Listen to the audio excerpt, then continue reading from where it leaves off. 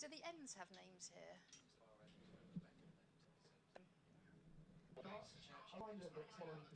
No, that is. Rachael Heyhoe Flint Trophy, both right here or whatever you want to call it. Let's call it the far end. on Friday 9th of September, and Spectrum starts on Sunday the 11th of September. Both matches also start at 10:30 a.m. and entry into the course free. Thanks for joining today. We're very grateful for your support. I do hope you enjoy your day.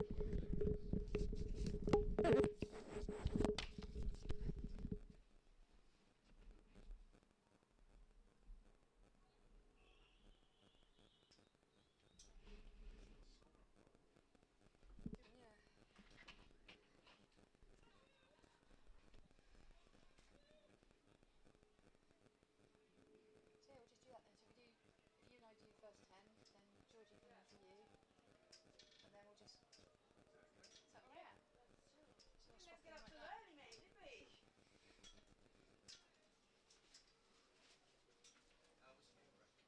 Oh, it was so good. Yeah, absolutely. It's been so long ago already. So he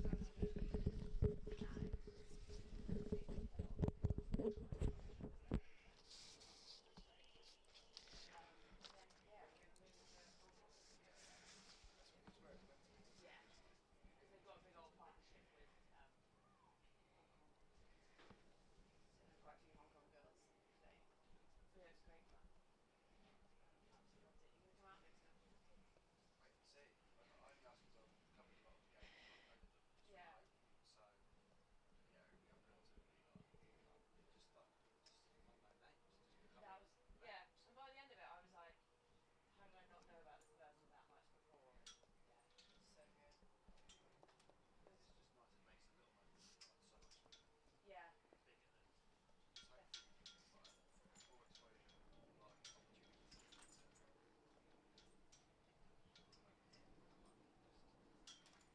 Well, I think it really helped Mariko Hill. Yeah, she's there as well, yeah.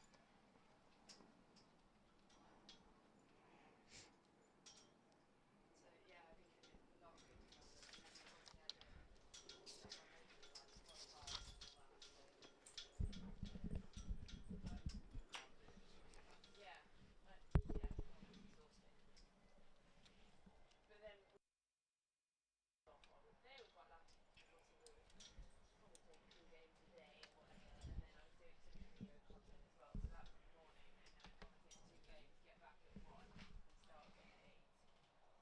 So it's quite heavy. that too. And but then on the off days, we were like, we don't just want to have a rest day. Right, okay, one final We're going to go and welcome you all to the go game. to the desert or do Cricket this and across that. England and Wales, roughly again, every individual They would have, you know,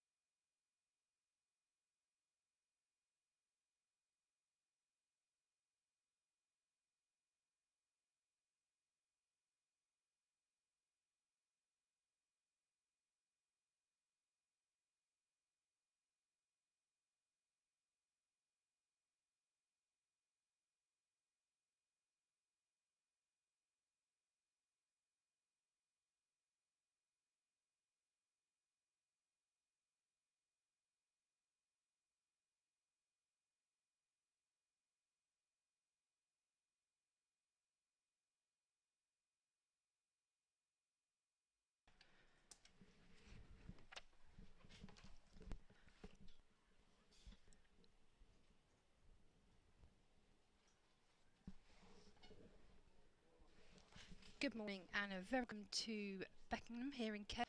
Home match for South East Stars take on the visitors, the Sunrise. Georgie, 100 overs of today. From the toss, South East Stars won toss and elected to bat.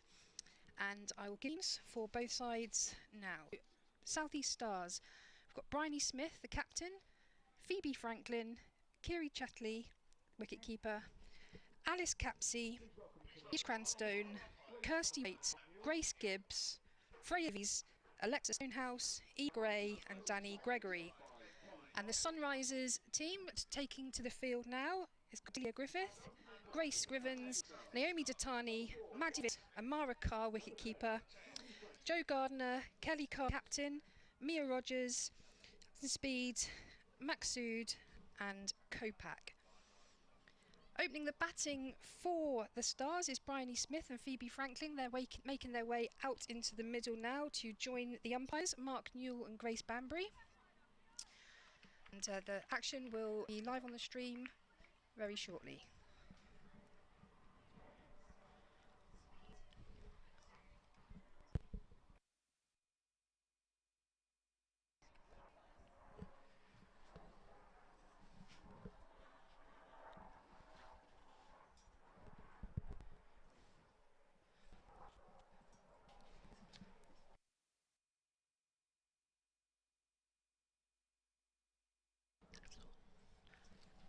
Start from the sitting. Naomi Beckenham, opening ball with the Sunrisers. Taking first strike for South East Stars, number 4, Bryony. And opening the bowling from the number 23, Naomi Datani. There's what the first 10 overs on Powerplay, during which time no more than 2 fielders are permitted outside the fielding restriction circle. The left arm over, opening the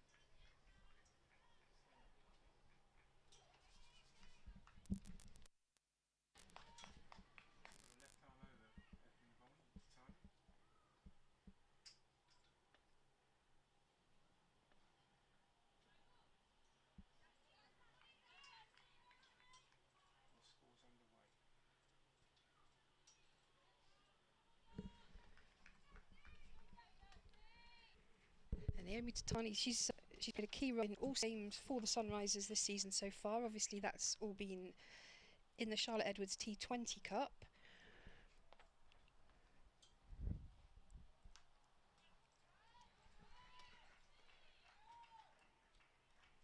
And that's the first 4 point. Score moves on to 5 of just 1 delivery. So yeah, Naomi Datani, a key player with bat and ball for the Sunrisers in the Charlotte Edwards campaign. Sunrisers didn't manage to pick up a win in that competition this year, but Datani was in there. She got a couple of wickets in both the last 2 games. So she's been a key figure for the Sunrisers with bat and ball.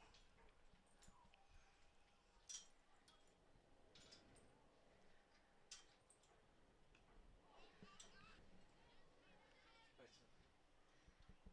Datani. Bryony Smith picked too much width in the first one. It's much more on the money. Now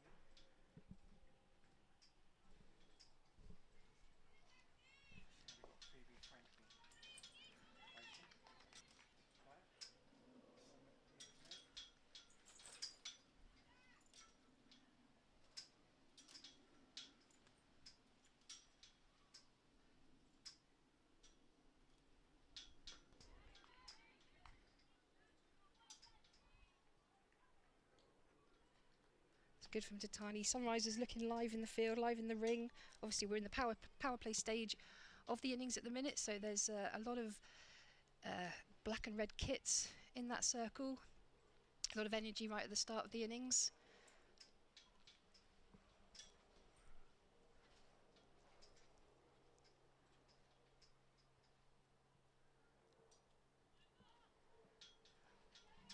Taking a look at their game, break and line. She bowled quite a bit of variety in this over so far.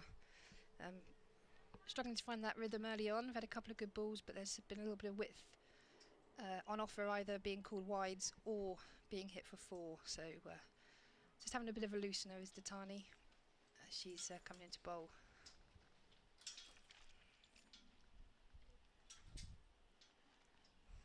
Another wide. So quite an elongated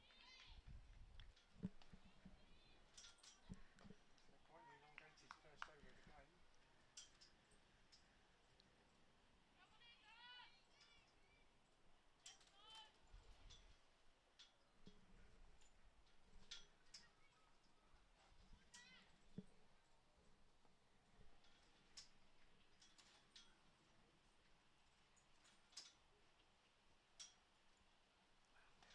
Another wide. Tani really struggling with her line here. Couple down the leg side. It's been a wide outside off stump. Fourth season for Bryony Smith here. I think was in the England setup a few years ago, and with the introduction of some new faces into the England side, she must be looking to press her claim.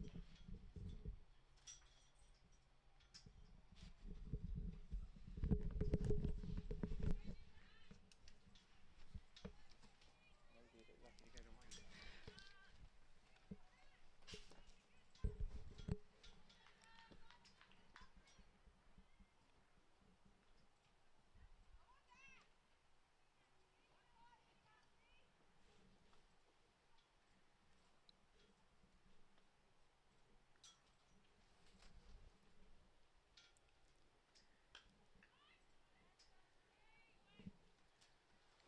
It's nicely driven into the covers for no run. That's better from Datani. Nicely played by Smith.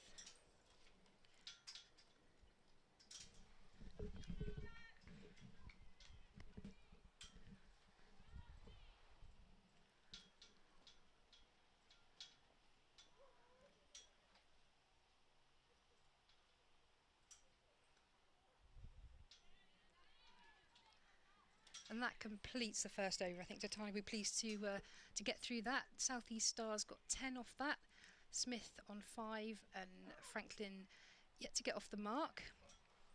The umpire Grace Banbury was fairly generous on a couple of those deliveries as well. It could have been an even longer over. We've got there are another couple of games going on in this competition, this Rachael Heyhoe Flint Trophy today, which we will keep you updated with throughout the day. Obviously, they've only just started, same start time as this game. But at Loughborough, Lightning are hosting Western Storm. And up in Birmingham, the Central Sparks are hosting Southern Vipers. So we will keep you up to date with those scores throughout the day.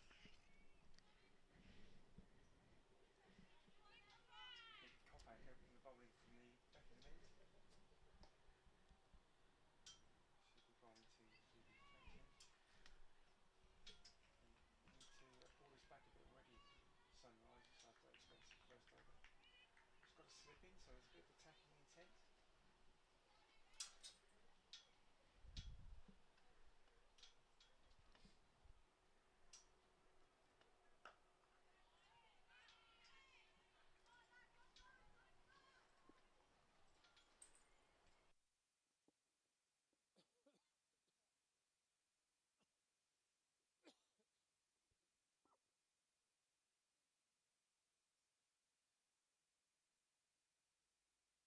Down in Middlesex.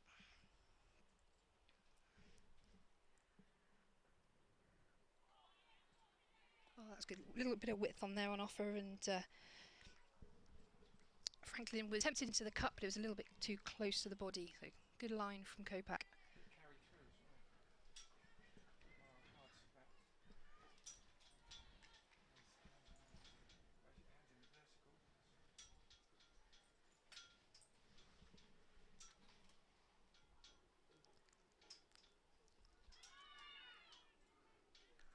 Half an appeal there, looked like that was going down leg, but another good ball, another dot ball from the Sunrisers, as we say, looking for very much their first win of this season, but also in this competition.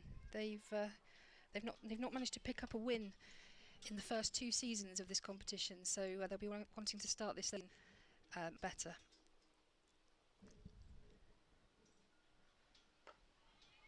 These two teams have already played each other twice this season, of course, in the Charlotte Edwards Cup, the T20 competition, and Stars came out on top in both of those games. One by 6 wickets and one by 56 runs. So Sunrisers certainly looking to gain a bit of revenge there today.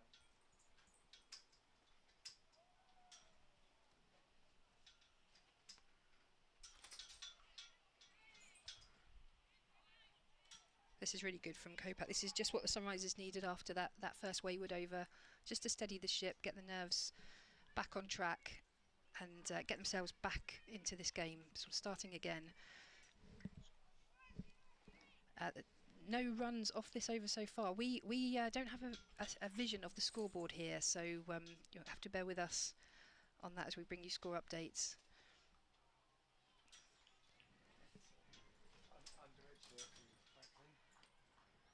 Carry to slip, but nice to see a slip in there. And that completes the over, maiden over.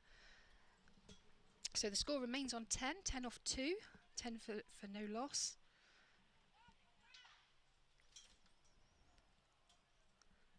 I don't know if Amara Carr was injured at the start of the season, but I think she only played the last two games in the Trophy. So yeah, maybe she's just coming back into the squad, maybe from injury. I don't know. I'm not sure. Mia Rogers, I guess, was keeper those games. Playing today as a batter. I think Scarlett Hughes kept in one as well. So Scarlett Hughes not playing today, but had a big knock in club cricket, didn't she? Yeah, got 306, certainly 300 and something in the game the other day for Billericay.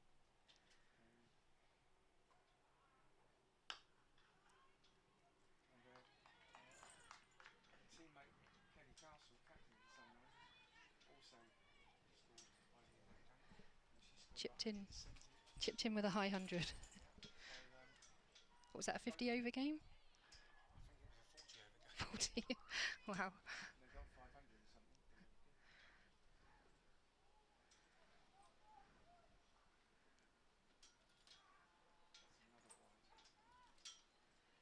Still struggling a bit with the line here.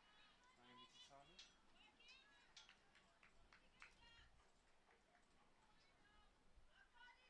Those keen followers of University Challenge may have seen Naomi Tatani on there a couple of games ago, representing Loughborough University.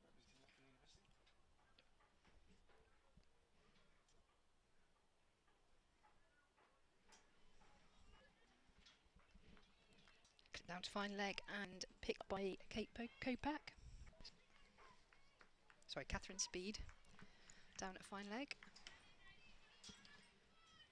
Yeah, she was on with, was it Monty Panesar? Monty didn't contribute too many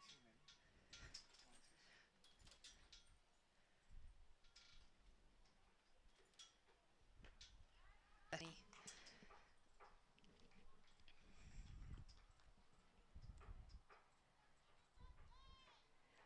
Yeah, Loughborough University, obviously, for women's cricket, the England Academy.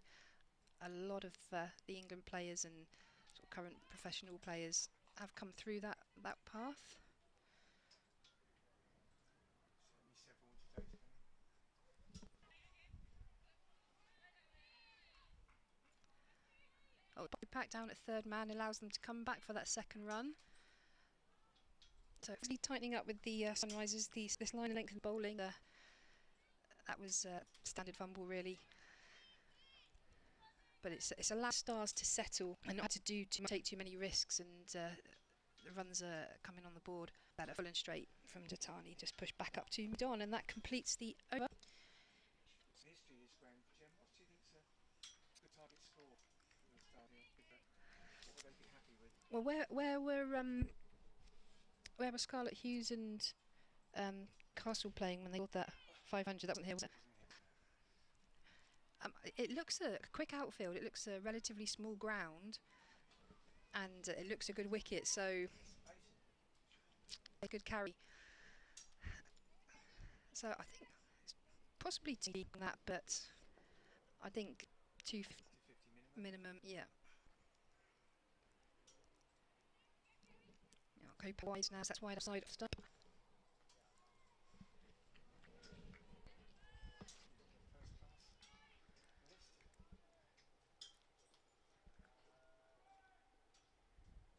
class list.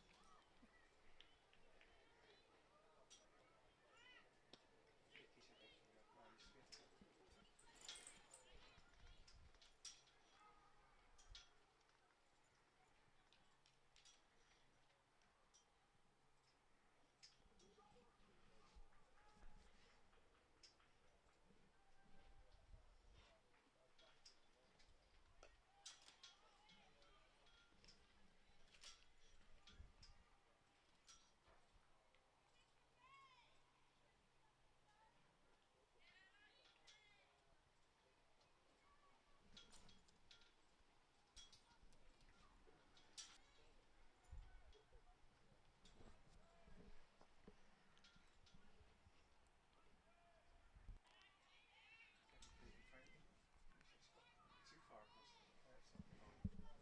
In a way, it's nice as a batting side when a team are struggling to get into a little bit of rhythm, because you risk and you can bide a little bit of time there, but also when you don't know what's coming down and you don't know which where you need to be scoring those runs and which are the loose balls. It's hard to get into a rhythm, isn't it? That's a much better ball. Again, there was a bit of bounce there, got high on her. Had there been an orthodox gully, it would have been a fairly straightforward catch, but England won't always have hitting midfielders close to the bat. It might be as valuable a decision as slip, really, in a wicket like this, or maybe both. Go for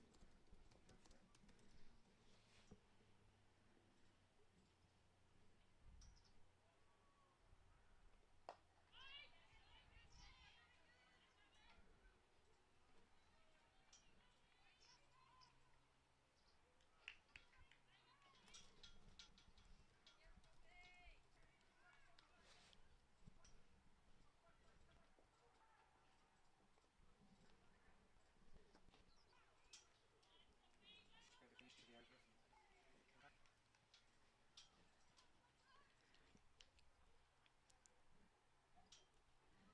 3 overs gone and Southeast Stars, 4 overs gone and Southeast Stars are 17 without loss.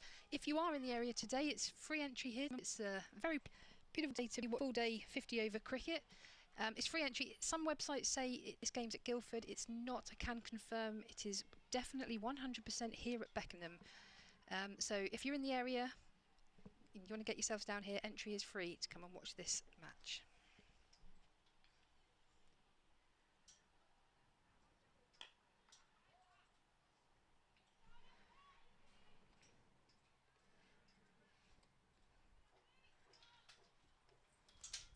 Stands very upright, frankly, when she plays front foot shots. Not a great bend of the leg, it's more sort of straight leg shot, but she hits it quite well from the edge. Doesn't pierce the field. And that's the first wicket for the day. Datani struggling with that line and length again, dropped that a little bit short, but it was enough to entice Smith into Franklin into the shot, and she was caught short mid-wicket as Sunrise pick up their first wicket. Score is... That's a bit what we were saying about the rhythm. You know, when the bowlers can't find rhythm, sometimes need the batters, and I don't know if that was a factor there, because again, not a great shot, played with much conviction. No, it wasn't. It seemed to maybe get a bit quick on her. I don't know, but you're absolutely right, Jen. There's no conviction in the shot. It could well be the fact that there hasn't been any rhythm in the batting. They haven't got into any sort of The incoming batter for Southeast routine Stars, of number balls 20, to face. Chatley. It's like if you're facing a Jimmy Anderson test match, you know that it's going to be around about the same place and you can sit yourself forward, but it's not quite the same here. And it's different to when the back end one-day cricket, especially T20, when bowlers are mixing things up, because you can sort of try and second guess the bowler, but this isn't a case of that. This is a case of the bowler not knowing exactly where it's going. So as a you can't second guess that at all. Joining her captain then out in the middle is for Southeast Stars is Kira Chatley, the Surrey Stars wicket keeper, with number 20 on her back. So she'll be taking strike. She's also the wicket-keeper for Surrey.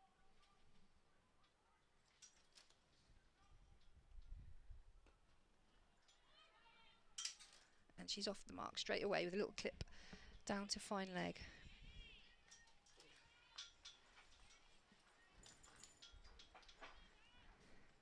Although this is a regional competition, there's quite a history of rivalry between Surrey and Middlesex in county cricket. And a lot of these girls play in those games. They play at the London Cup at Lords every year, or Lords, they always take that big occasions to see, so these girls know each other well.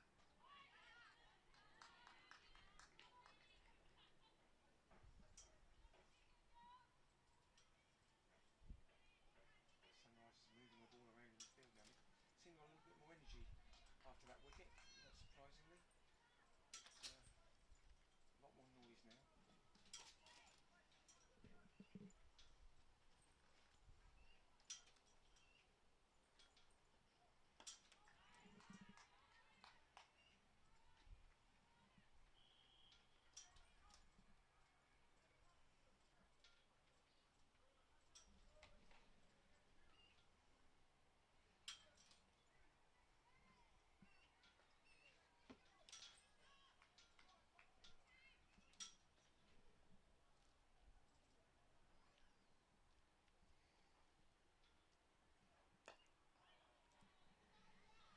That's much better from Ditani. That wicket's lifted the team and lifted herself.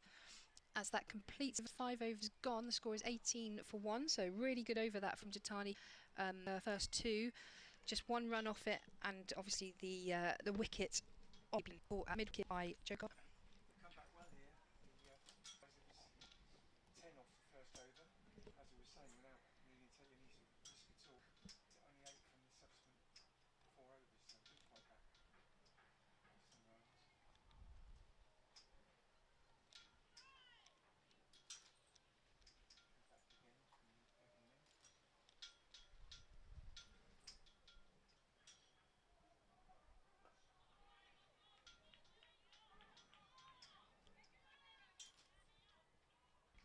Thought about 2 then, but didn't want to take on the field that maybe later in the second you take on the dying overs, but not at this stage. South East Stars haven't made a huge impact on this competition in previous years, but they did make it to finals day of the 2020 version.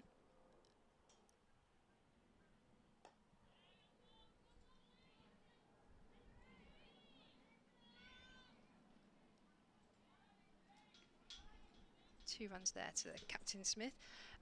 Yeah, they made finals day. They were in the eliminator. They topped their group of the Charlotte Edwards Cup to make the finals day eliminator, but were knocked out by Central Sparks. Bryony Smith, who's batting now, and Ailish Cranstone, who we'll see a little bit later, had a fantastic run for them in the competition.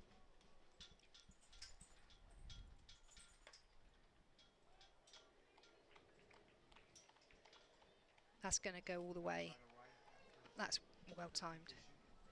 Well timed through covers.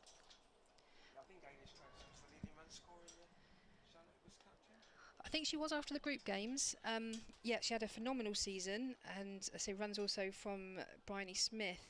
But on that day, they both got a duck. I think the top 4 scored 11 between them, and it enabled them to only amass 104. Which, despite a 4 for 14 from Bryony Smith, Central Sparks did get over the line to book their place in the final. So that's the last. There's nothing like going out days. Disappointing for a team, obviously, when you've worked so hard to get there. So that was their last. As we said, looking to pick up their first win. Stars will be looking to start again with a new comp.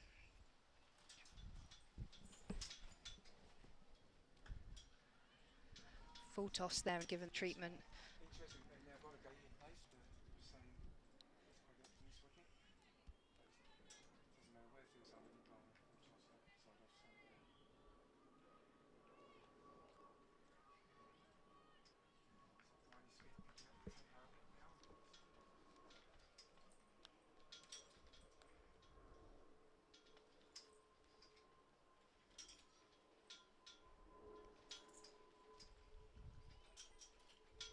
It was Maksud that had to go and say not field the ball, because it went over the rope, go and pick that ball up. It's reminded me she played for the 100 last year for Birmingham Phoenix.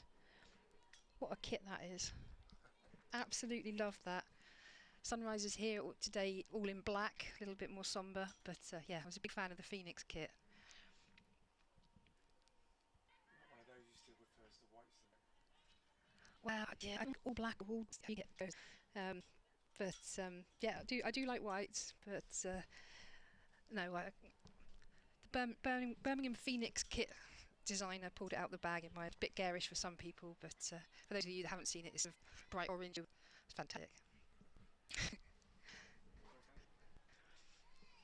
Still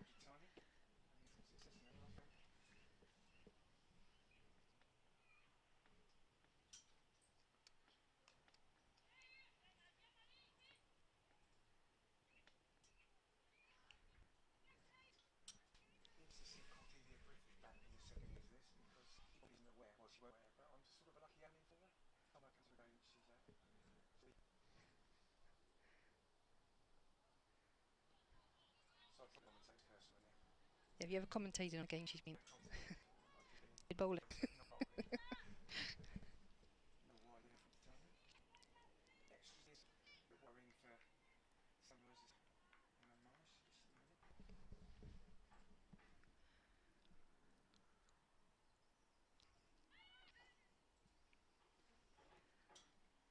especially herself. That was her thing, wasn't it? Line length, very disciplined off spinner. Laura Marsh just could, Good wide leg bowler. yeah, just that line and length. So yeah, something she can have a word with, I'm sure.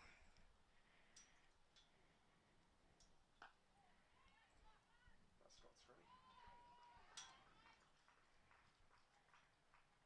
3. Yeah, it's quick outfield here. That's There's no stopping it went through the inner circle.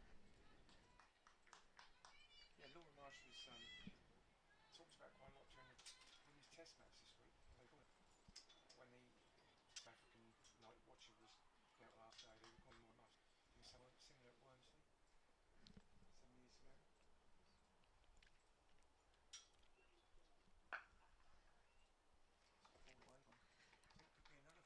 That's going to go too. It's good batting from Smith. She didn't time that, but like you say, through the infield, and it's really, really beautiful field here at Beckenham. The ground looks lovely, and that just, the ball just keeps going. Yeah, Laura Marsh in that game, they were talking about that Test match at Wormsley. Scored 50 in about 380 balls or something. Test match cricket's changed a bit since then. It's changed a bit since last week.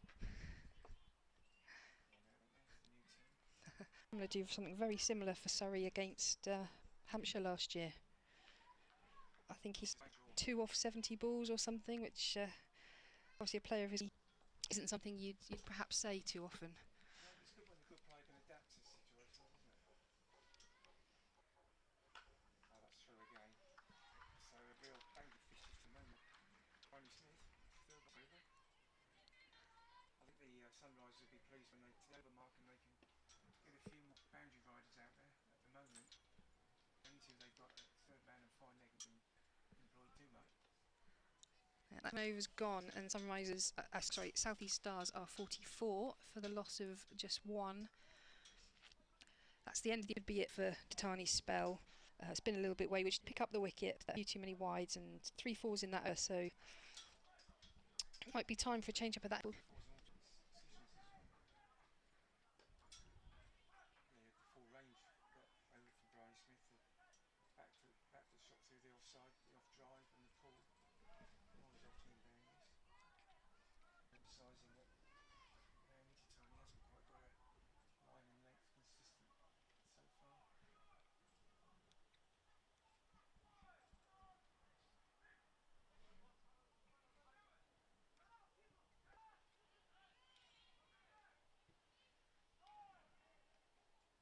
I think this is a bit higher up the order for Kira Chatley, isn't it, than normal?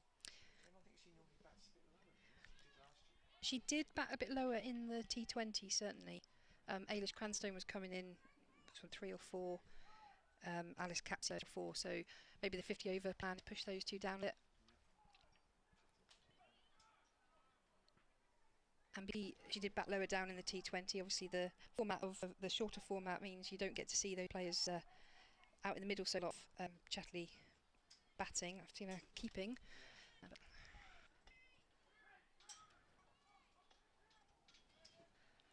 This cover sweeper, so the 2 sweeper and fine leg.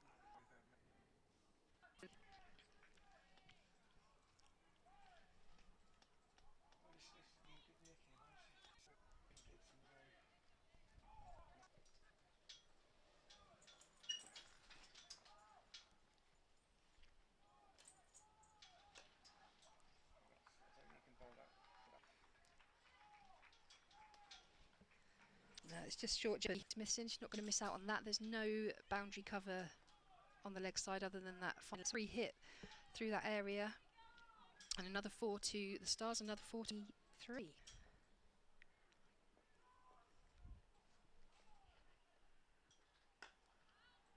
Oh, it's a beautiful shot.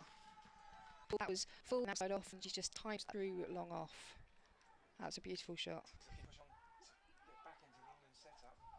She's certainly one of the most consistent in the county and regional cricket. And we have got one at our end. Captain herself might be coming in.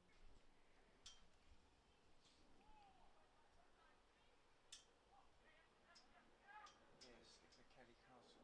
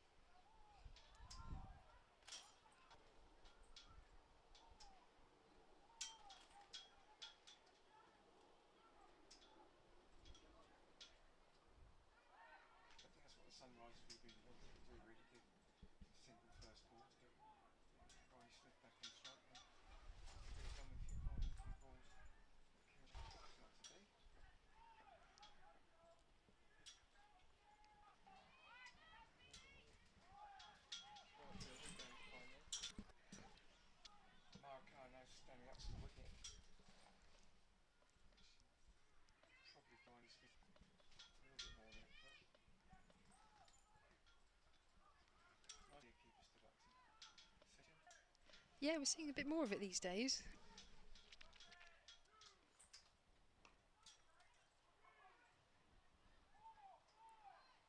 Certainly it's for the Vipers where we do more of our commentary for. Carla Rudd stand up to the likes of Paige Schofield and a few other sort of yes, and like I say, it is good to see. It brings another dismissal into play.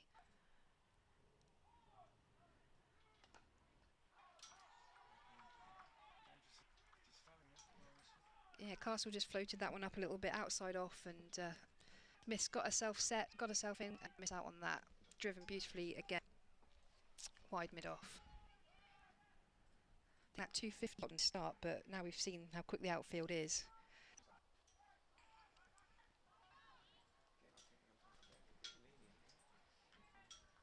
When it was stood up, it does cut that angle a little bit on the right ball, and you do get away with it a little bit more. Another good reason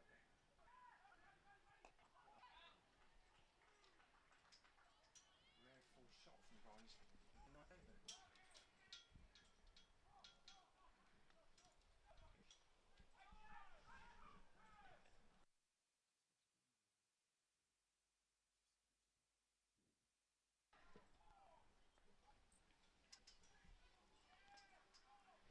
So no change. Beckenham end as Kate Kopak comes in. And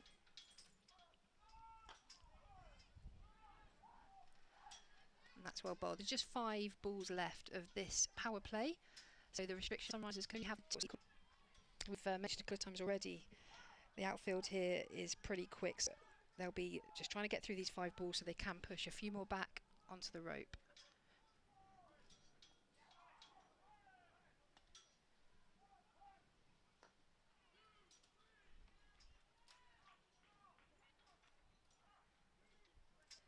They seem happy to give sort of easy runs on the leg side. I mean, I thought that was going to be a single. It was 2 in the end. It was well run, but yeah, there's not a lot there. And with, like you say, with the pace they're bowling, Chatley certainly is just having no trouble at all, just a leg side and either getting herself off strike or in that case picking up 2. I think as well they've taken the boundary, but she could be in 10 yards. It's a massive boundary there. She's been perhaps safer if she'd been off the road. Thinking that if field is out, you automatically think they've got to be on the boundaries, but of course they haven't.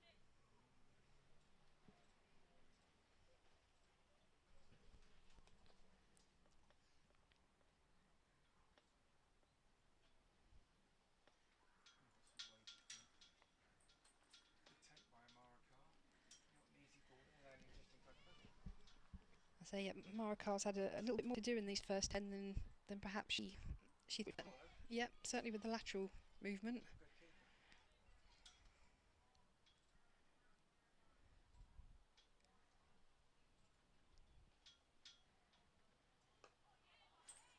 She's playing for Sunrisers, but she's from Plymouth, Devon. Yeah. Went to Exeter Uni. She did, and her father is very big part of when it's in Devon.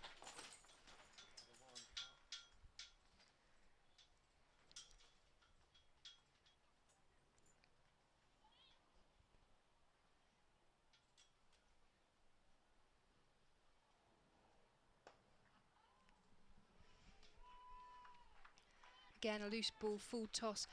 Again, not hit with that conviction that we talked about earlier, but it did just enough to get over the head of the infield and all the way for 4. And that brings up the 50 partnership between Bryony Smith and Kira Chatley.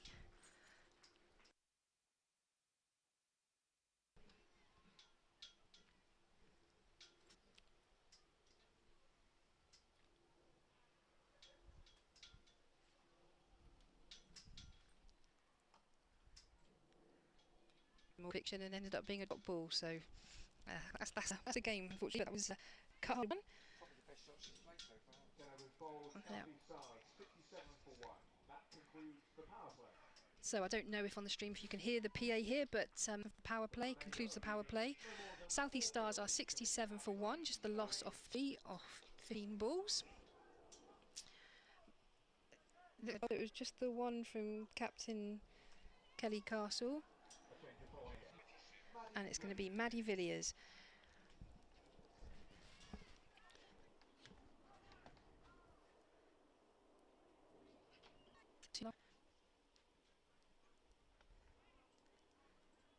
her first balls, a little bit of width allows Bryony Smith to pick up a single through the covers. Phil's just made way, and joining me now is Georgie Heath. Welcome, Georgie. Good morning. How's it going? I think it's good if you're a South East Stars fan, which I think you are. Where you've come from this morning, Yes, just down the road. Actually, everyone that sees me across social media will know I'm a Vipers fan, but yeah, I mean, I'm just a fan of women's cricket. I like to see what Kelly Castle's done here. She's brought in Maddie Diaz to mix it up a little bit.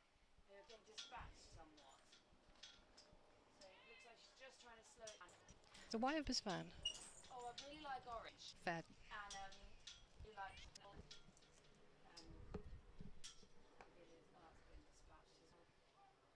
Well, A bit like a beach ball. they have got more field out now, obviously, and it was struck so well. Beat the field for another 4. Bryony Smith one because she had she went on the A tour obviously over the winter to Australia. Spring every time she goes out to bat really at the moment. Better ball from Villiers, just tucking her up.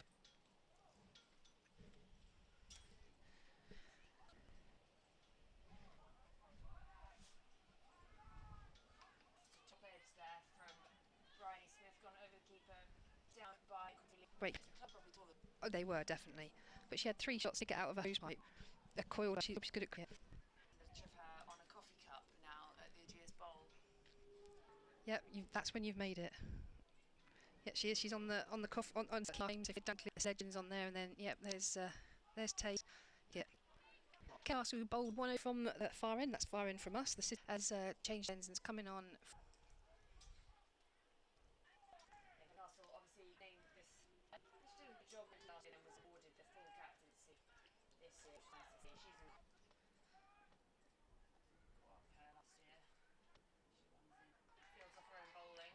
Yeah, she's not good at it. We had her on our women's last year, and yeah, she's just one of those people you just chat to, and she just seems to love what she's doing. She loves life, and it's kind of attitude you want in a kid with that positivity. Absolutely, there's so much more to captaincy, isn't there, than strategies and tactics.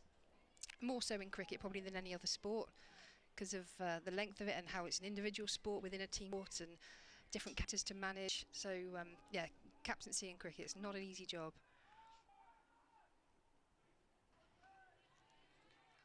But there are some great ones out there. Like you said earlier, Georgia Adams done very well with the Vipers, very respected member of the team, and seems to get the best out of all of her players at the right times.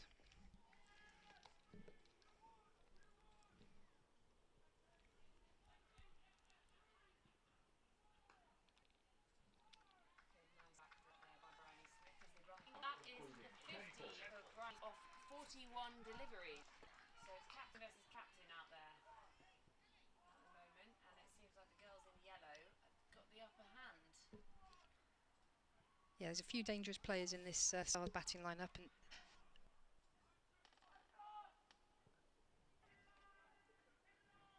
She's gone for the there. be playing funky shots.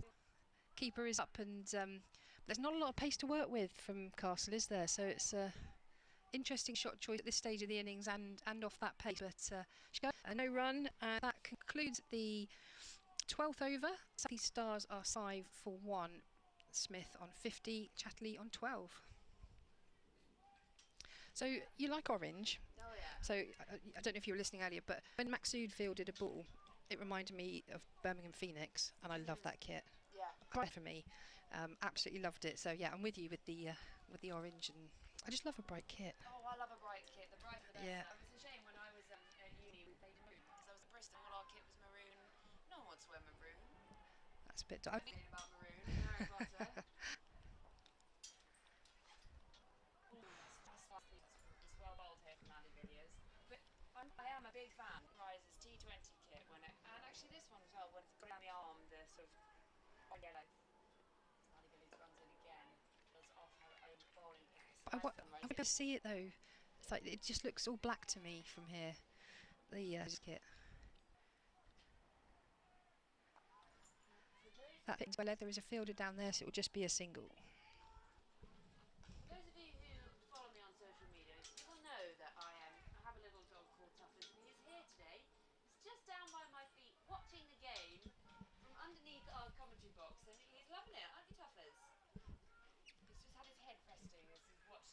Maddie Villiers bowling missed the edge again. So great bowling from Villiers, just slowing that. Does he come to a lot of cricket or sport? Villiers runs in again.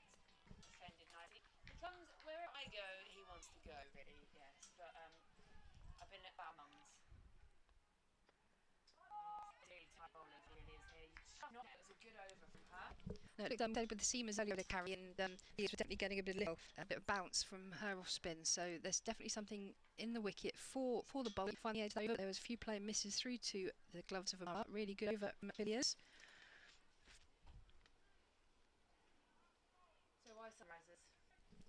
No, I've come from this morning, set off at 7. Yeah, obviously with any road trip you got to have the coffee stop, so left half hour earlier. No, I normally do the Vipers, so that's why I'm with you on the orange, and a friend of Charlotte Taylor's, so in my camp.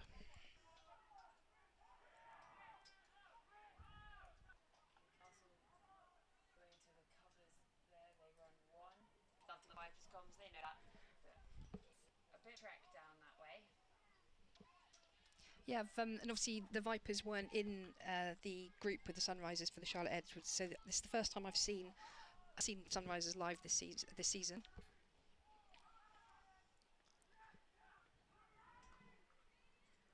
Nicely into the covers there, and it's going to race away for 4. Yeah, the Southeast Stars are looking very strong today. These two building a nice partnership. I said I'd give you some scores from the other games in this competition. So Western Storm have travelled to Lightning, and Western Storm are batting currently. They're 47 for 2 off 13. That's driven well, but straight to the bowler. Sophie Luff is currently not out on 11. The two they've lost are Alex Griffith and Hennessy. So they're going along okay in their power play. Nothing particularly vibrant there. Central Sparks are hosting the Vipers.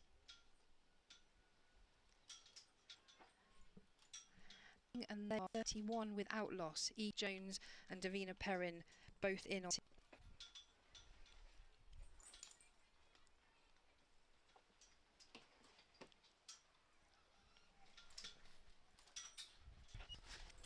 Runs in, and that's chopped away for no run.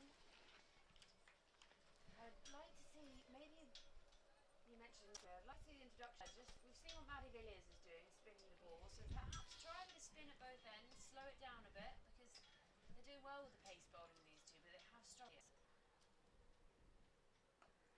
They have. Maxud obviously sort of made a name for herself. I know she's played for Scotland, so you'd think that's enough to make a name for yourself anyway. But in the 100 last year, towards the back end of the competition, she took a lot of wickets. She's struggled a little bit this season with Sunrisers. Played in all 6 games, and went for a few runs as well. So yet to settle in domestic season, but like you say, 50 over cricket. She's got a little bit more time, a few more overs under her belt, and we have seen a little bit of bounce from the spinners, so she could turn out to be very effective. Villiers to continue.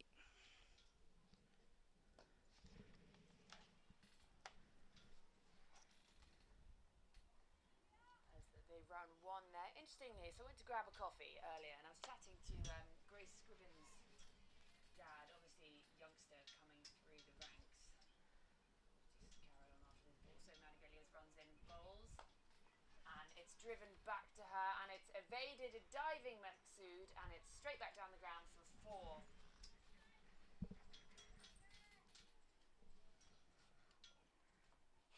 And Kira Shatali moves on to 16.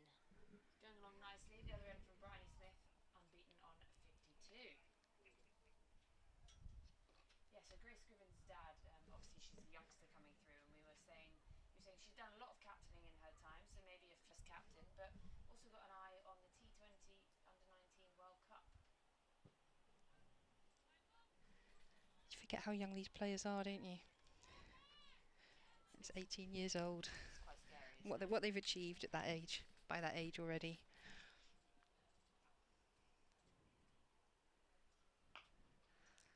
slightly back of a length, and Chatterley's able to split the fielders on the leg side. That's really well hit. There's 2 fielders out there, but she got it dead straight in the centre of the 2 of them, and that's another 4 for the South East Stars, who really are motoring on along nicely here. Sunrisers do need a wicket. So, like you said, Georgie, leg spin, something a little bit different could be the answer here, but they do need to break up this partnership because it's starting to cause a little bit of damage to the scoreboard if you're a Sunrisers fan.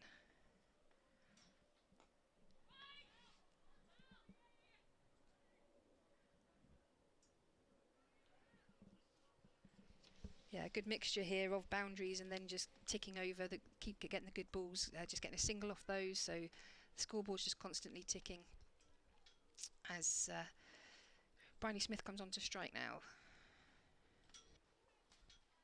Yeah, and obviously it's not been that long since the finish of the Charlotte Edwards Cup a couple of weeks ago, and defending champions South East Stars couldn't defend Heyhoe Flint. It's where it's at for them. By Bryony Smith, just for the one into the leg side. Yeah, so they couldn't quite go back to back. They lost to the Sparks. Sparks in the semi-final, yes. They actually only got 104, which was always going to be tough to defend, and they made a good fist of it. So Bryony Smith picking up 4 for 14, as Sparks made a bit of a hash chasing it, to be honest, but got enough in the end to get their place in the final. They were very much outplayed by the Southern Vipers on that day, but yeah, they'll be looking to. Obviously, they were holders of the Charlotte Edwards Cup from 2021, so they'll be looking for their first bit of silverware of the season. But they've got to start with a win today. But they've made a good start, 92 for 1. It's a bit contrasting. Oh, look, they've been listening to me. It looks like. Is Max Stewart coming on to bowl? Or maybe they're just having a chat. Oh no, they're just having a chat. Ignore me. Blow my own trumpet there. Yeah, well, it's a contrast to the Sunrisers, really, who just haven't. They didn't perform well in the Heyhoe Flint last year without a win, and they managed one Charlotte Edwards Cup win. But this year, although they didn't away with the goods in the Charlotte Edwards Cup, it was a much more positive performance. As Captain Castle runs up to bowl, and that's played nicely off the back foot into the onside by Bryony Smith. Are they going to run 2? Just settle for 1 there. Yeah, and there were a few games they had that really close game with the Western Storm, which they really should have won, and it was all carnage at the end. There was an overthrow from Maddie Villiers. There was, it looked like they had it in the bag, the Storm, and the Sunrisers dragged it back.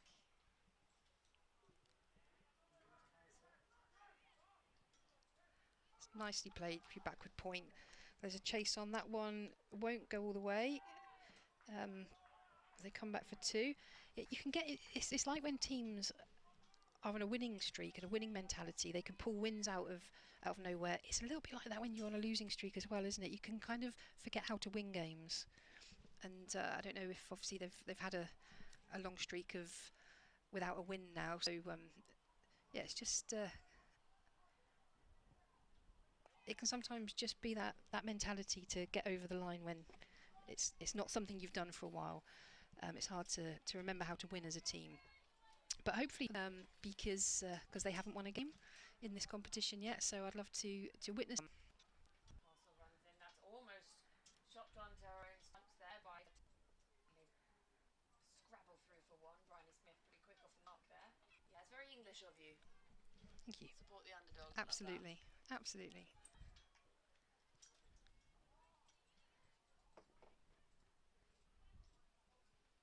You do wonder where this wicket could come from. I think we need to go for a bowling change. Captain Castle runs in bowls, and that's played nice back foot through the covers by Bryony Smith. It's fielded well out. Naomi Datani out there patrolling the boundary. She was quick to that ball, good slide and a good throw in. So that's nice to see. Good boundary fielding.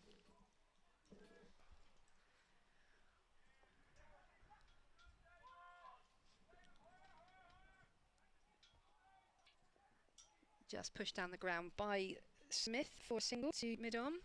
Hard to see where that wicket's come from at the minute, Georgie. It's look a bit comfortable, don't they, the Stars? Yeah, they're very comfortable out there. Bryony is doing really well. She's leading 45 from just 49 at the moment, and Kira Charlie is just a supporting role, but actually has racked herself to just 28 off 30 at the moment, so they're going along really nicely here, these two. You do what is that might bring about that wicket though, because they've got to break this partnership. This could be on for a hit him. Like we said, side that short on confidence this is. They don't seem to have, in their seam attack, they don't seem to have that really sort of penetrative bowler that some of the other sides have got, and I think we saw that with the openers. Datani obviously didn't have a great start today, but a bit of gentle left arm swings. It's not that kind of hitting new ball hard like Fred Kemp, Izzy Wong, those kind of bowlers. They seem to lack that in their squad, so I don't know if that's something missing. Villiers in. Let's just push back to her for a dot ball. Yeah, that sort of bite up front. That so the wicket. Summon. Hello, Tuz. Scared of dogs? Say scared. You are terrifying. I'm a cat person, so I don't know how to handle dogs. He is about But the size of a cat. he is, to be fair. In fact, my cats are bigger, I think. Problem is, so my mum too Rhodish Ridgebacks, so he thinks he's a Rhodish Ridgeback. And they're quite big. Is that a dog? No, they're bred for hunting lions. Right.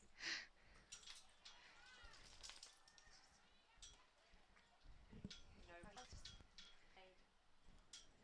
You know, in cats, I've got the old. oh yeah. Yeah, and that's the hook down to backward square leg. Throw comes in. Wayward throw, but nicely backed up there. Nice to see Amara Carr back out there. Struggled with injury this year. Back behind the sticks. Possibly London Spirit. Start point in the near future. Absolutely. Just a month away. No, cats are obviously naturally supposed to be hunted. They're supposed to bring their owner's presence in way of mice and birds, but A mouse in my kitchen it can have. well, it wouldn't get it. I'll tell you why in a moment. So yeah, my little boy cat called Nemo and everything. And once I saw him stalking something in the garden, I thought, oh, go on, Nemo, you know, go on. And he didn't. So he actually ran away from it as it moved a little bit in the wind. So that's what I'm dealing with. A very, very wussy cat. That's the end of the over there. Looks like Castle is going to continue.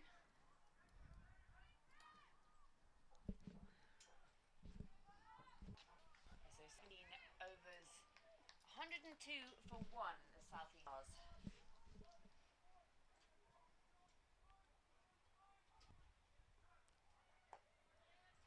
Castle just push back to dot ball. Surrey Stars not needing to do anything if the ball is on. They've got runs on the board. They've got time left in the game just to be able to keep those balls out. They don't need to take any risks at this stage. Yes, it's a much tighter line for Castle. You just got to start building up the dot balls. You know, like when you play junior cricket, and then there would always be that person who shouts, "Dot ball's a hot ball," every time it's a dot ball. So that's what I think. You know, Sunrisers. They've got to think, dot ball's a hot ball, and they'll start building up, put the pressure on. Could be anyone's game. Sometimes, especially with the younger players,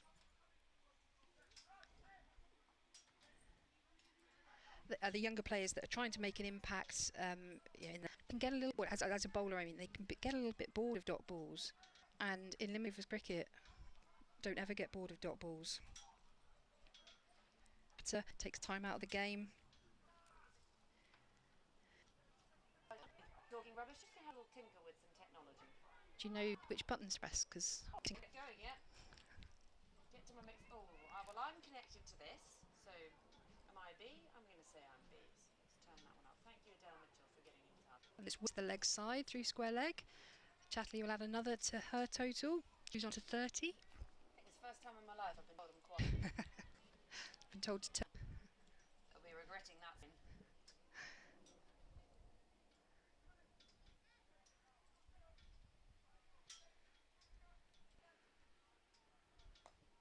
So obviously there's lots of cricket going on today. I'm just saying that Stuart Broad has just gone to 35 runs off 1 over. The most ever. Wow. I mean, God, imagine what happened here. It'd be exciting, wouldn't it? We'd all be running for cover. That would. 6s is 36. Yeah. So There must be no balls waiting. it must be. I doubt that. Yeah. Very. So I can try a little bit, sending Abtar out to boundary at mid on.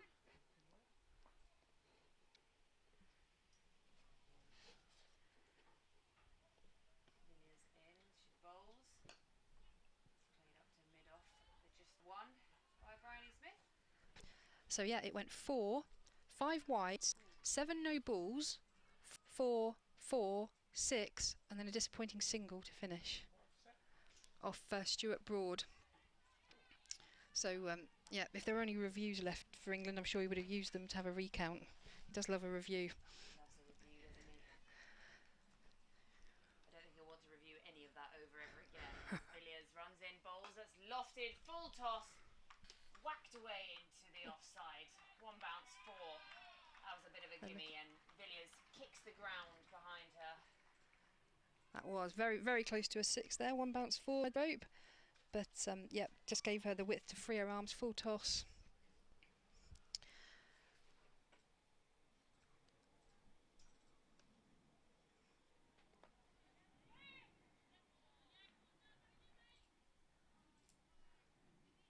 So in the test, all out 116 as we're in the innings break there. 5 for Anderson, 5 for 6. And 1 for 89 for Stuart Broad. 35 of those came off his last over. So. Bryony Smith makes room. Another 4. That's another 4. So this total is racking up here as Bryony Smith. She's racked herself up to 61. She's going along really nicely. Captain's innings so far this. They're just having a little discussion in the middle of the 2 batters.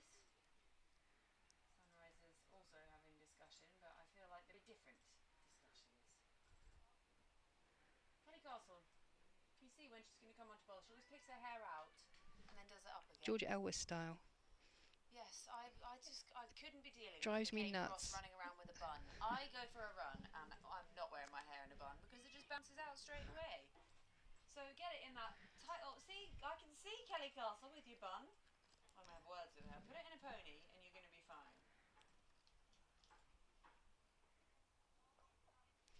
I don't have a bun or go for a run, so I don't know. But You're just got your long style, cut it really, really Yeah. short. There's a lot of hair tying in this game. I know George Elwes, it's almost like a kind of cautioning rather than, because it's sort of every ball. I know it drives Charlotte Edwards mad. Castle runs in, bowl. Sure, that's straight on. Really front on bowling action she's got there. And that's driven straight back and it's just beaten the chasing fielder and has rolled away to the boundary for 4. 100 partnership. She's got really front on bowling action, you know, she doesn't go on with the lead with the left arm, it's really facing forward. Great if you're going to go for the caught and bowled, always nice. My mum would always say, I don't know who she was quoting, it's a sideways game, my mum always says, in that accent, that voice, so I can't remember who it was that said it. Does she have that accent naturally? Oh, no, not at all. That's boycott. Ah, is it? Yeah. Her favourite response then is, not if you're a wicket keeper. She thinks she's funny every time. So she put the accent on for the quote The sideways game. to make it authentic. I mean, she is northern, so I'd let her have it, but luckily she doesn't talk like that at all times. Castle in with that skip at the beginning of her action. Just played back to her by Chetali. Still got their voices up out here, so you can hear them shouting. Here we go, lots of clapping, so not getting too disconsolate yet. They've not done too much wrong in the last few overs. There's been a few loose balls which, you know, you'd expect, and Stars have put those away, but and there's another one that's beaten the infield. There is no sweeper on the offside, so that's through the infield and all the way for 4. Another 4 to the young Kira Chatley. She was on 243. Still struggling a bit with the volume on my microphone. Nothing to do with this electrical tape, but won't be in that one. Putting it back on that conversation. A little bit of tech in a marquee.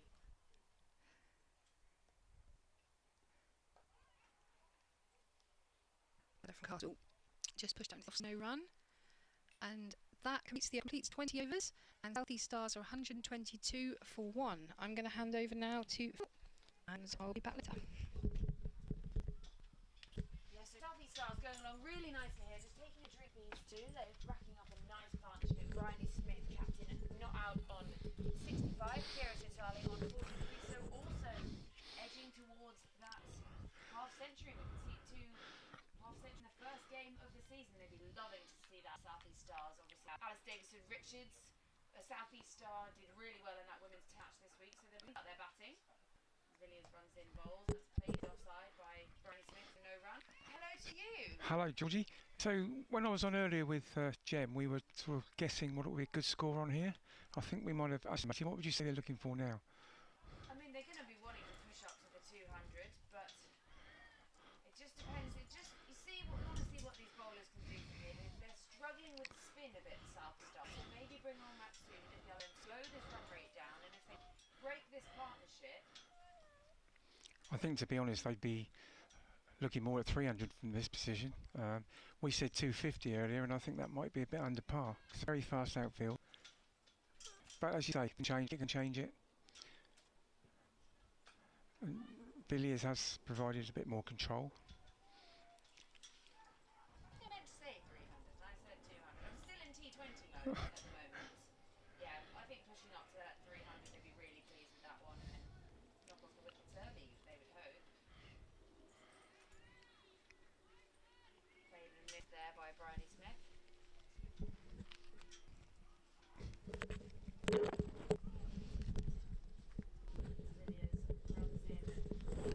Bowls, and that's off the back foot, but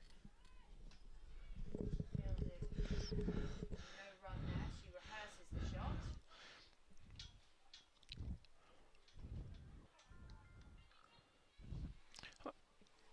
Yeah, I think Sunrise have actually come back quite well here, because 10 overs or so ago it was looking like it was getting away from them, and although the scoring rate is still good, I would say they've got back a bit of control.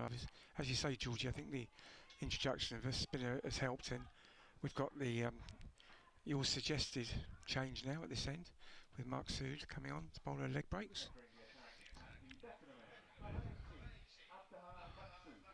this is good from Castle to mix this up. I would have perhaps gone a few overs earlier. Bowling, maybe thought she was finding a bit of rhythm there, but it's nice to have this spin both ends, slow this run rate. Like I was saying earlier, you've got to try and frustrate these batters now, because they are scoring.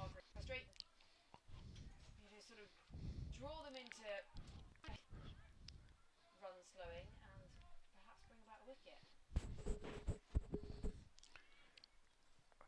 I think if you look at it from the batting point of view, that's what you sort of remember her shots and what she's done, but Kira Chatley is scoring at probably a faster rate, or as faster rate, in a very sort of quiet way, really. Not really, not memorable shots particularly, just very, very effective. Maxood runs up, bowls to Smith, who goes for the big hit, but toe edges out to Maxood, who fields off her own bowling. Very quick to turn around and go again.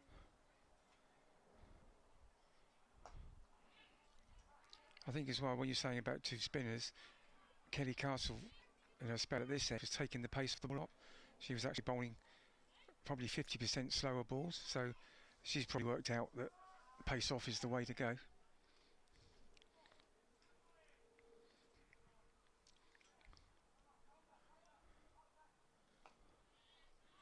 Nice defensive play there by Chitali. You can hear it, the voices are still up out there with the Sunrisers. They are slowing this down somewhat, so that's a definite positive for them as Maxood runs in. Bowls, full toss. Oh, that's got through. Another 4 for Chatley. That's a bit of a gimme, that one. Yeah, full toss. Especially with someone like that seeing it so well, you just can't Yep. afford to be bowling like that. Just missed her line somewhat.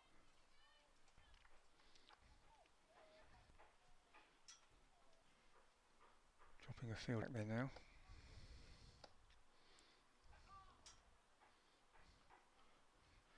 Lucky to get away with that one as well. Bit of a long hop back down. I'm taking up on hearing, Georgie, about this 35 runs over on a test match. Yes, I mean, probably not Stuart Broad's best day out, but 5 for Jimmy Anderson at the other end, so So how did the 35 come about? Was it I can't the remember. wides or something? There were balls in there Oh, somewhere, really? and a 6, Okay. a 1 on the last ball, and some wides. Oh, so he was pulling it back by the last ball. Yeah. 35.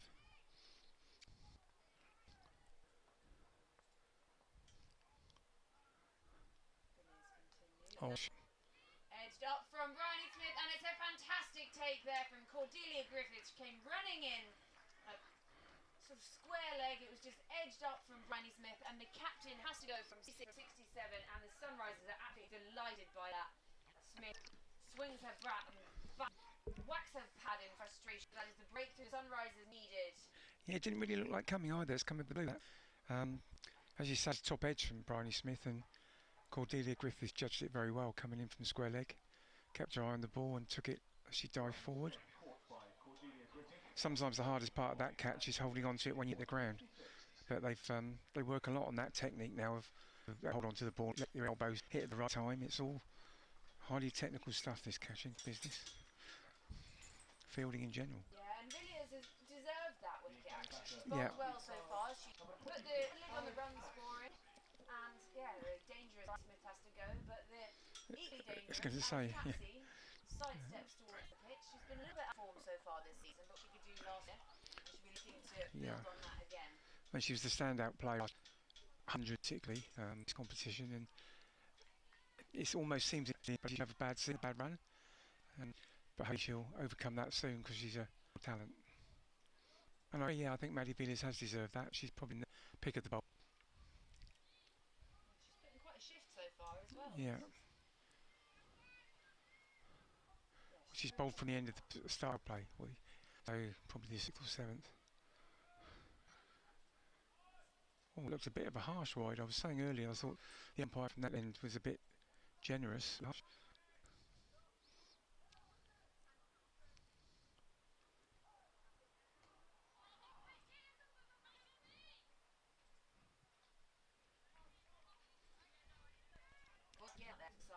Yeah, got the dangerous breakthrough, and they'll be feeling that just get to tight. Just get said than done.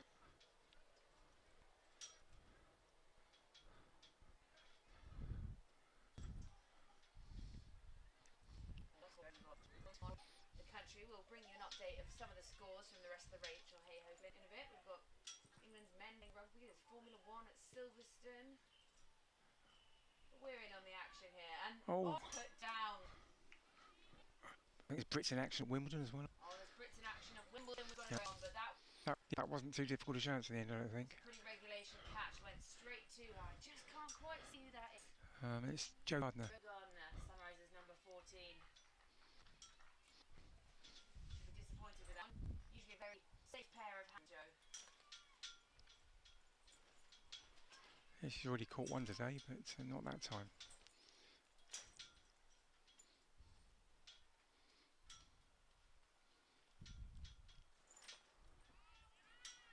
Gardner in the action again. Short extra. The score now. Oh, just see 131 for 2. 23rd over.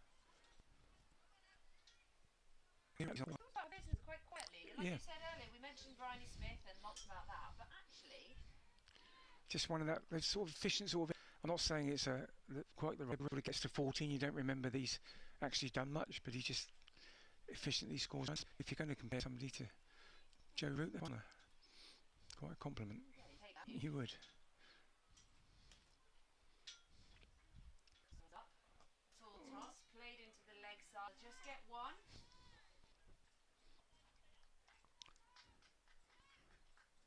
These overs, very sort of. They sort of set the tone for the game normally. I think they often say the team that wins this middle set tend to win the game. If that makes sense. Yeah, they're the quiet overs, but actually lots happens. I think. And that's the 50 up for Shane. Yeah. And that's from 53 balls. So he's run a ball. Got business very well. Another full toss there. Played up to one for no run. Yeah, there was a time in one-day cricket, the over cricket, where it was almost accepted in the middle overs that you just got a singular ball and nobody tried to do much different. And I think England largely changed it under Owen Morgan when they set out to take wickets in those overs. Sounds obvious, but teams haven't done that before. It's difficult. I remember as a youngster, despite being very into my cricket, there was a time you sort of found these are the business overs. They are very much so. You're out there on the field. Yeah, it's changed a lot. Well, I'd say England have changed the way cricket's played into the test matches now as well. On the full again, but driven back to her.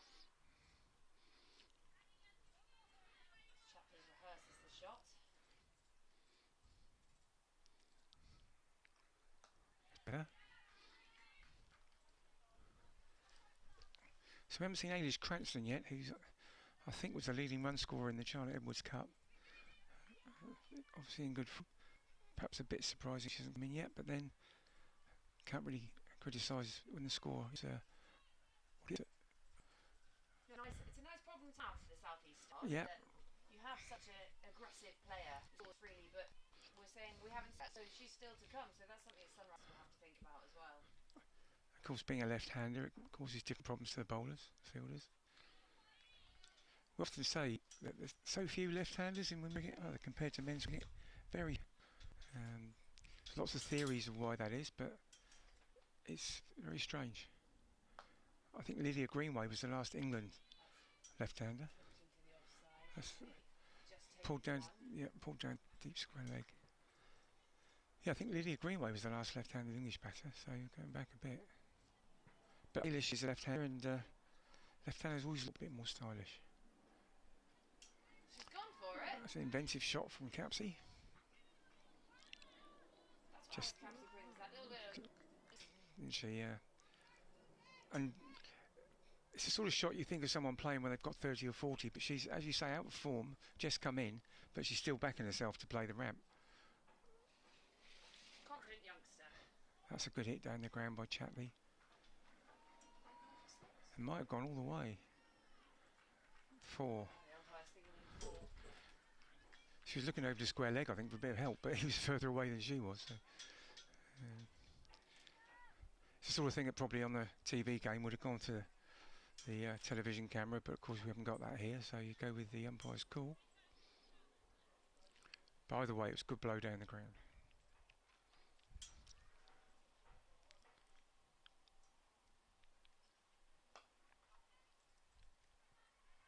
So Little Tuffers below us is settled in for the afternoon to watch. Tuffers has, yeah. Head resting nicely on the edge of the marquee. He's watched a fair bit of cricket, I guess, has he? Oh, yes. Sort of short arm jab there from Chatley. Down the deep square leg again. She's looking for 2 always, Chatley. She's always ready to come back, and I really like that. They're pushing that first one hard, putting the pressure on the fielders. That's exactly right. I mean, that's what the coaches would tell all the time. Run the first one hard, because it's amazing how many times fielders feel because there's the thought of a second run.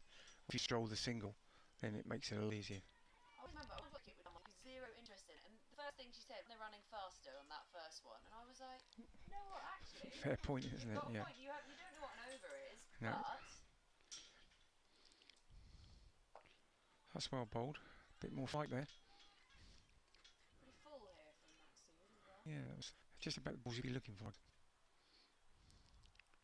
Unfortunately, it's followed by a full toss, which she gets away with one off that. So that's another example, Georgie. That's a long way out deep square leg. If you run the first one hard, not saying you'd always get to, but it's going to make the fielder worry a little bit more about it. Made it very easy for just walking the single. Lovely repeatable action, Maxine. As she goes. Yeah, it's quite distinctive, isn't it? Back into fashion a lot in the last 20 years or so. Back to her field's own boundary. That was hit quite hard, but she's made of hard stuff. Not a problem.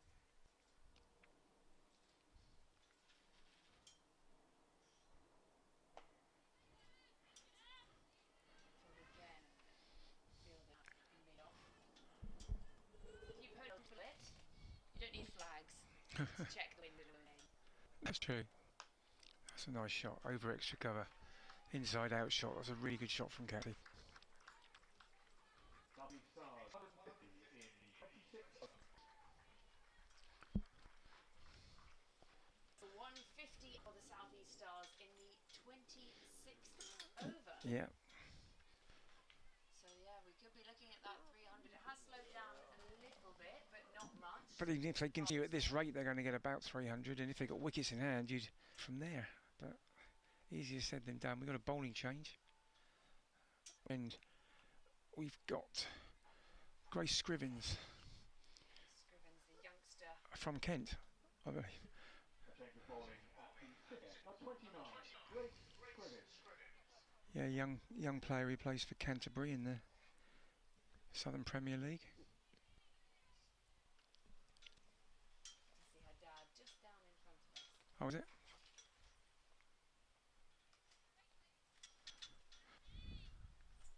start to the dot ball. Yeah, very proud dad. Her brother. And so she has a very mature head on her shoulders. I'll let you know after this ball. Comes in and bowls, and it's just played back to her, fielded off her own bowling. Yes, her dad used to do a lot of sort of umpiring around about the place, and she used to stand with him, and even from a young age she's going, but why are they doing that with the field? Why are they not doing this? And so she's a very aware cricket head. And there's a wicket. She's got a wicket. And that's it. That's just almost out of nowhere up to Cordelia Griffith, the leg side, eyes forward, and she's taken it. That's 2 catches for Griffiths in this game. She got out the 2 players, got 50. So, as we were saying, this puts a break on proceedings. 2 new, relatively new batters at the crease now. It's very quiet. There wasn't a lot of rain in there in the sun. No, I thought at first she dropped it because she did sort of fall to the ground, but Yeah, it looks like the introduction of Scrivens has brought about the end of Shapley. It has to go for 61. good knock that though. It's really set this total up for South East Stars.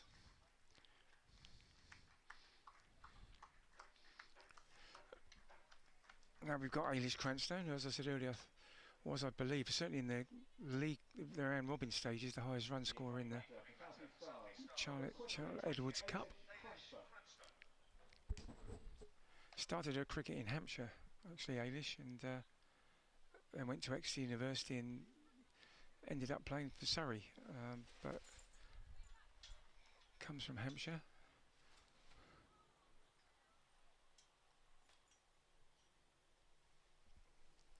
Yeah, so 2 newish batters Yeah. at the crease here, but also both quite seasoned. Alice Capps, it's weird to say she's seen seasoned, but it doesn't feel like she's been around a while. She knows what she's doing, and obviously alongside Cranstone, who's Yeah. doing really well at the moment. It'll be an interesting partnership. It was certainly the one the Sunrisers want to break. They'll think if they can get another wicket now that they're right back in this game to Gray. Very good introduction of Grace Scrivens. Now Cordelia Griffith looking for a 3rd catch.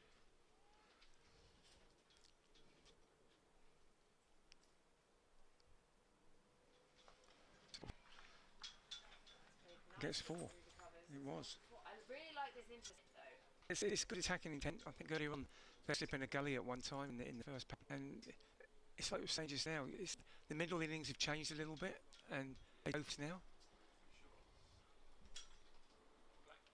No, I'm all good, thank you.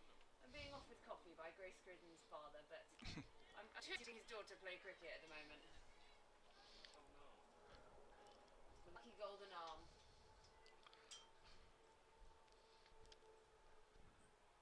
Comes up round the wicket, and that's played differently. Quick pace for an off spinner, certainly quicker than Villiers, for instance. So at the end of that over, the score is 54 for 3. As I said, because you see the scoreboard where we're situated in the ground, so we're having to rely on other forms of technology to find the score. Yeah, and in a minute we'll bring you some scores from around the country. What else is going on in this first day of the Rachael Heyhoe Flint 2022, the 3rd Indeed. edition of the tournament. Sunrisers still seeking out their first win. And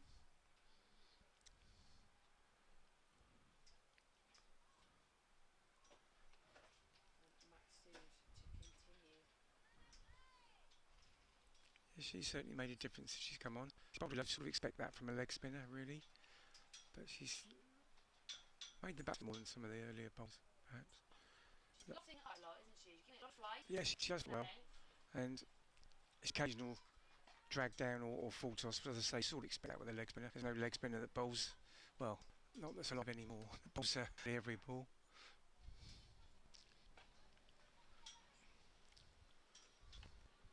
Spins it up to herself. Just move around a little bit to let Yeah, her get ball. coming in again for the new batter, trying to squeeze a keeper on strike. So there's no available on the offside, but it'll go away for 4. Of course it'll be against the spin if Ailey Cranston tries to hit through the offside.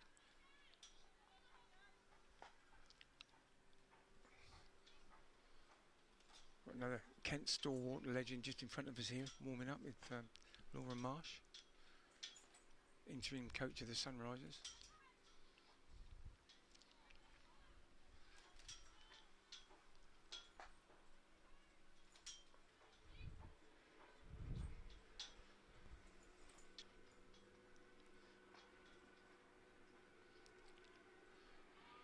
Got the sweep shot out, and she was looking good, but not this time. Field goes out a bit now for see, particularly on the leg side. There's two leg side boundary riders. She tends to hit sort of inside out and over extra cover though a little bit more, I think.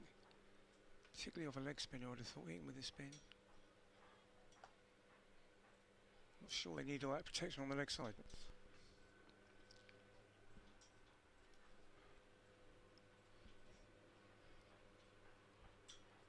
Yeah, interesting. They've got changed the field between the left-hander here. Yeah.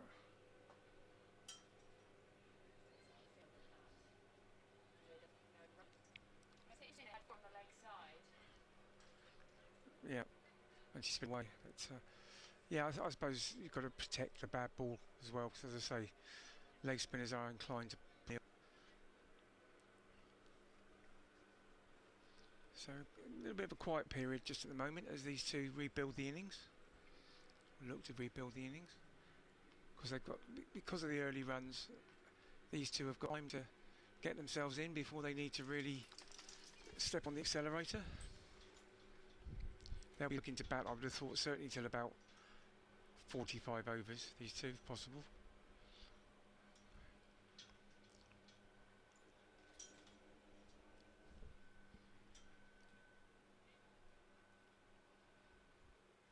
Scribbins coming over the wicket now. To the right-hander.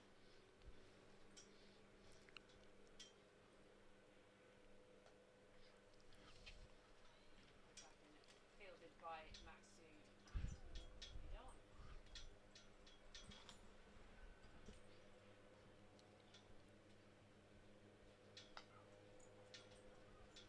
I feel like Scribbins and Capsey have spent a lot of their cricketing careers facing each other. Yeah, in the song against each other, I would have thought as they go through the age groups, they're similar sort of age, aren't they? Yeah, Capsey's probably a bit younger. both would be eligible for that inaugural Queensland World Cup. Okay, well, I'll take that side. Yeah, one of the damn captain, I think. Probably throw my Tyler's captain about 17, is she?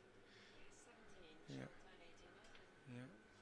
Grace Scribbins would be a great captain of a side like that. Lots of youngsters coming through. Yep.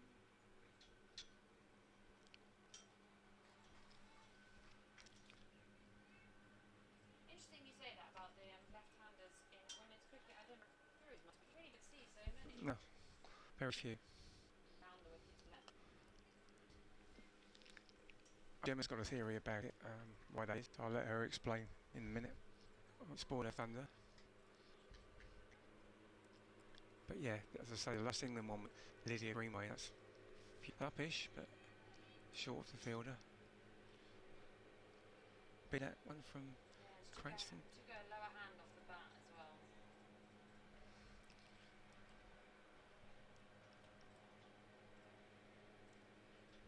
Sound of the lawnmower behind us and the smell of fresh cut grass just past the edge. Yeah, that's well bowled. Yeah, they're certainly flying back to this game, I think, the Sunrisers. 158 for 3. About 29 overs. So Storm are going along 22 for 3 from just 26 overs they're playing inning today, and they've also got Central Sparks in against Southern Vipers. Sparks 93 for 2 down there. So yeah, lots of action going on today, and then obviously here we're 109 for 3 from 29 overs.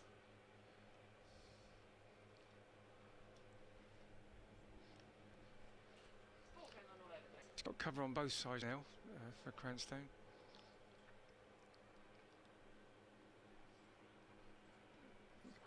Yeah, she hit it properly, but came off the club or something, but she's going to get a couple for it. We want to throw it. Radio check. And I've coded tested. Received. Did I do it right, sir? Okay, not fielded by the Julia Griffith there.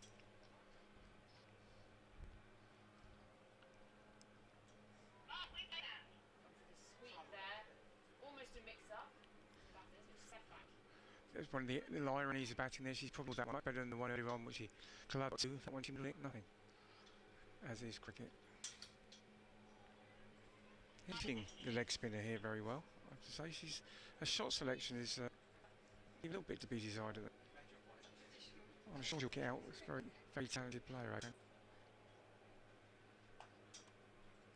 Shuffle there, playing nicely on the full, but along the ground fielded at mid-on. Going for it, but not quite singing it. No, she hasn't timed very many, and I think a couple of times there she probably maybe in a googly. We can't obviously see from where we are, but it looks like she didn't read it. Down the wicket and committed that time, though. That's a great shot. A lovely touch on the way up in the air, sort of two bounces, and it's over the ropes before over mid-off. Yeah, so that's much better, right?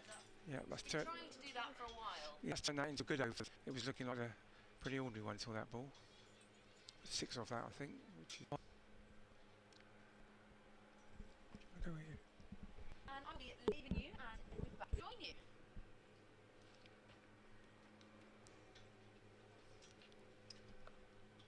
Hello. A couple of wickets fallen since her right back was last in this. There's another invention.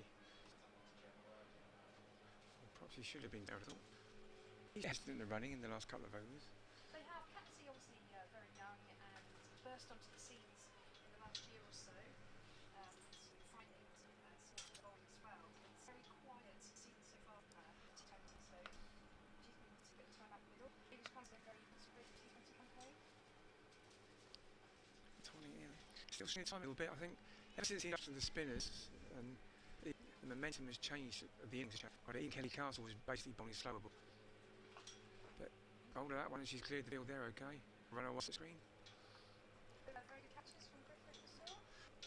Yeah, very. Yeah, with them. I was saying to George, it's that difficult thing when you catch it diving that you don't lose the ball as you come out to hit the ground. But they work a lot on that technique now, and she did that very well both times.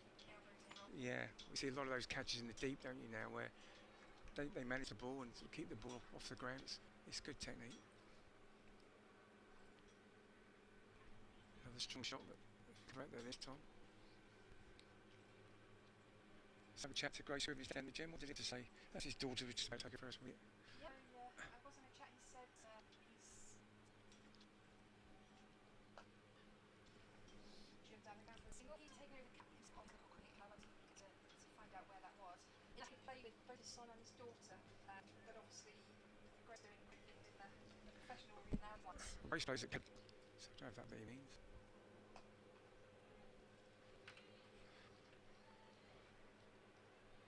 Ailey Cranston beginning to find her feet now. That one's not been pulled, that's another boundary. Who's director of the Sunrisers set up, and he's very confident that Sunrisers got the strength of character in the squad to get that win.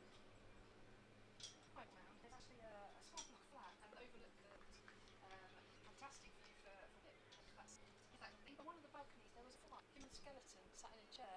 I remember a duller game previous times. It's okay. The way stars looking the ball. Might be from the era when Chris Tedway.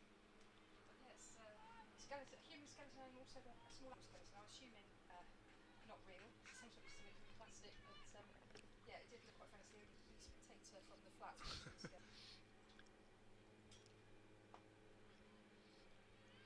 Footed straight from Madhu, was pushed to the onside, no run.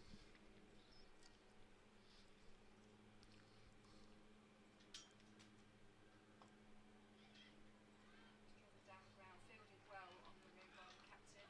For a single. Yeah, as I was saying, if these two can bat through, they'll be looking to bat through into the 40 overs, I would think. That'll set a real platform for a late charge. 300 is well in their grasp. I would think that's how they'd be looking anyway.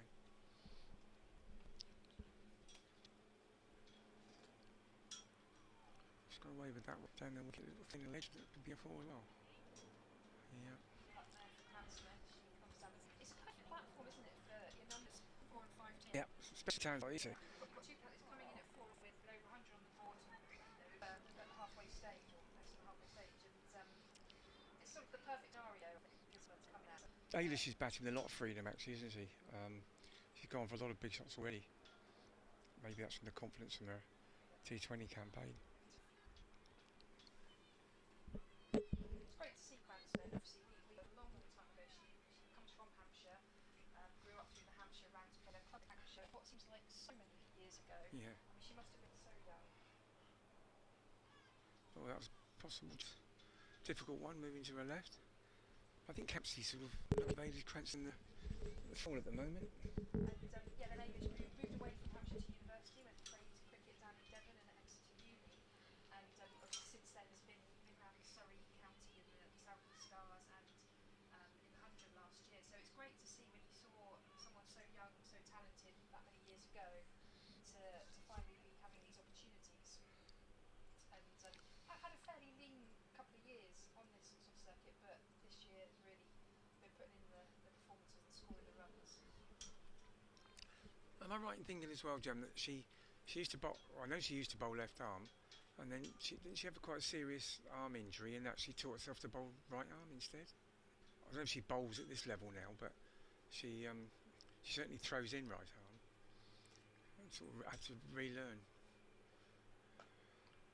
Ground was absolutely correct. Yeah, she had some kind of, I won't pretend to know what it was because I'm not a medical person, but shoulder injury, and it was going to keep her out of the game for quite a while. But she taught herself to bowl and throw, which I find even more incredible, to be able to throw. And she threw really well. You wouldn't have known. Yeah. You wouldn't have known she wasn't right arm.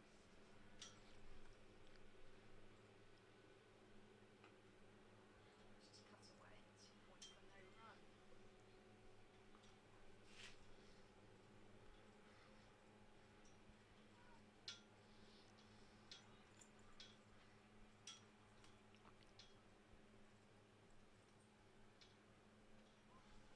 Yeah, Cranston is playing with a bit of freedom there. Yeah. That ball looked like it was on stop, and she's just reached out and swept that backward square for a single. A few years ago, when she was at university, you mentioned Jem, she was I was a match referee at British University's final at Lords, and Exeter played Loughborough, which is always a fairly one-sided game, to be fair, because Loughborough is full of internationals. But Ailish got 100 in that game. I gave her the Player of the Match award, which the Loughborough people thought was a bit unusual to get someone on the losing side, but it was just the best innings of the day, really, against a really strong bowling attack. So to me it was a no-brainer, but it seems to be norm is giving a Player of the Match to somebody in the winning team. Not sure if that's right. There's not too many examples of No. but like you say, if it's the best performance of the day. It's well bowled. Was that on the nursery ground at Lords? It was, yeah.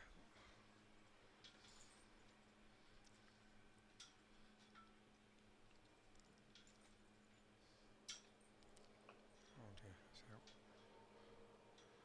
That's a very simple bat. She lost her bat then as well. The bat flew 10 yards behind her and the ball just lobbed up. So we've been bigging Ailish Cranston up for the last 10 minutes, but that often happens. That's the result. Total miscue, really. Just a comfortable catch back to Grace Scriven. She hadn't been caught. She could have been able to hit wicket there. Who knows where that bat was going.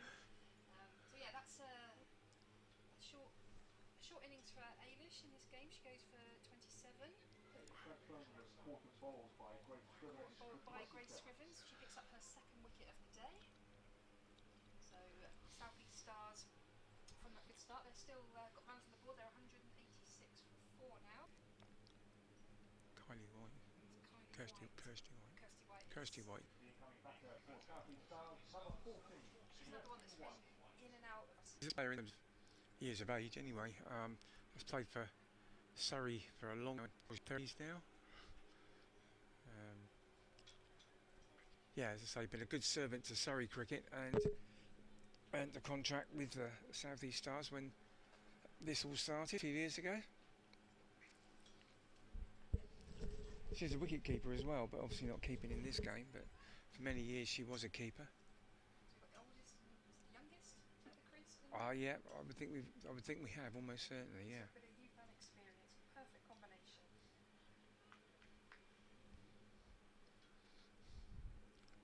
School teacher, Kirsty White.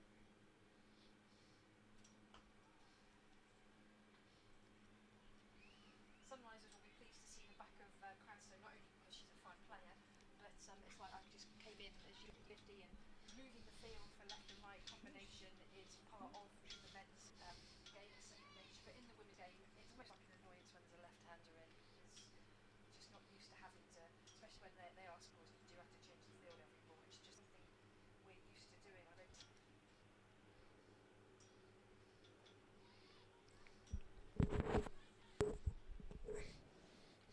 And what's your theory about why there's fewer left-handed batters, Jim, in the women's game? Well, a wise man once told me, it's a theory that might be a little bit outdated.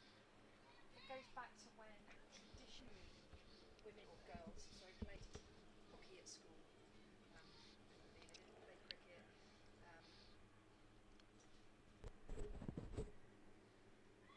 Oh, that's bolder. Tried to sweep that, just tickle that round to the leg side, and that's far straight through. White, who puts with them, no runs on board. Sunrise is right back in this game now, aren't they? They are. They fought back well. They have. We were talking earlier about it. Look, they're going to get 300, and to be honest, that's not looking very realistic now with these clatter of wickets. New batters having to come in all the time. Again, that was another one of those shots. I think she was just trying to steer it round for a single. Yeah, still paddling it, wasn't she? Yeah.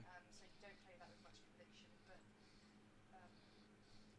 Quite maybe a risky shot this early on in her innings. exactly. Going to say a bit ambitious at that stage, and it's not like we're in the death overs yet. It's Grace Gibbs coming into bat now, stalwart of Kent cricket. So yeah, going back to when girls played predominantly at school, cricket's not a girls' game back in the day. And for those of you that play hockey or remember hockey, you cannot play it left-handed. All the sticks are right-handed. Whatever your dominance is, you are forced to play that right-handed. So that's striking a hockey ball right-handed. So that was the theory then, that transition into cricket, swinging. Nowadays, girls and boys alike are open to all kinds of sports at school. It's not so traditional and so dictated, so that might be a theory that's a little bit outdated, but it might have some. It's a very good theory, Jim. I've not heard it before. But it makes sense.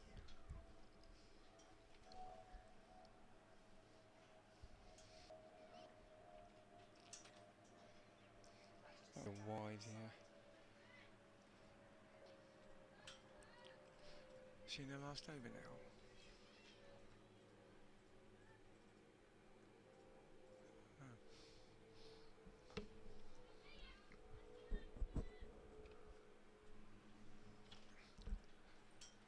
So Capsy, like you say, young head, young shoulders, but needs to think about sticking around here. She needs to be the one to bat through sort of 50 overs to help Stars on this fantastic start at the top order of Beckenham. Just driven through to Datani, extra cover, they come through for a single.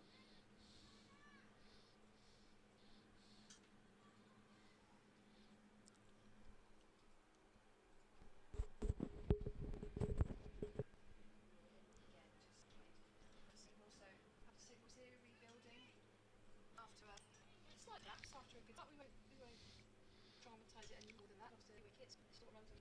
Yeah. Those you interested in the men's test match going on at Edgbaston at England are 16 for 1. Actually 416, so 100 behind at the moment. Alex Lees is the batsman out. So a lot of work for England to do. And if you didn't hear, there was a rather amazing over in the India innings. Stuart Broad's over went for 35. Which I think, I haven't checked this, but I don't think it's the most he's ever gone for in international cricket, because I seem to remember Yuvraj Singh hitting for 6 sixes in an over in a one-day game. So yeah, I imagine took it very well. yeah. I know Stokes does a bit, but Broad hasn't got a road a lot, I think. Oh, certainly, the whole focus of this game's changed since the spinners came on. It's not a no ball hit for 6. I think it was 7 no balls. Oh, was it a no ball hit for 6? Someone said it was 7 no balls. Yeah, that would make more sense. But the spinners will come back to this, haven't they? I mean, that's twice in a row that Grace Gibbs has played and missed there. It just seemed to go straight on and bounce a bit. It's the bounce that did her. Still.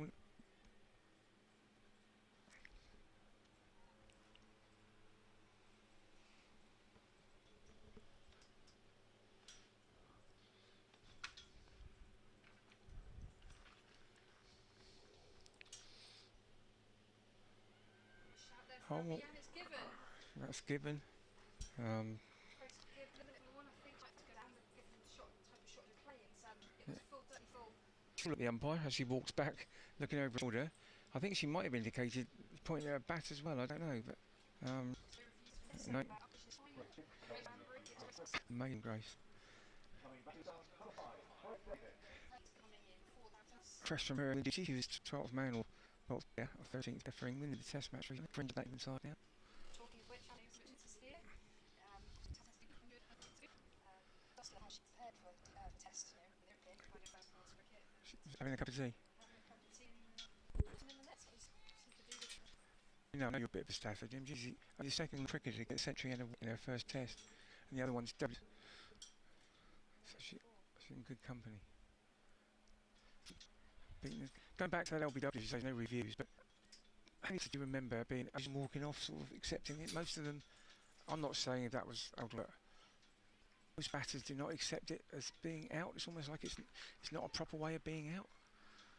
And I think because there's so many nuance to the process of W that as a batter you might feel you can, even if you know it's out, you can pick them to whether it's an edge or outside or whatever it is, like any things where you're behind.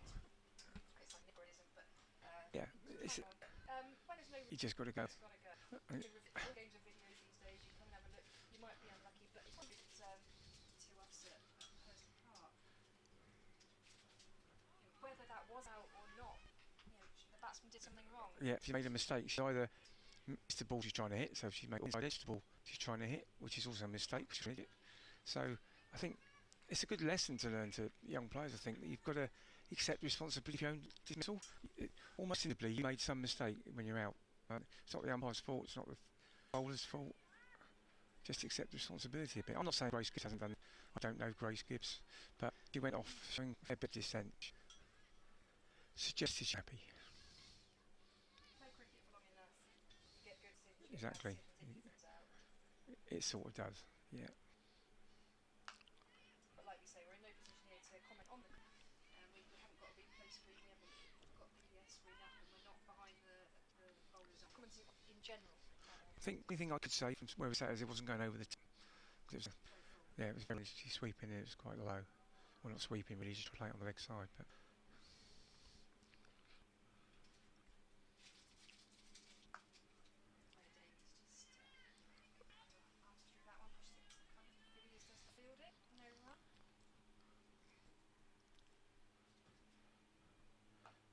Seen quite a few Exeter University alumni here today. We mentioned Alison and Amara Carr already, but Freya Davies also of Exeter University. She's not playing today, but Lizzie McLeod is in the squad, yep, Exeter as well. 6 2 hat-tricks. Yeah. Yeah. All the way in the first and third over, I think. So yeah, right now I've got a bit of a job to do here, team. But Alice Campbell.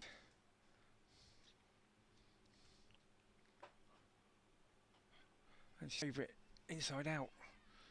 Shot there, extra cover. Going to get enough of it to clear the field.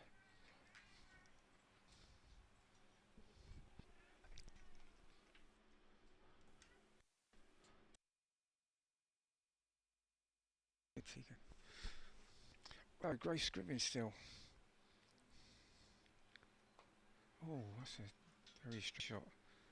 Again, looking to do that, go inside out. Yeah, she was sort of caught between two This time that fell short minds there. fell short of conceding off Beckenham for capsy. I think having seen this, the South East Stars will bowl the maximum amount of overs that they have.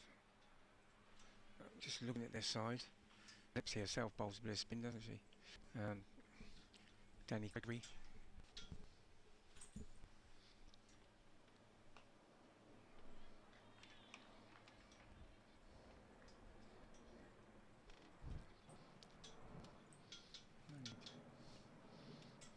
Oh, Bryony Smith herself, of course, bowls off spin as well. So I think Laura Marsh and the Sunrisers team will be very happy with the last. Does a good job here. Yeah, look at that from what was a certain 300 at one point. Indeed. Freya Davies is one of those probably don't play as much cricket as they should because they seem to be in and out of the fringe and the bench. Stuck between those stuck in two tiers. Running drinks out quite a lot. Yeah. Yeah. So was on England duty going for it. So Yeah, there's, as you say, there's a few players, certainly some in the mid English league. Sam Billings has been another one in recent years, although he's obviously a gig at the minute. see, I mean, she's a glove that she's getting some time out in the middle now. She'd be able to get her foot down there and go over the top, maybe. She's settled. Yeah, it's nice to see a slip. Sort of wide slip.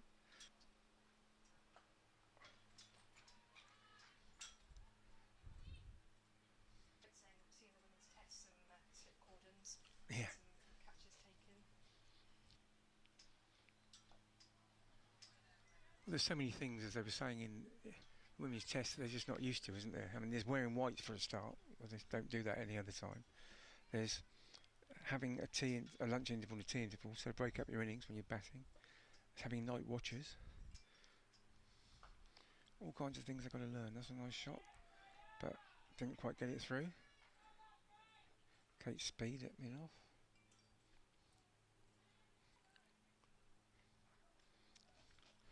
Six now in the 38th. Let's go hold of that one. I think that's safely there for 4. Good shot by Capsey. Good foot movement again, straight down the wicket. South East Stars 200. And that brings up to 200 for South East Stars. Alex Capsey is on 28. And like I said earlier, she'll need to bat through here to hold this innings together with the South East Stars lower order batting around her and giving her that support.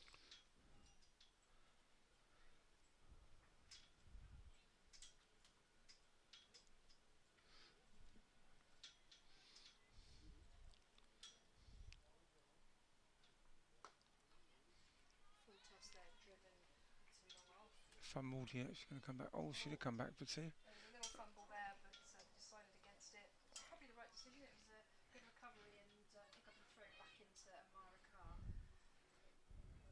So that's the end of the over. And we are now on 201 of 38 overs. It was a good toss to win because Stars obviously batting as they elected to, but it's given them a chance to see the wicket, which is the other bonus of batting first. Not only to get runs on the board, but adapt your bowling plans. Yeah, they know this wicket quite well, being their home ground anyway, but even if you're used to playing the same ground, wickets can be different from one day to the next, of course.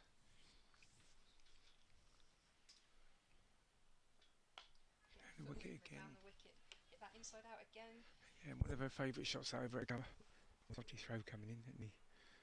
Took that well. She did get well in the end, but that could have, because there was no one behind her.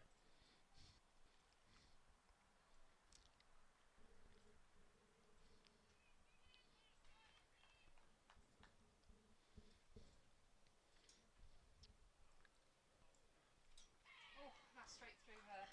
Old Freya Davies. That's her 4th wicket, I believe. Freya Davies goes for just one. As she's just trying to be put in bail. So Scrivens has got 4 so far in the day as she's in her 7th over.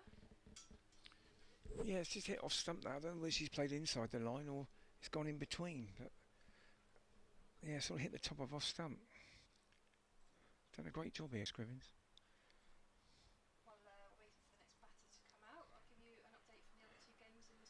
competition.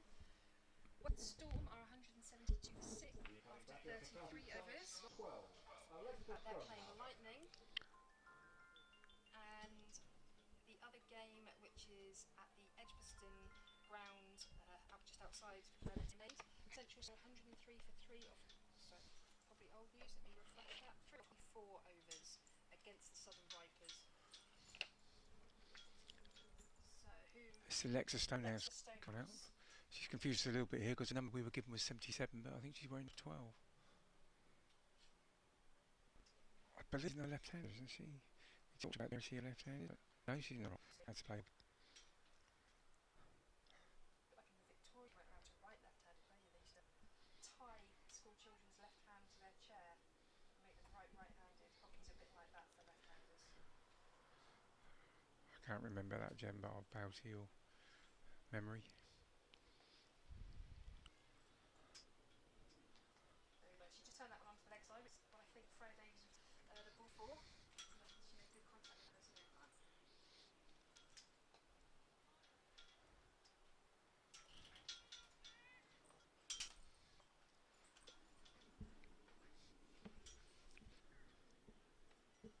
Half-hearted appeal there. Not sure. I was appealing for a caught behind, but there wasn't much into. Give it a go when you Yeah. Same as anything. The run rate doesn't grind to a halt. It's certainly decelerating. Lucky Stars have got set batsmen there in the very talented Alice Capsey. As Jem was saying earlier, a bit out of nick this season, but a bit of time at the middle of the day will do a bit of good. Let's go with 7 overs. 4 overs left. Should our captain require it in this game? So plenty of time to. I don't know if she's had a fur before in this competition, but it's a great opportunity today. Yeah, it was an excellent one. Actually, this is a The final one, yeah.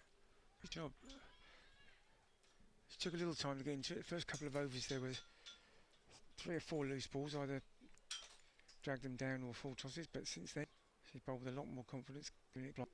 Can't see from here if there's a lot of turn out, to be honest, but that's right.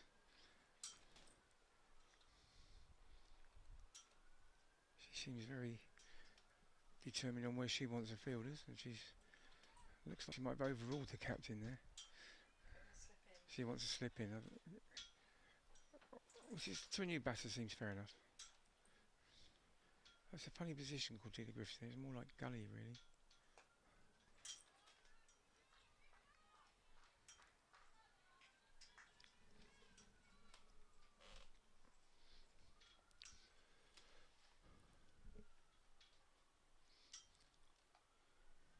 Also captaincy and setting a field as a bowler or a captain, it's not all about putting fielders where you think the ball's going to go. There's a little bit of mind games to be played. Absolutely. And having a snip in your peripheral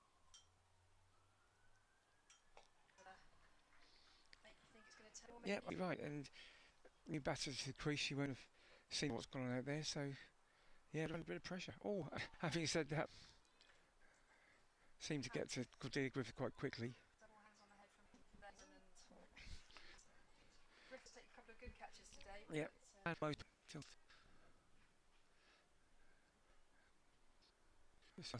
I think the Sunrise would be quite pleased with that.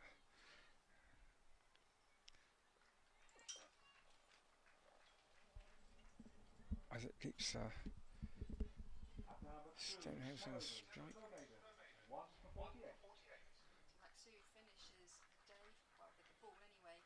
10 overs, 1 for 48.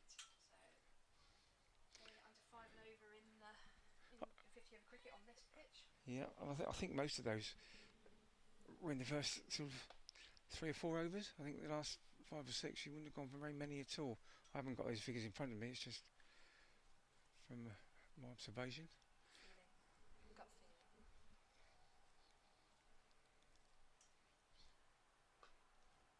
So I think, as I say, Sunrise are quite happy to be bowling at a new batter again. And they're squeezing in there. I don't want to give her a single. Want to keep her on strike. But she's gone for the big one and she's got it over. And that's going to be 4. It wasn't far away from being a 6. She picked that up really well.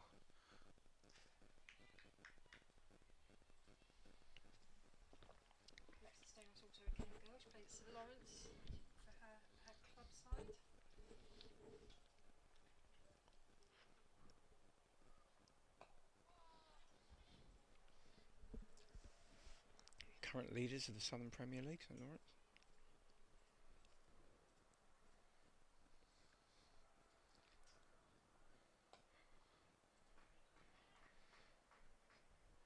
So it's good cricket there because you push the fielder back, baiting the four, and then takes the easy single that's now offered.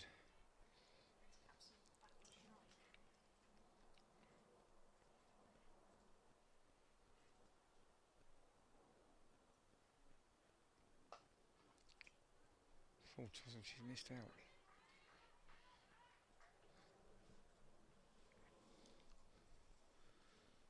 It's definitely a favourite area of hers, isn't it? Yep. Her other favourite area is a wicketkeeper with the ramp.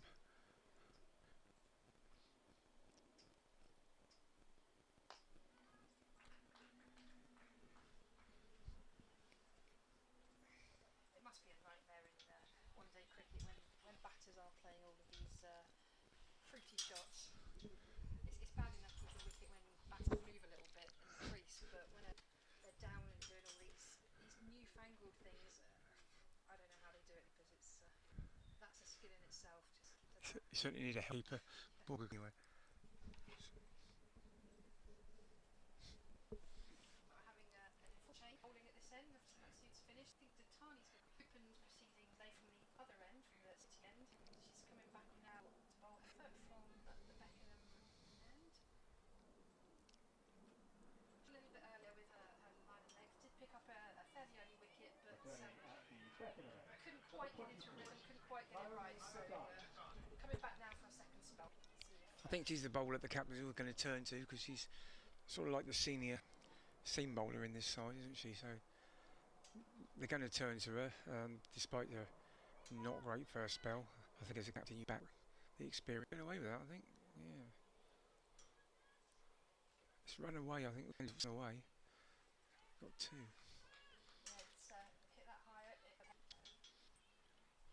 Good start from Datani though. Ball in the air.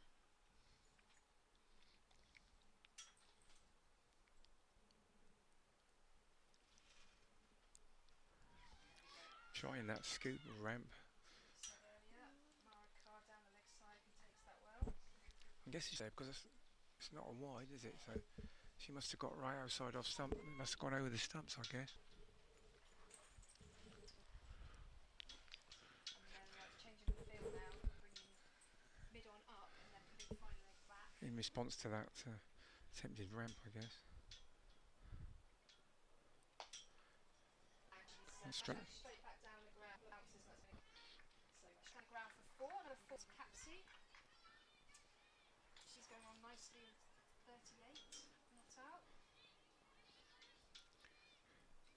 Sort of playing with the bowler a little bit there, isn't it? Because got the mid on brought up because of the shot before, and then went over the top.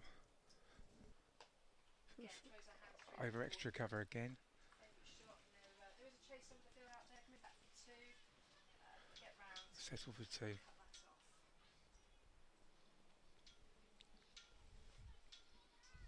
There's a little bit of intent now from Capsy. Not that she hasn't been batting with intent, but there's a little gear change now as we're into these last 8 or 9 overs. Gone back to the long on and the fine leg up in the ring now, so she spotted that by turning around. I think this might try the ramp here, maybe? No, she's got a much more orthodox, smashed it through extra cover for four. Datani certainly not quite got it right today. I don't follow every ball in terms of the field, but You'd always put a deep extra, yeah? Yeah. Sunrisers haven't gone with that yet. Maybe again, but they need to be cutting that shot off because that's producing a lot of runs for Capsy.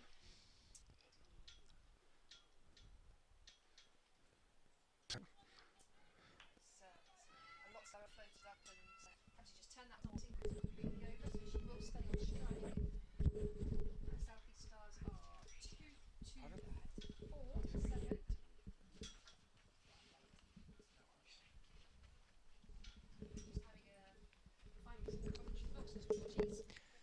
Sorry about that. A little bit later than anticipated. Just been chatting to Radio Manchester about women's cricket. So, you know, how can you resist? Oh, I've just spotted your sunglasses. Well, I'm going to be trying these on. They're called Dr. Brown in Back to the Future. Oh, Great Scots ones, isn't they? great Scott. I think that's what I'd be shouting. Keep an eye on those. Screw comes in and that's pushed up the ground by Capsey to mid-on for a single. Yeah, so Alice Capsey just battered herself back into form, really, hasn't she? She has. It's exactly what she needed, really, after a poor T20 campaign. She's had some time in the middle, taken charge of this inning since she lost H. Cranstone.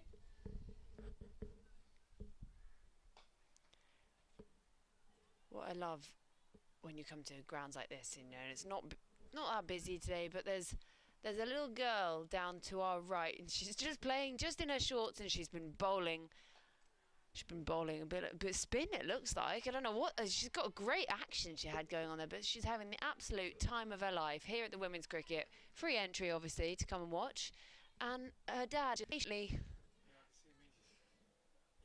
patiently tossing it back, and just that's what you love to see. Absolutely. Yeah, it's a nice area here for a bit of playing with the soft balls. Scrivens comes in, drops that a little bit shorter, and Stonehouse just pushes that for no run. You didn't do a circuit of the ground, did you, Georgie? No, I located the coffee and the bar and the bathroom, so I haven't done a full circle yet.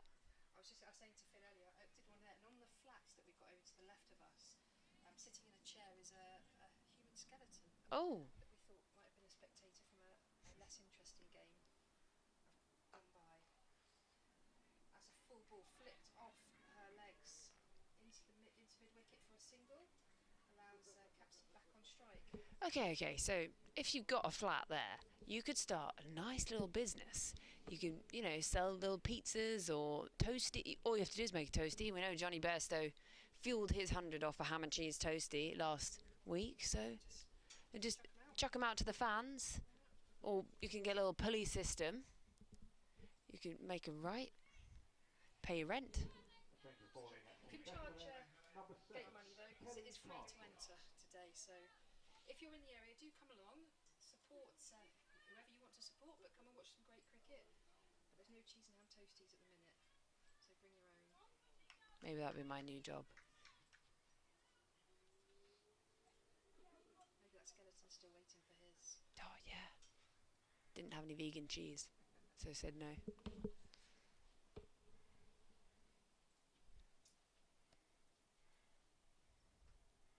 So it's just the one over for Tani from this end, as Captain Castle's put herself back on, and that's pushed into the offside for a single. Stonehouse doing a good job here. She's 12 not out, supporting Alice Capsey. She's on 46. I do get very confused with me called Stonehouse, so I thought clicks first. Pub first, cricketer second.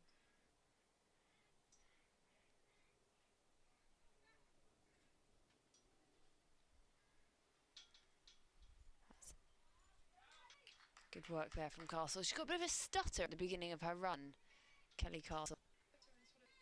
Almost looks like she's going to fall over a little bit. She's tripped on something, but going to carry work as a rhythm first, so each to their own, I guess.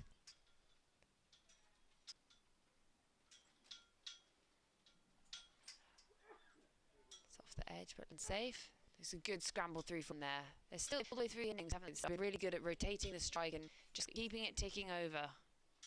There's been very few sort of strings of several dot balls, like you say, just keeping that tempo going even when the boundaries weren't on offer.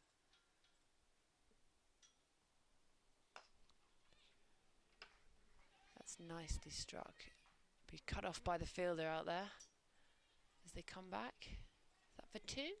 For two, yeah. Good running. Phil and I were talking earlier about when batters move around the crease and get down on one knee and how off-putting that is for the keeper. But there was a bowler, I think was she a Sunrisers bowler? Was it last year before? Katie, I think that was her name, had the most unorthodox run-up I've ever seen for a seamer. And I thought how off-putting that must be for a batter.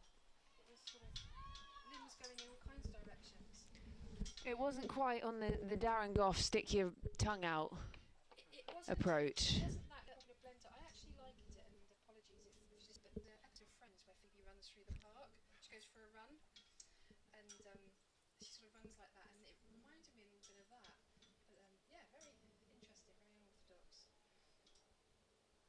I love a bit of unorthodox. It's nicely laid as it covers. They'll just take one. Yeah, I love a bit of orthodox. Why not? If it works. That's the great thing about cricket, especially bowling, because the actual process is such a weird one to bowl. There's so many different ways to do it. A bit like Malinga, you get the slingy arm, and then different ways, and yeah, it makes it more interesting. Than someone just running up bowling right arm seam. The topic of that, you can't ignore Marie Kay and what she can do with both the right and the left arm. It's fantastic. Yeah. To bowl over and around the wicket, left or right-handed. Why not?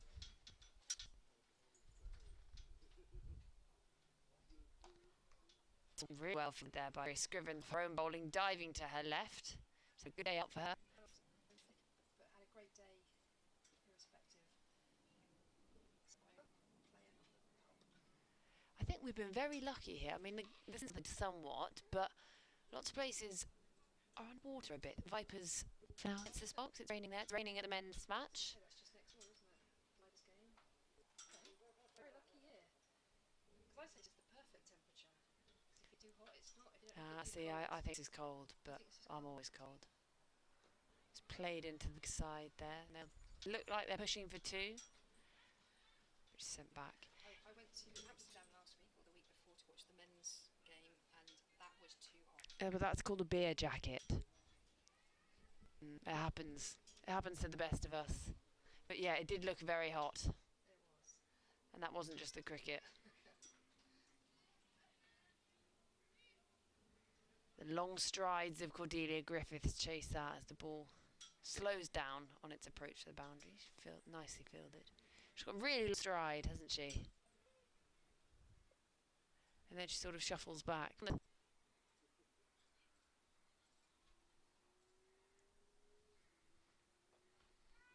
Played again into the leg side. One-handed pick up by Cordelia Griffiths. Shy at the stumps, but she's easily home.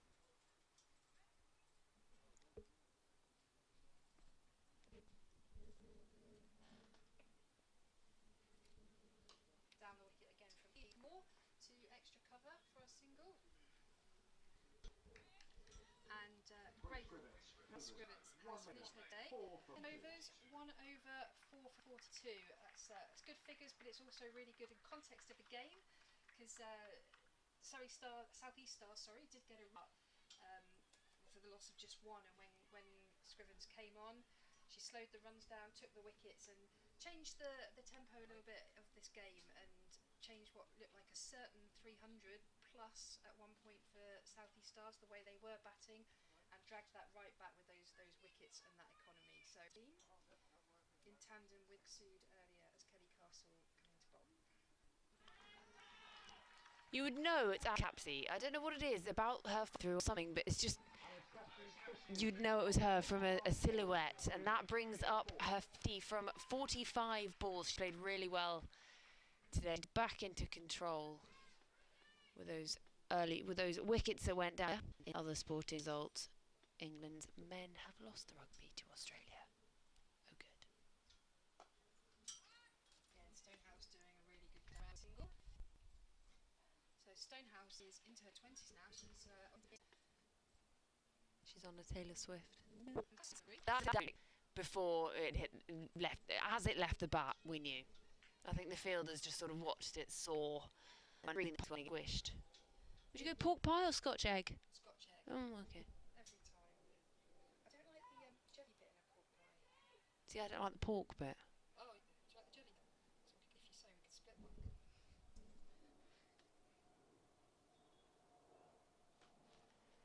Moves her feet nicely there. Capsy played into the onside, but she'll just get one. She's almost hit it too well. It was straight to the fielder. So pop in one at a time. As Castle runs up.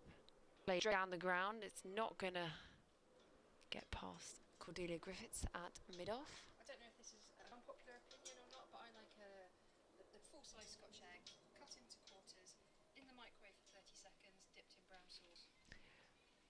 Right, I wasn't quite expecting that one. Yep, as she runs up, bowls to a swinging Alice Cassie. It's into the offside. One bounce, sort of cartwheel after that one, but it's just gone for the spin, and that is the end of the over. Right, back to that Scotch egg thing. Sorry, what? Cut it into quarters. Microwave for 30 seconds. Okay, so where do we stand on microwaving sausage meat and all of them? Yeah, don't try this at home. That's exactly where I do it. Okay, what do they have Scotch that warm runny one? I can't do runny egg. Oh, So I never have a Scotch egg runny egg. I don't know if we can be friends anymore. I have to walk off with your glasses. Man, Griffiths at fine leg, no run. I'm all for, you know what is great? I mean, not that I like the pork bit, but a warmed up pork pie in the oven. It's played straight back down by Alice Capsey. They'll just take one. Yeah, or if you get them when they've just been finished at the butchers or bakers, and so they're actually still warm. See, warm them up. It's the same thing. Yeah, I mean, I'm a warmer upper of everything. Yeah. Played nicely into the onside, but straight to the field. It made nice noise off the bat, that one. It's an egg with sausage meat, which is like English breakfast, and you have it with brown sauce. So it's like not winning you over, am I? Oh, that's put down by Maxu. That was a dolly. Straight to her in the covers. That was just mistimed. Dolly at about chest height, and she went for the fingers pointing up, I think. The Aussie method. Yeah, which I think probably was the right method, but didn't stick.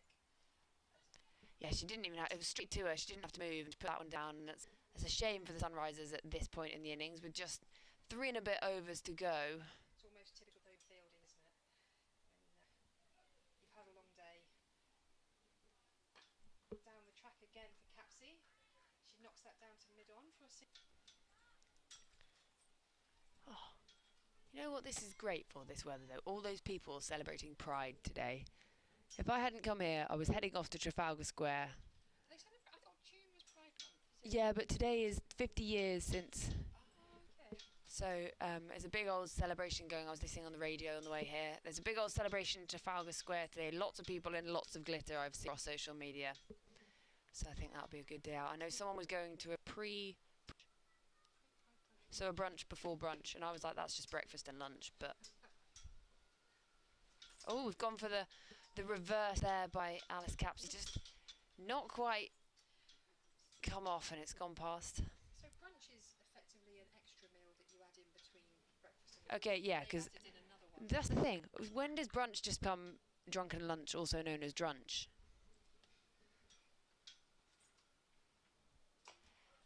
Yeah, played on the full there by Alice Capsey up to mid-off. Go for one. Yeah, so I went for a brunch the other week, and someone said, oh, we're booked in for 2 o'clock. And I was like, that's not brunch. That's actually quite late lunch, isn't it? So a lot of people were quite confused. Kelly Castle bounds in, and that's chipped up in the air overhead straight to Griffiths, and she doesn't put a foot wrong. A catch. That's her third of the match.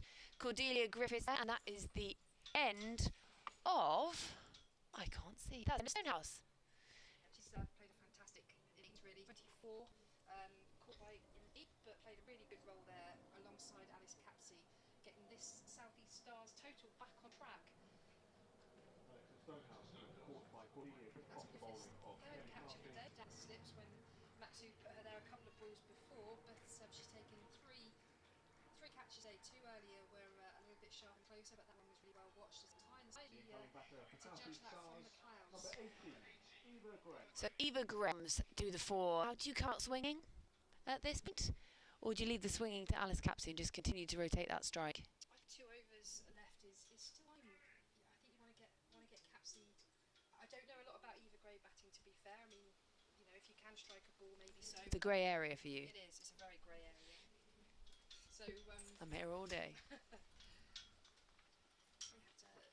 Oh, stop it. Beautiful. Trifecta of graces.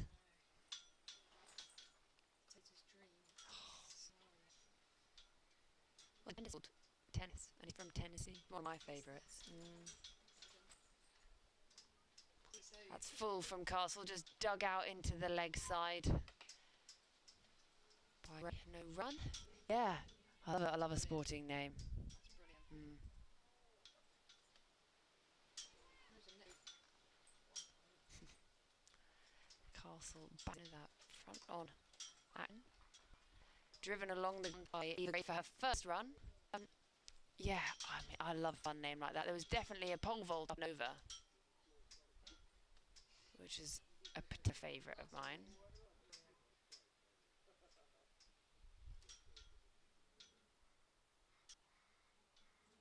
Just can't quite that past the fielder there, Alice Capsey. She looks frustrated with herself. It sort of sat up for her. This isn't quite the sort of easiest leap and over Atlantic, but at Hampshire men last year, we did have Darcy Short and James Fuller, and the commentators there did love it when Short was bowling Short and bowled Fuller. Oh, stop it. It's their day. I think when I have kids, I'm just going to be really inventive and give them weird names. Teach them that life is difficult from the off. My surname's not exciting. And people to spell it, so I say just Heath or Dead Heath. The kind of person who. Yeah, my understand exactly what you left.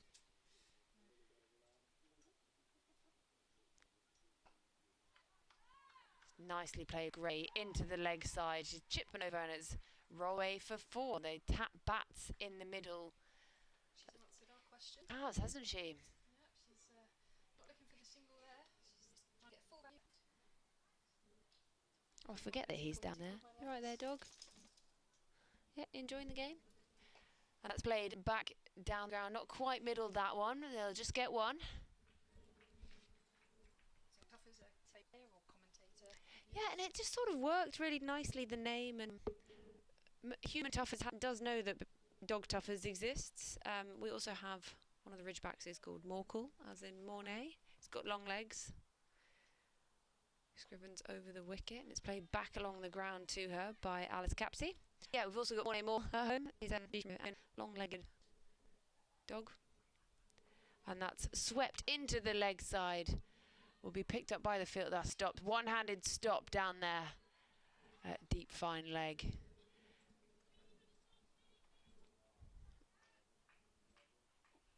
Yeah, I think we're maybe a bit batting heavy. Bowling heavy, though, in the Heath household of dogs.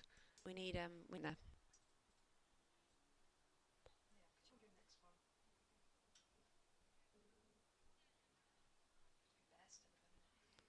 Yeah. Maybe we'll get a goldfish called Bairstow. Ginger buddies. Got enough ginger. Or on the back of Tess David, you could call the dog Alison Davidson Richards. Oh yeah, because that's going to be easy to shout in the park, isn't it? I struggle enough saying it on commentary. It was like earlier, someone was saying got to fill Shrub Soul's shoes, which is so difficult.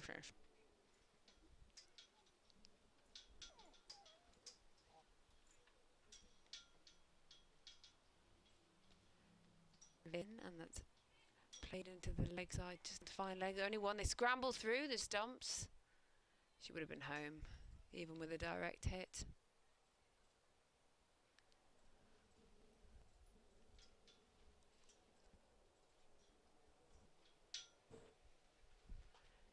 Up the pitch, plays it all. Yeah, just one. They're much quieter out there, these Sunrisers now. They've just got. And that's the end of Maddie Villiers. 10 overs. 1 for 34. Along nicely, actually. 4. Day for the Sillies. Western Storm are 223.7 with Sophie Luft top scoring 48.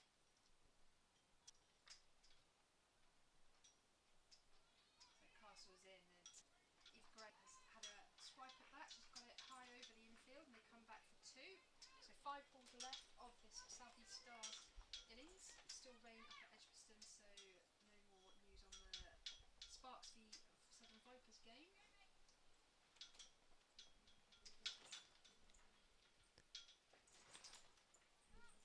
Again, another swipe, a little bit of a misfield, but they don't take the run. So dot ball, 4 balls to go.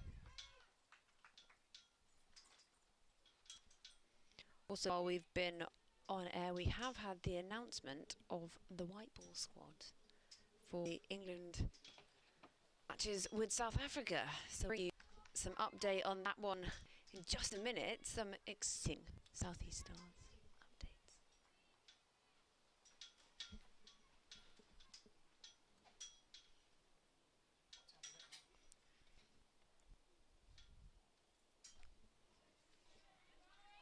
That's really well played. She's timed that beautifully. Just there's not a lot of pace on offer from Kelly Cox, but she used what there was and just got down low, got a bun that, and helped stun its way behind square on the leg side for 4 runs. Okay, more exciting news for you and all South East Stars listeners. Alice Davidson-Richards has been brought into the white ball squad, which is very exciting. Although we would have liked to see her here today, but she's allowed a rest, I think. She is here having a rest, probably a cup of tea, I imagine. An ugly full toss there from Kelly Castle is given the treatment and roll away for 4.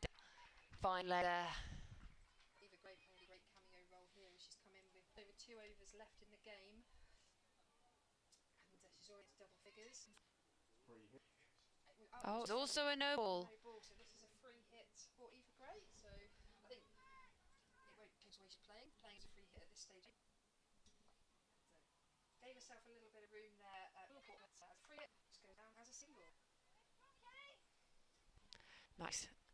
I think I can catch it when it's a free hit, and I couldn't catch it when she would.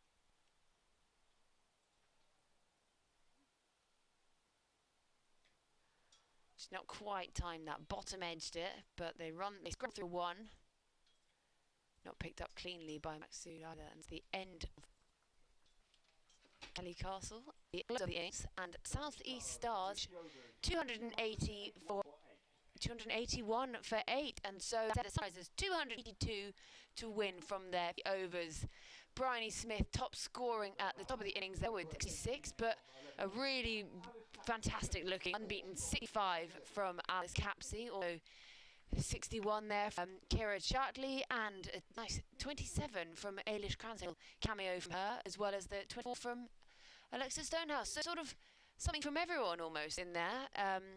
For the South East Stars, we did look like they pushed up to 300 at some point, but I think they'll be reasonably happy with their 280 for 8 from their 15. Yeah, I think that's a good score. They never really, there was obviously ebbs and flows in the run rate, as always is in a 50 over game, but they never really let it get themselves behind the so to speak. So kept going all the way back right down to either at the end, smashing to the levels, and under 281 that I think they'll be going into the dressing room pretty confidently.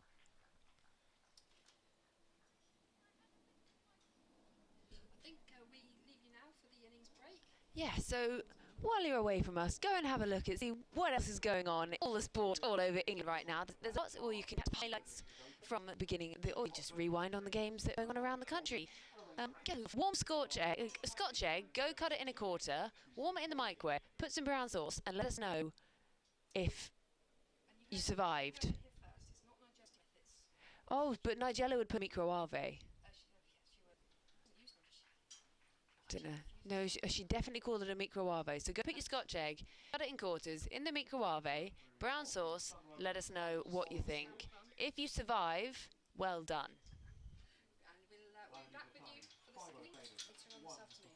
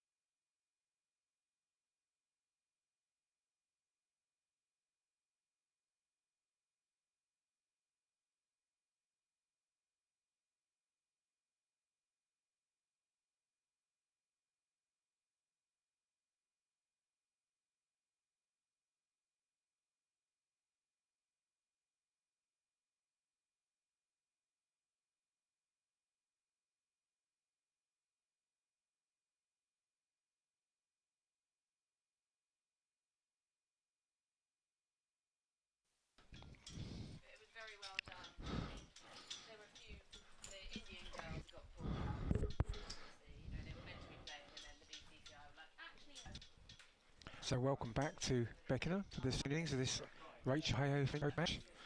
First round of matches this South East Sunday 286.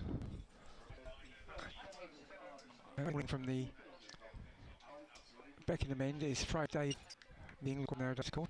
She's got quite an attacking field to start with, 2 slips in place. Cordelia is the batter facing, and Grace has had a good day with the ball, the non-striker. The umpire's just counting there's enough fielders, the right amount of fielders, and is allowing us to get underway. Good afternoon to you. We are back for the second innings, chasing what we thought they might have been, but still a good total.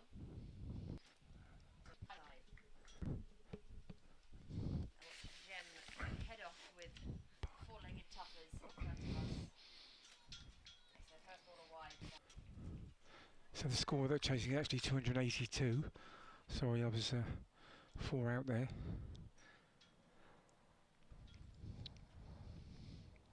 Bouncy run here from Kemp. That's a much better line.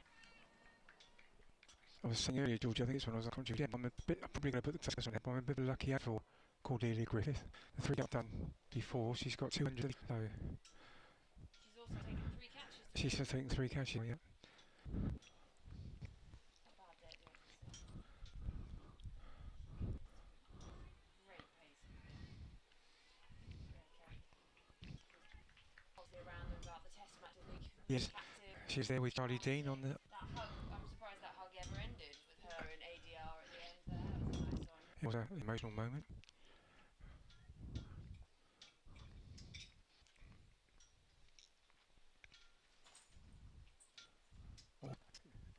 Got 2 slips in place, and they could have done 3. They've just gone wide a second set.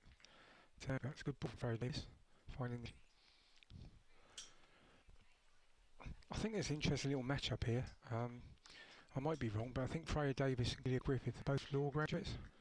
Both trained to be solicitors. Or were. Probably put me on hold for the moment.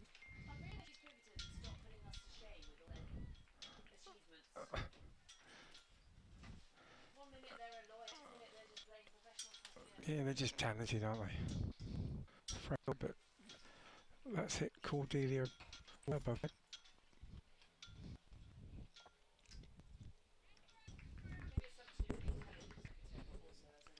It needs a bit more intelligence than some other sports. I won't take that any further.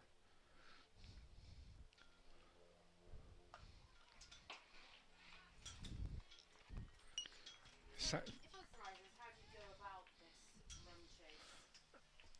it's a difficult one, isn't it? Because it's obviously you can't get too far behind the run rate, but you need a solid start. So you've got to take a positive approach and try and make the overs with the fielding restrictions.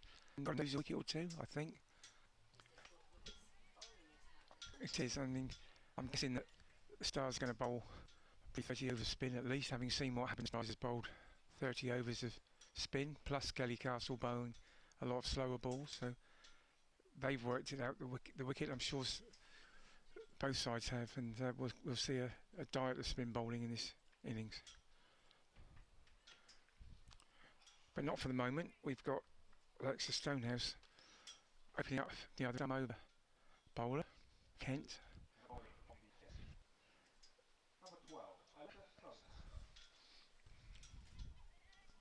It's difficult, Georgie, for Sunrisers, but if you get a big score like this, you need someone to get a big score themselves. You need a close to 100 from somebody, I think. Yeah, we saw Naomi Tani was in during the Charlotte Edwards campaign, so she's hoping to continue that, you would imagine. Absolutely. Interesting here as well as what we were saying earlier about left-handed women's cricket. We've got a left-handed batter, Grace Scrivens, who was facing a left-arm bowler.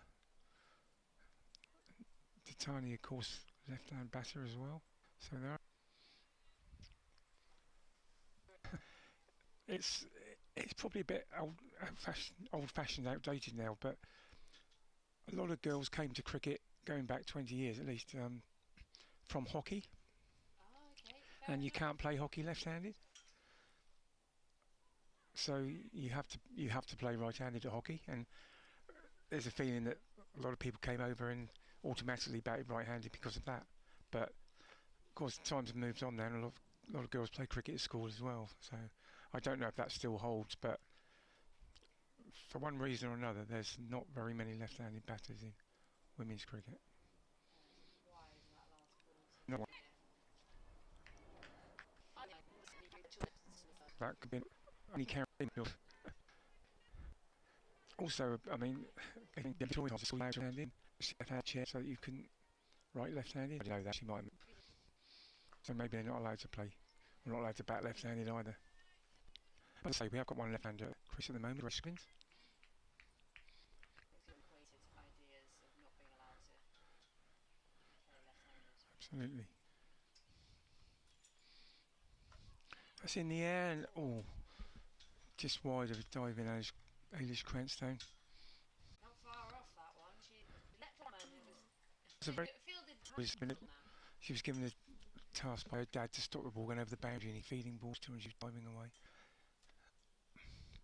I think that near chance though, sort of the way that Sunrisers have to approach this, they've got to go for boundaries first, because if they were say 30, 40 for 0 off 10, even though there's wickets in hand, there's just a long way to go. I think you've got to have somebody take it on from the start, and Cords is probably the person to do that.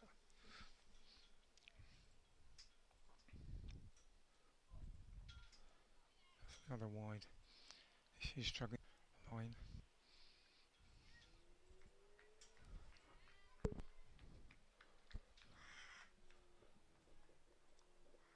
batted well there, Stonehouse, so she'll have that confidence. Yeah, it's quite an important innings for hers, wasn't it? Because they were just losing the momentum when she came in.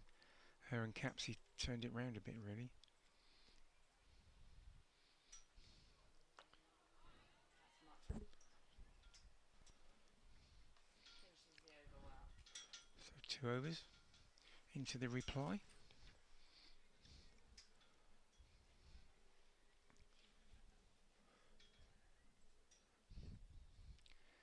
Quite lucky weather-wise here, I think, today, Georgie. There's a lot of rain around the country. Yeah. They're off again at the Test match, I think, which almost certainly means the Southern Vipers game's off as well, because they're playing next door. Yes. I'm sure we can find out from our colleagues at those games what the case is. They're still delayed. Central Sparks 110 from nearly 27 overs. Yeah, that's all they've played since 10:30, so that's going to be a reduced game if they do manage getting a game in at all. Fred Davis game.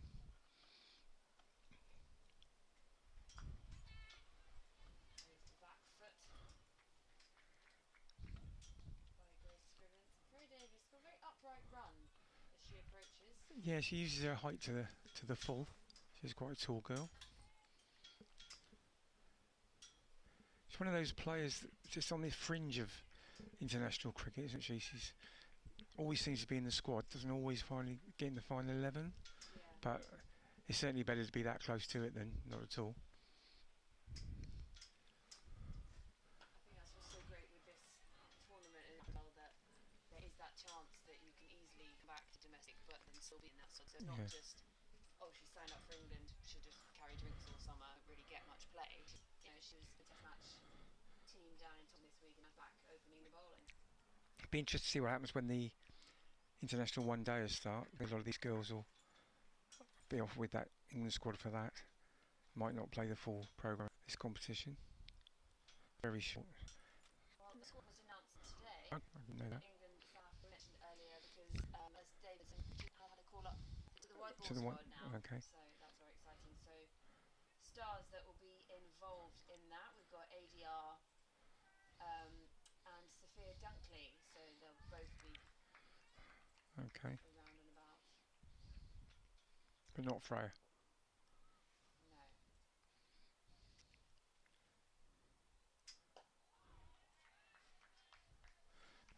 I think my feeling was that she was expected to play in the Test match. With the two obviously stalwart England bowlers retiring from Test match cricket, there's openings at the new ball. And Kate Cross was a bit of certainty. Beckenham would be the other end, but Lauren Bell and Izzy Wong got the nod.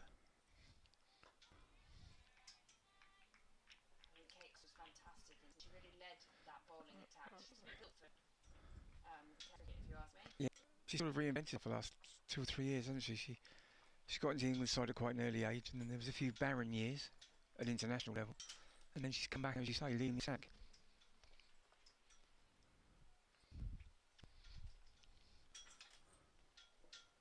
That's a bit fuller.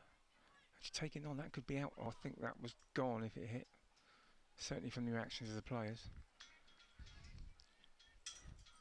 But that's again a sort of risk that I guess the Sunrisers have got to take. But that was probably not the wisest run in the world. She hit it a bit too hard, really. A sort of softer shot would have been easier to run.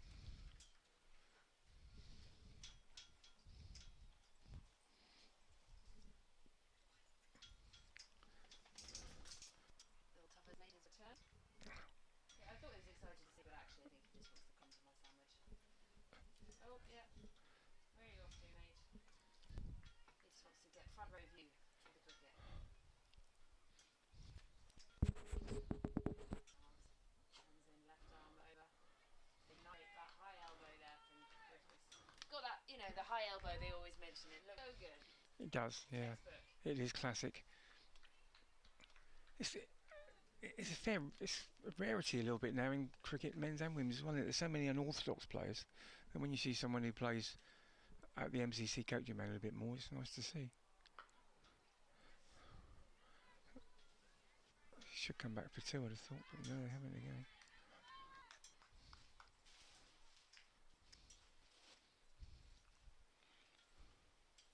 MCC coaching manual. Interesting topic. When it comes to language used, isn't it, Tuffers? It's certainly, I think it was the only book that was around when I started playing, so we all had to learn from that. Can't quite pierce this power play at the moment, but is that because there wasn't internet yet? Yeah, it used to work. There certainly wasn't internet. Leather-bound books. Yeah. Yeah. Oh, it was actually chiseled into marble. Yeah, they're just struggling to pierce the center. This field up there is Danny Gregory. Mid on. Yeah. Those long plaits. Yeah, but Easily recognisable. they are, aren't they? I always think my arms would ache. My hair's not that long, but when I have to plait my hair, it aches enough at the end of it. So doing 2 plaits that length, don't need to do arm day. That was down the throat. Cordelia Griffiths just doesn't get a hold of that, and it's straight to the fielder, and she has to go. Very similar to the first wicket in the Stars innings, actually. Phoebe Franklin pulled a ball to that same position mid-wicket, sort of mistimed the pull. Yeah, Griffiths, she just didn't quite get a hold of that. She just pulled it straight to mid-wicket. The fielder didn't have to take any, so he has to go for 10. Straight down the throat of Capsy, and Sunrisers are 17 for 1, and Mitani sidestep away to the As you say, in very good Charlotte Edwards Cup. Needs some of those runs again now.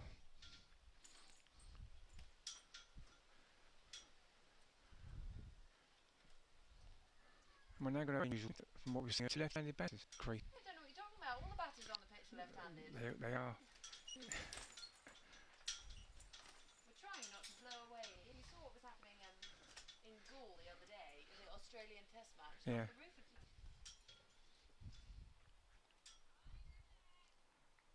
That's just marking her crease, taking a few moments. A few butt kicks, get herself warmed up. Still was something to go inside there. Wicket. Oh, and that's just gone past. To the 2 left-handed batters. She just hit that. And that concludes the over. So not the ideal. They've won, and it's 202. Remember, they still have won. He is up. You're going to give them? Waiting in, I promise.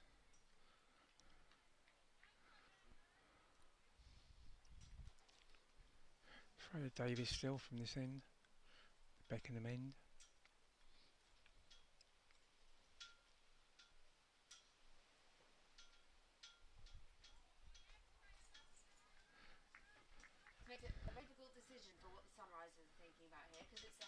chase. They're an opener down. They're in pursuit of their first win. The Stars have got some really fine opening bowlers, and they've got to find They've got to something find. from somewhere. This Got to find a partnership, way, they've haven't got to they? build a partnership Yep. here, but they can't do it too slowly. So lots of things working against them at this point. Yeah, it's a good game to win from here, that's for sure. Playing a miss there from Naomi Datani, who rehearses the shot. And Cordelia Griffith, of course, out cheaply. Having said myself that I've only ever seen her score lots of runs. Put the curse on her there, first time I failed in the flesh. But I think she's a big wicket in the Sunrisers side.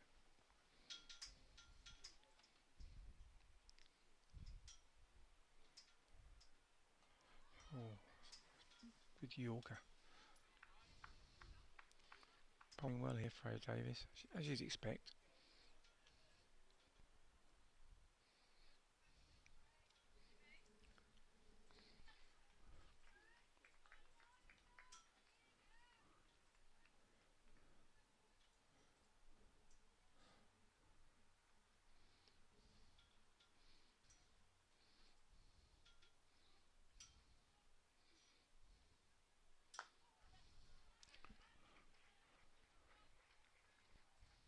In other sporting news from around the country, Jamie Chadwick has just won the first W Series race of the season. She is the back-to-back champion so far, so she's pretty good at what she does. And yeah, so she was racing at Silverstone and has just won the opening race of the series. So that's great news from my end. From British perspective, yeah.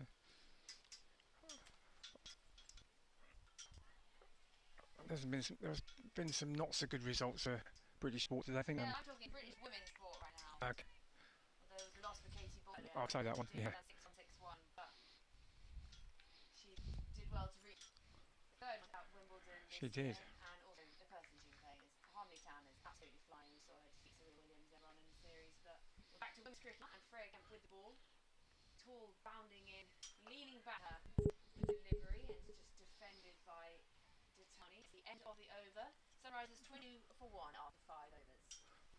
So they're already mounting scoreboard pressure behind the rate, and as we were saying, he needs to, when the field has to be mostly inside the circle. The fielders out, one's at quite fine third man and one's at square leg.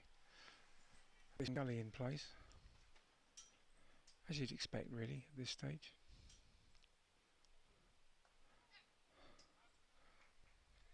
A loose ball, got what it deserved really.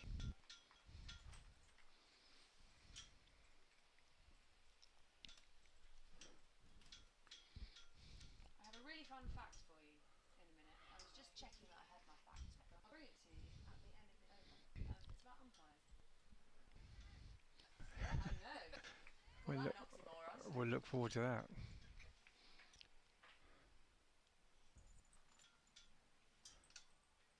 Arms went up from the Stars there.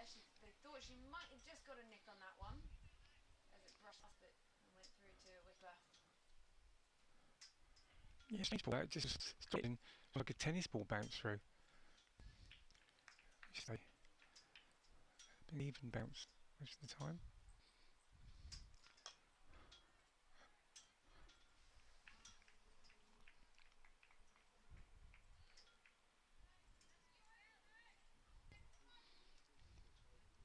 I know you're all waiting with bated breath. Oh, I'm just counting this over till we get there, to be honest.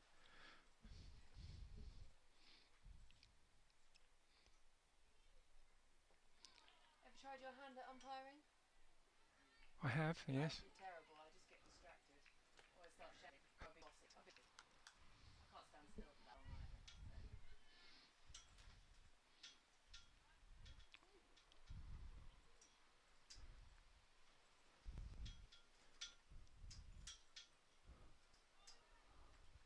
It's not quite got the timing yet here.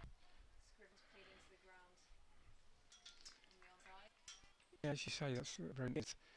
There's nothing in the shot really, quite often, so it's all down to timing. Transfer. That's the same shot, and she's found it much better. through the gap there. I think the fielder just got a hand to it. Yeah, I think she took some pace off it. Quite roll away to the boundary. It was almost an identical shot. She just managed a bit more timing on that one. Maybe third time lucky. I think it was a ball. Again, I think I've been overcritical. The run wasn't very positive then.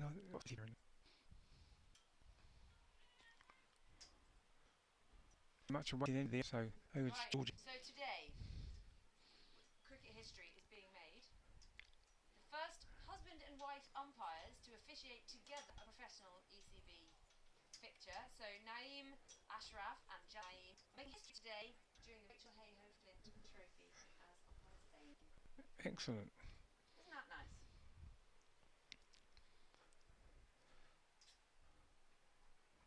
So, which of the games is that? I'm unsure which game that is yet. I can tell you that it's not this one. It's not this one. So it's one of the other two, obviously. Freya Davies still going from this end. She's bowled well so far.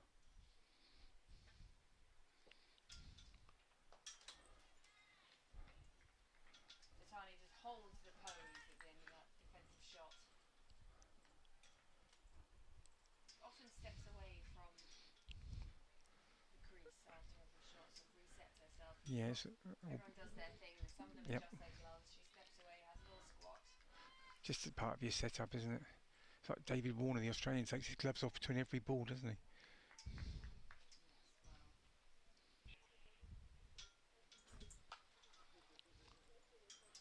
The bouncer there from Beckenham, but on the up. Titani is outside and they take one. She's got the field set for the occasional bounce there because the boundary field on the leg side is very square. And that's twice now she's left-handers have actually hooked her very well, but just for one each time. So it's good placement of.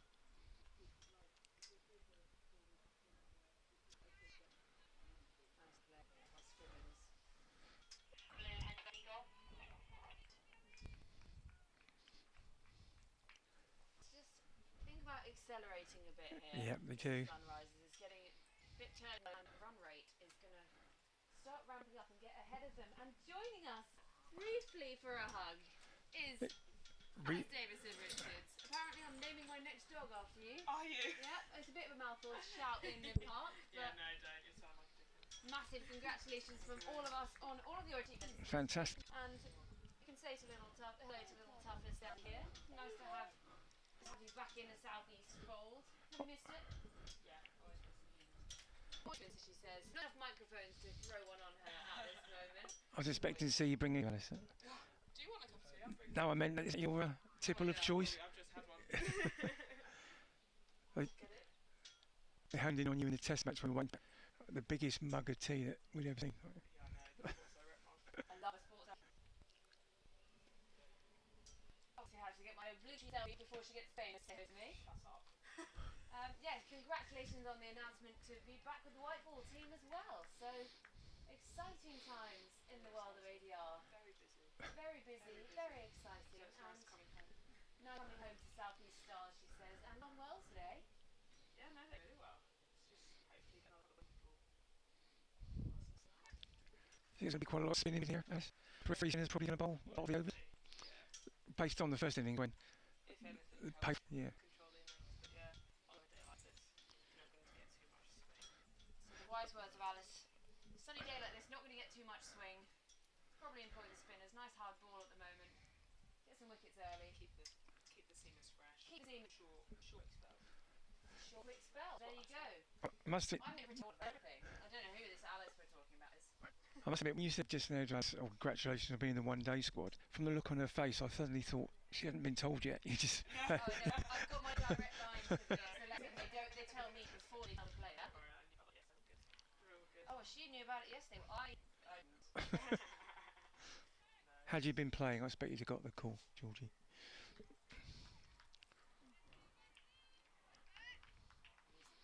Always more of a T20 batter than hit out or get out very much tactic or go with it. I don't think you'd find me playing a test match. They're quite fun.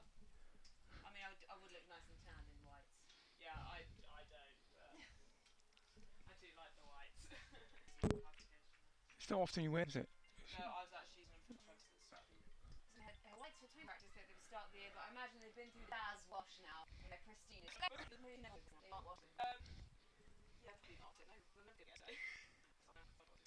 When's the next test match next year, isn't it? I don't know. Did you see that stat? Well, I'm sure you did, but I mentioned earlier that you're a second into the wicket in their first test. Yeah, I think so.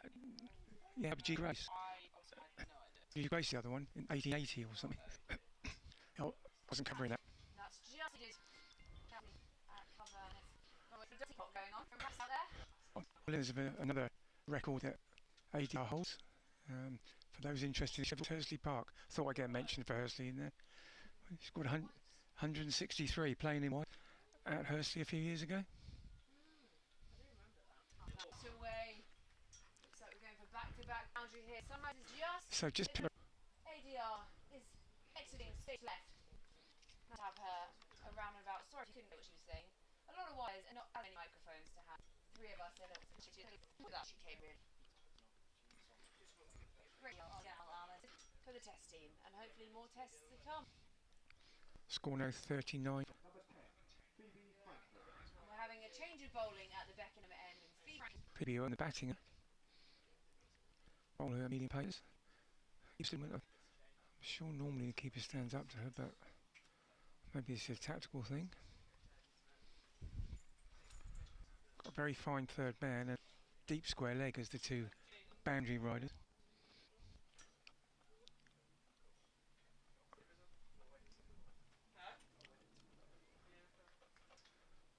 So Franklin's first ball. So that's Franklin, and as we were just saying, starting to accelerate now, Sunrise. They need to. Sunrise is 50 in the 9th over. 50 up in the 9th.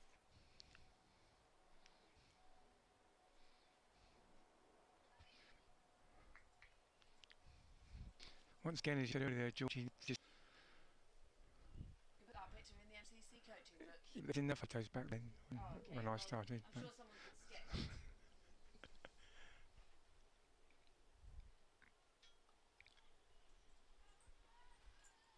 should be two here. Yeah, she's coming back. That's better.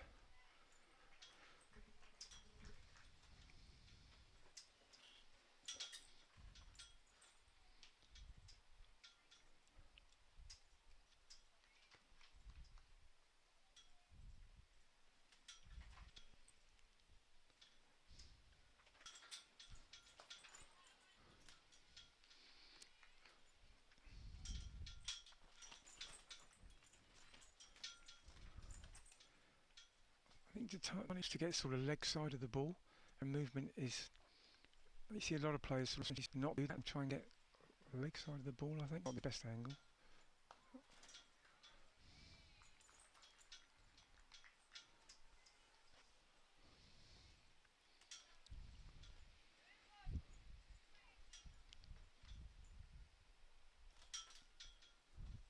Phoebe Franklin's developed her bowling over recent years. She used to play primarily as a batter. Now turned into an all-rounder. Form water to Tiny. The wind is just picking up a bit here. It's been quite windy all day anyway, around a bit, so be thinking about that. If any of those high catches go up, it'll be swirling. We're giving them an excuse already, aren't we? Oh yeah.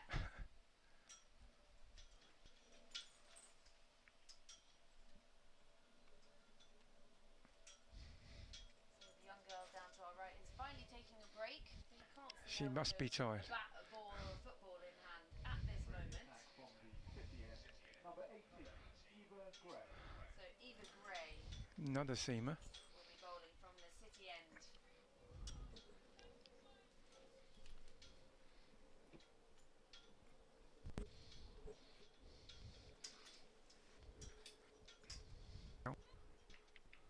Two feet on the leg side.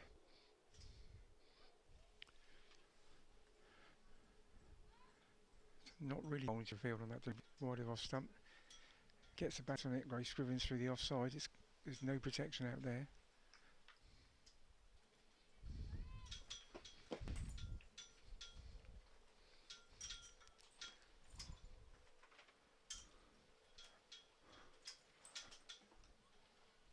That's more the line she wanted, I think. Just into the pads, bowling to a field.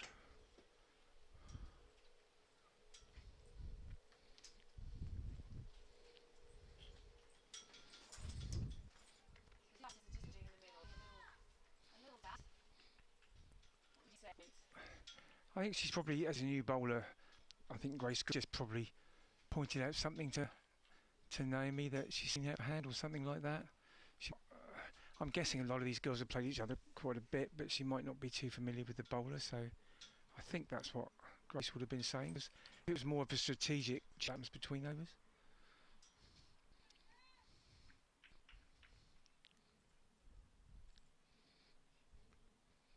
Round the wicket, Levy defends into the offside, no run there. Yeah, I don't know where they're going to start making this acceleration. We thought they wrapped it up a little bit, didn't we, the Sunrisers? Yeah, but Seem to have been slow. have a look at these two new bowlers. I'm still surprised we haven't seen even in the Powerplay. She's got a full follow through Eva Gray. She runs up down by the better.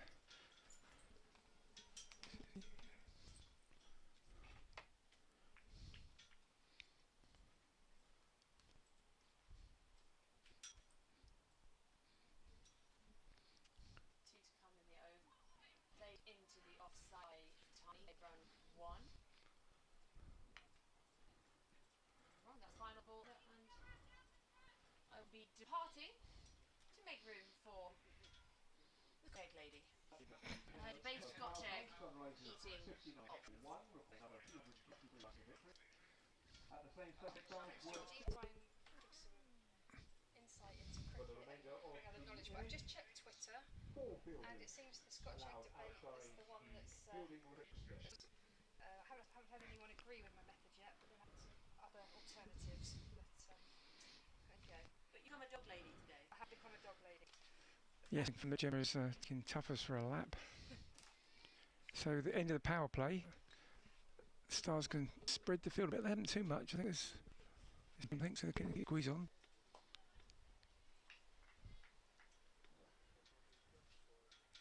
That's cricket from South East Stars, isn't it? Because you sort of think most of it is, yeah, 4 fielders out. That's standard sort of practice, but they're keeping it tight here. Yeah, it's always an option. It's never an obligation.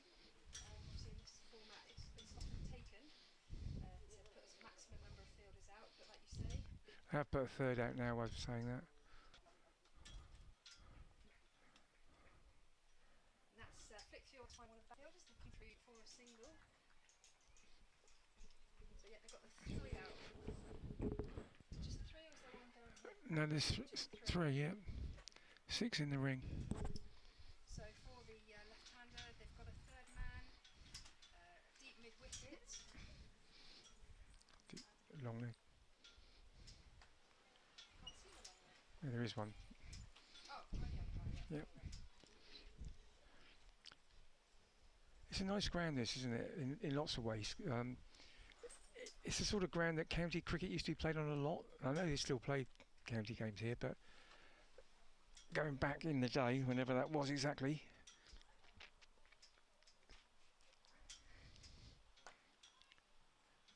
Yeah, going back, the first-class counties used to play at grounds, and there always was a really good club atmosphere, a lot of grass around there, rather than the sort of corporate stadium you get nowadays.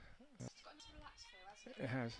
The big new stadiums are great when it's a full house, maybe from international or something like that, and you've got thousands and thousands in there. It's noise and energy. But a lot of cricket, and it's very throws here. What could be a runner at that end? Oh! Yeah. Overthrows on your throw, and good coverage to pick it up and throw it into Chatley to go. It was interesting play because really the shot was played to mid-wicket, and I think it was threw the stumps down at the bowler's end and appealed. Not out, but ball off the side, and they've been decided to go for the run. Proved fatal for Naomi Tatani. She put the full down, but to nil. 6 stumps, unperpendicular, 4 dislodged bails. Well, that went on away. A lot of rebuilding to do for the umpires there.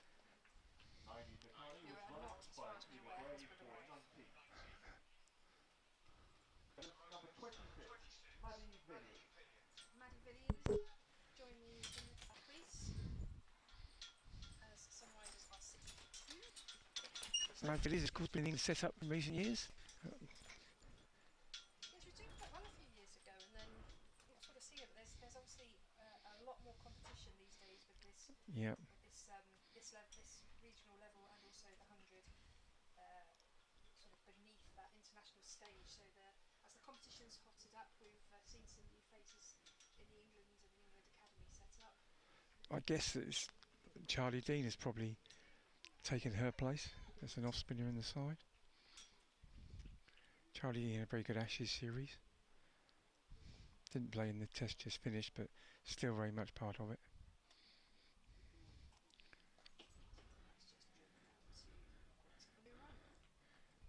Yeah, South East Stars get back on top now. There was not a few overs there, but you'd like to say they're in control of the situation right now. 2 off 11. So the run rate's not, probably do without the 2 wickets down, but just needs one person to play a big inning. You know what can happen if somebody gets an 80 or 100. It's a different ball game. Maybe it's Grace Scriven's day, having taken 4 wickets. Maybe she's going to be that player, that difference.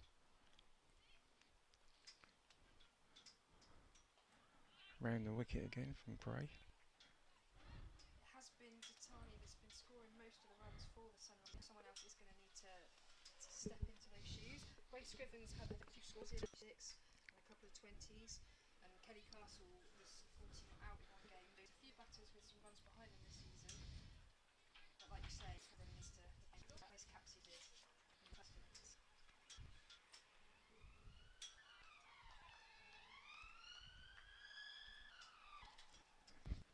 I like spotting passion gem on the cricket field, whether it's types of cap, different type of trout. The rest of the team.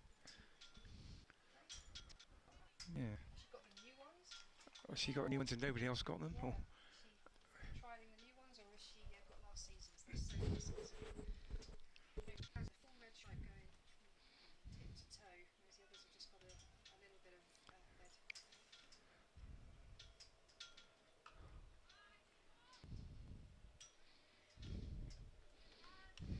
Still better to get the sunrise colour.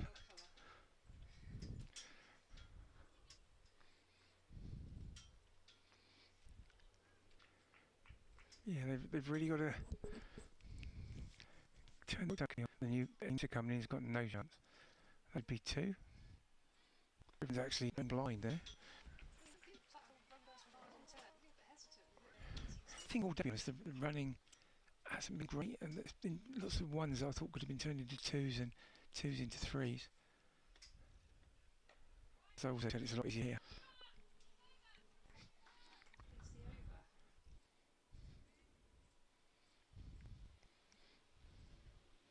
Still playing on the patch of grass we've got, obviously outside boundary. Energy never stops. The dad's given up now though. It's amazing how they can keep going all day. I don't know where the dad is. They're in a bar over there, so I've got a fair idea.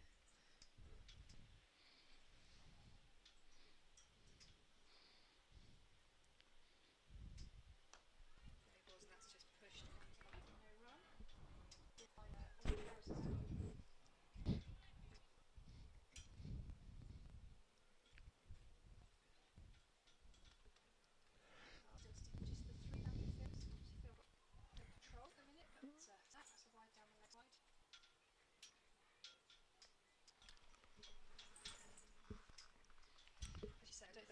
Sunrisers want to get too bogged down here, especially with the likes of Benny Smith to come on. Yeah, options. Plenty of bowling options in total, really, for the Stars.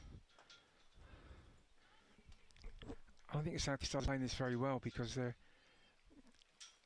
as we were saying, it's easy just to put the 4 out and almost let it tick along, but they're still very intent on stopping the ones and putting that run rate up even more. Looks a pretty good tactic.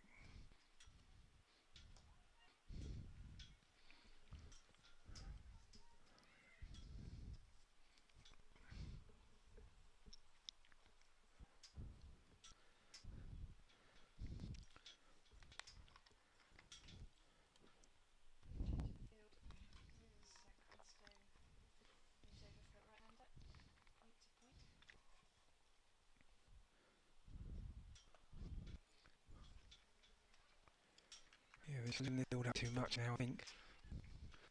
But we've all seen games won from unlucky.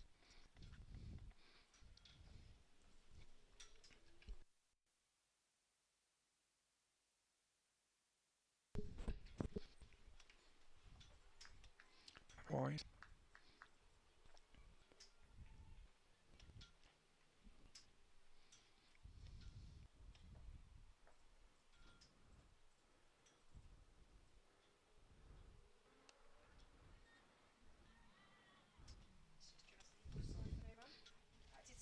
The view we've got here, there are two scoreboards in our view, but none of them are operating today. The A scoreboard is sort of to the side behind. You can't see it. No, the score is on the street. If we're a run behind on the score, I apologise that. You have got the up-to-date score, though.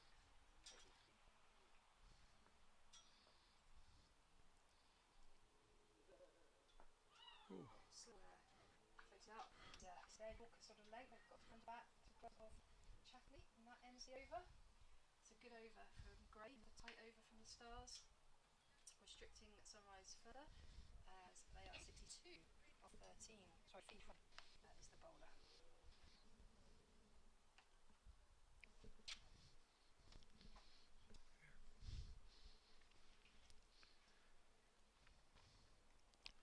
There's a few more people in now than we had earlier on, I think. It's still not packed, but there's still room if you want to come down. But there's the seating on the far side from us seems to have feeling it now than it did at the start play. It's like saying earlier, I was just saying about the big stage when it's full house. When it's not very much of a being a domestic cricket, relaxed. You can park up in, Yep. sit on the grass, sit on a seat, do as you please. A relaxed environment. Oh, there's a big there for caught. How's that carried? That's going to be down to the square leg umpire, I think. Grace Banbury at the bowling end looks unmoved. Square leg, so I don't know whether she's unmoved because she didn't think it carried. The keeper seemed really confident. The keeper did. I didn't see the umpire look over to her colleague at square No, leg. you're right, So actually. I don't even did the edge to be there. So carried and what was irrelevant to her. It's a shorter ball that's banged in by Gray.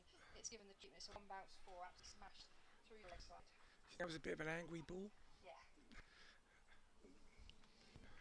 I mean, she hasn't been in like that at all so far, and then she got the decision not going at all. It's just yeah. That's a better pitched up and that's from government around. Seam bowlers are supposed to be hot-headed, aren't they? I don't know if she says anything to the batters, but she follows through so far that she could whisper something to the batters about the umpire. She's only about 3 yards away.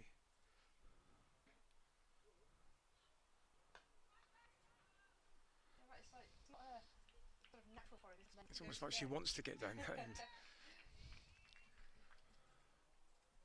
There used to be a guy who played at Bashley in the Southern Premier League. He was a really good bowler, but he had a lot of hamstring problems, so he couldn't really stop. And he often actually went past the batsman on his follow through. And he wasn't that quick, but his follow through took him miles. That's true too. So reasonable over Sunrisers, 6 off, but they need slightly more than that. Run rate is 5.06 and the required run rate is 5.86. So they're just on the wrong side of it in a minute, but they have had the power play, so they are going to need to pick that pace up a little bit. Like I say, you can't let it drift for too long, not even in 50 over cricket when you're chasing 282.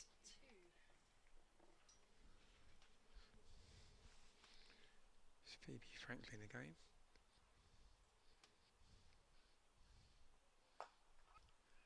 Good shot, can't pierce the field. It's Kirsty White.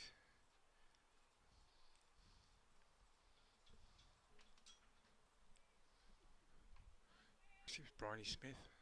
Sorry.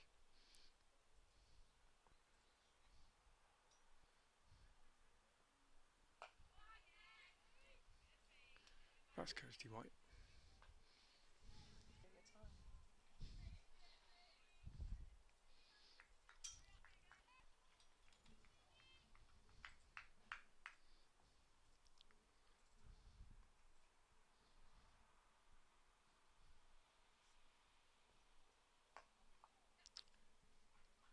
A bit of bat on that. I think that's going to run away. Yeah. Well, it might have been a little bit edgy, but she Sort of opened the face, didn't she? Open face, Yeah. got the 4 runs. Yeah, I think that was a fair shot. I think that's roughly where she meant to hit it. As you say, it might have been a bit edgy, but she was opening out.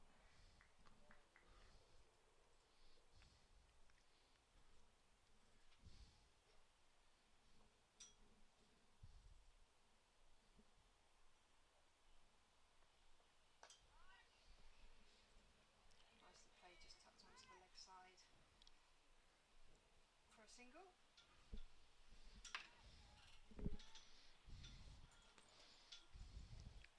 Grace Scriven's going along very nicely. Been a good day for her with the ball. Now putting in a performance with the bat for her team. I think she's the key here, really. She's got a bat a long time.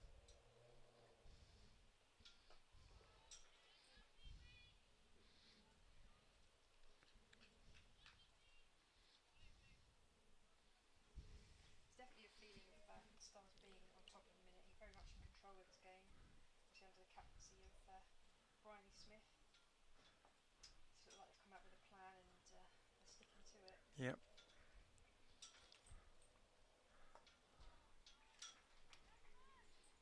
Good from Villiers, and just risk-free cricket as she clips that down to fine leg for a single. And that's the end of another over from the Stars. As they are 77 for 2 off 15. What's that building over there? Is that tennis? I don't know. Ah, it's Crystal Palace's new training ground. A bit like an indoor tennis school to me. Perhaps that's what there's. I guess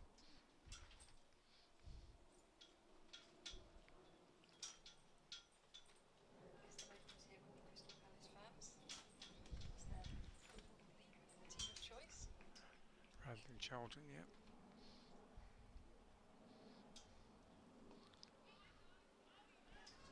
That should be 2. That's better running. That's better running. Well fielded, but turn and go cricket.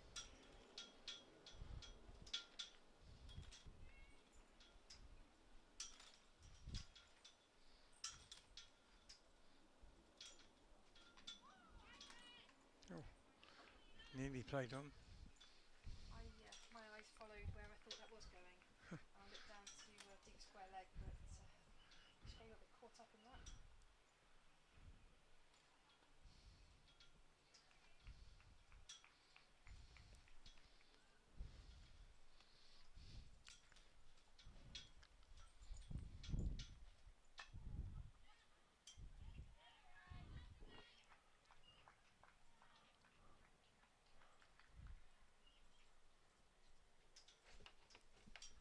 Athletic fielding by Freya Davis. Again, there was no protection behind her. If that's gone past her, that's going to race away to the boundary.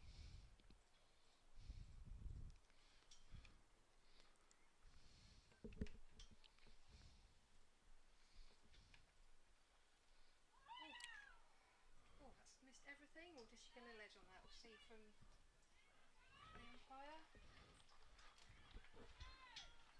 Leg by. I know deflection to take it past the keeper, but batter didn't know much about that.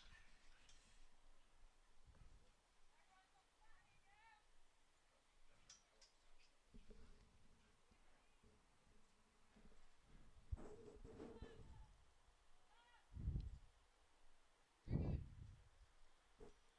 train indoors when they play outdoors in hilly weather? It's artificial surface, I suppose. So they can train in all weathers. I doubt if they're in there today.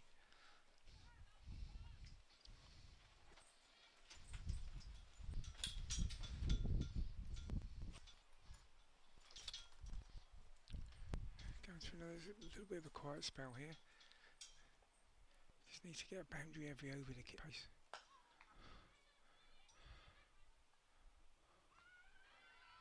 Another direct hit from Southeast Stars, so nothing wrong with them, but no worries for the Sunrisers as they were safely in. But that's bumps hit, which Yep. isn't something you can say about many teams these days. Got a helmet coming out now. Is Keeper going to stand up? Yeah. Leg spinner, Danny Gregory, coming into the attack. A very distinctive ponytails. Yeah, plaits. Braids. That's Georgie saying it must take a long time. Just do it after every ball. Like some of the others. Yeah, that.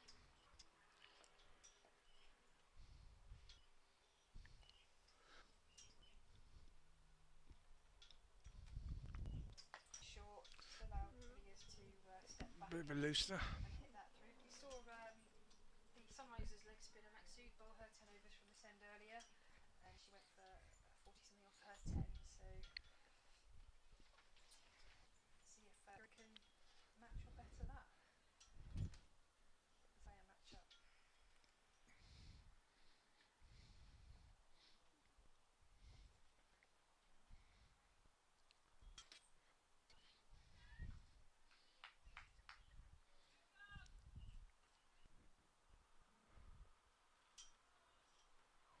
On the edge, but Whip on offer, and Scrivens threw her hands through that, got the edge, but this offers really a deep third man. So like we say, the outfield quick, that did go all the way. I don't think I've seen anybody chase the ball down that far into the ground all day.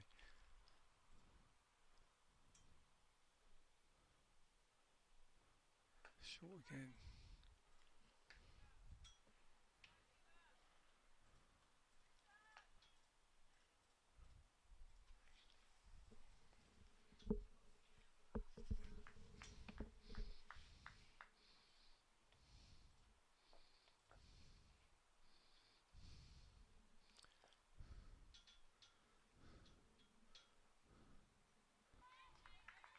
That was well played, reverse sweep, but also equally well fielded. So to keep that down to just a single.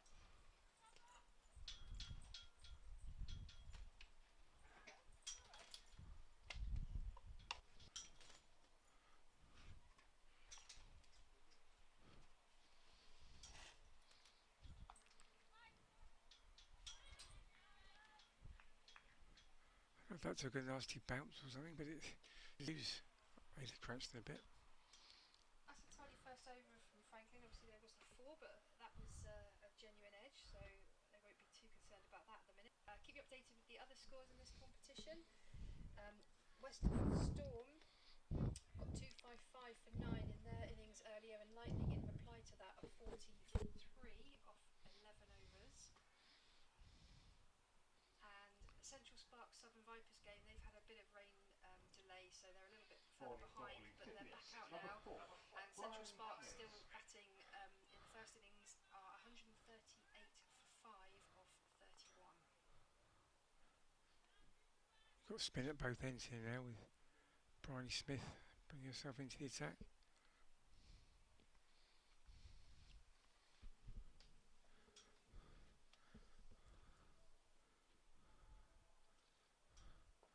Once again, they're only employing 2 fielders out. There's a slip in place now as well, so South East Stars are backing themselves.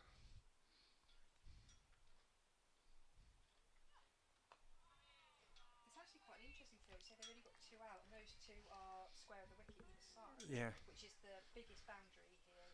It's very large square of the wicket. Yep. But to the spinner,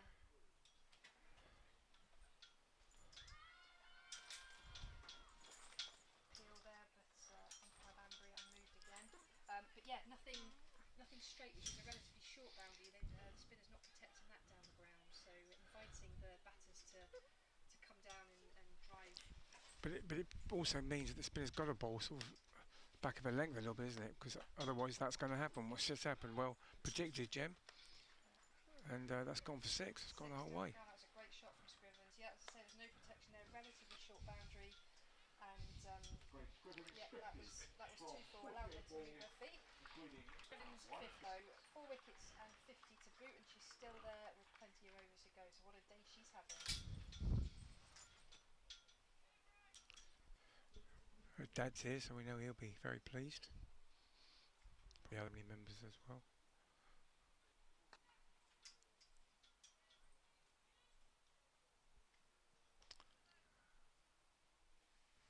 It's very interesting not to have any Yeah. protection straight off a spinner, but She has for the right-hander going out.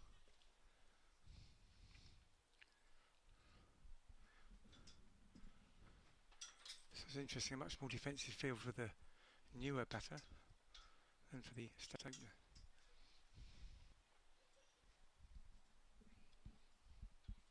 Don't see too many leaves at this stage of a fig. There was one. End of the over, 97 for 18. Still going along nicely. Yeah, it's not a bad rate, is it? It's over fives, aren't they? Yeah, they've picked up the run rate a little bit in the last 3 or 4 overs, up to 5.4, and their score as well. So they're very much still in this game. It looks like Stars have got a bit more control, but it still could be a great finish here.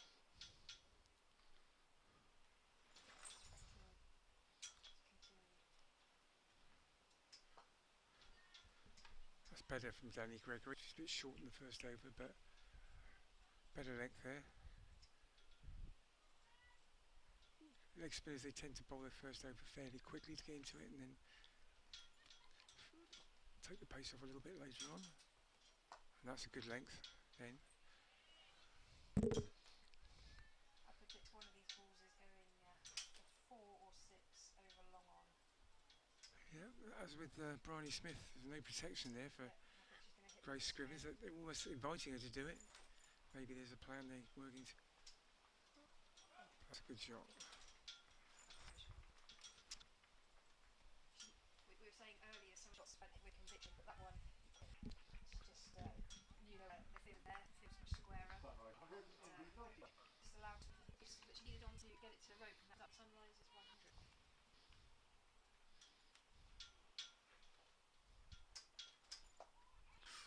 Shot there from Scrivens as it falls a few yards in front of Captain Smith. Mid-on.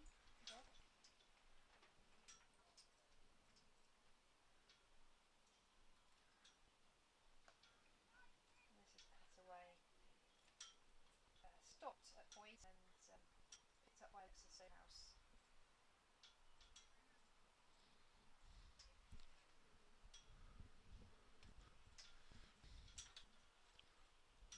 Once again, the right-handed with Defending that leg side. They've got a long on. And too deep on the leg side as well.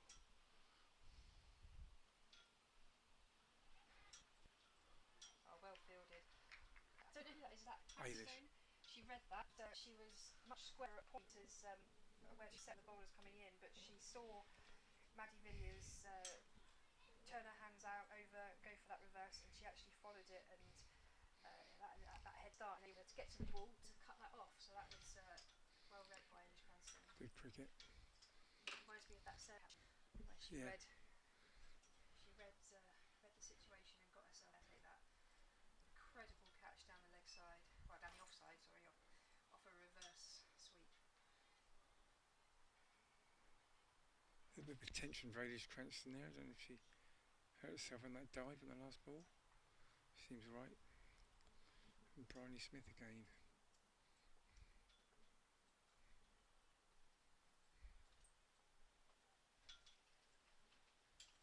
Someone just sent me a message saying they can only hear one commentator. And that is gone. That's stumped by Chapley. So Villiers depart 10, and Stars that have been putting a bit of pressure on for the last 6 or 7 overs finally pick up the win, break this partnership that was just starting to build in momentum. Scrivens still in on 57, but Villiers is stumped off the bowling of Bryony Smith for 10. You can only hear the male voice. Maddie Villiers was stopped by Kieran Tapley off the bowling of Bryony Smith.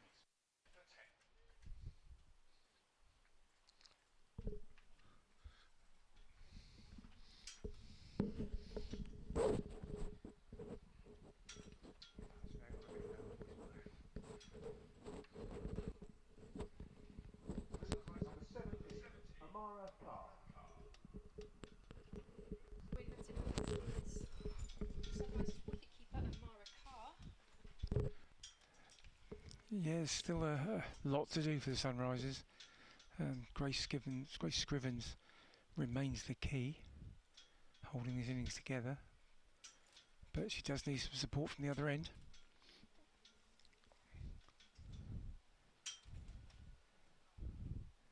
Wicketkeeper Amara Carr is the new batter.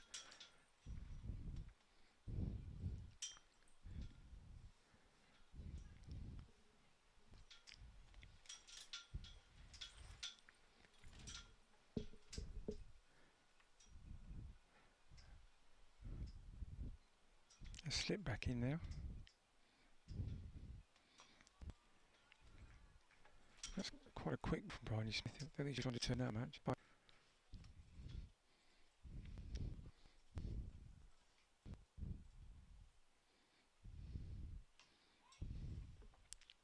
Mara Carr did struggle with an injury. I think she broke a finger or hand or something in the season. Didn't play in the first 4 games of the season, but the last 2 she was 37 out of 31. So come back into the team in some form.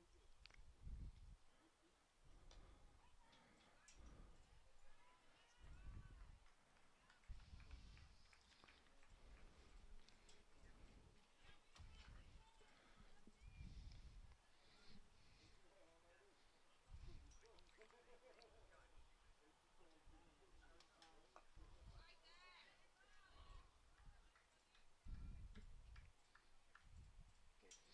Carr's just looking to get herself set and see if it's over.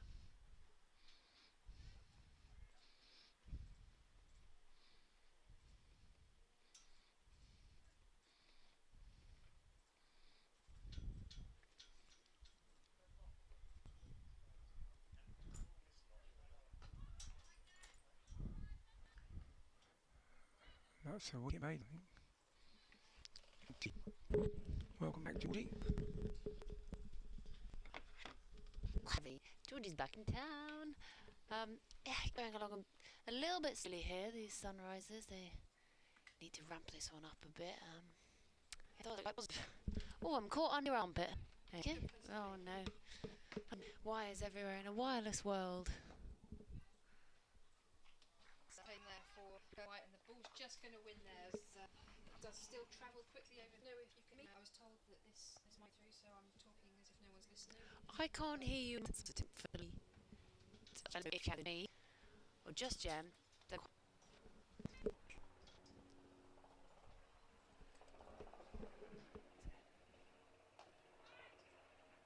flighted delivery. Danny Gregory as a helicopter flies over us. The fly keeps landing on my leg. It's driving me nuts. You know when they just keep. They just don't. Never flies get in the house and can't get out again as well.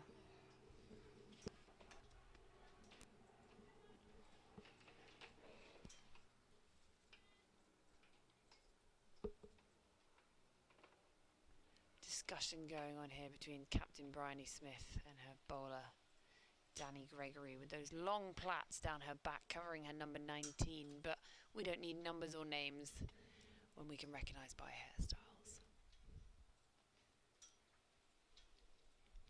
If she ever changed her hairstyle for a cricket match, I wouldn't have a clue. We'll be completely baffled. She's quick through her motion. Played into the onside, picked up, and they will get back for 2. It's good running there by the Sunrisers. It's quite an easy action on the eye. We were saying earlier about the quirky spinner actions that there are in world cricket, but quite often with leggies they try and rip it, so much because they can get so many revs on the ball that it looks quite an energetic action. But hers looks quite smooth. Swept away. Down to fine leg, no run. On the offside. Flies attacking Jem next to me. Just see a child out on the boundary asking for an autograph. That's what we like to see. Fuller delivery there from Gregory. Played into the onside, just a 1.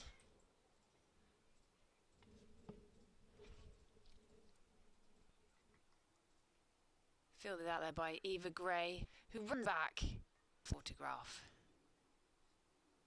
being hounded by children. This year's horror film. Hounded by children. Ever been any cricket-related horror films anyone can think of? That's quite a niche genre, isn't it? Oh, I don't know. Think about it. Played in a few cricket horror shows. We've played in a few cricket horror shows, yes, haven't we all?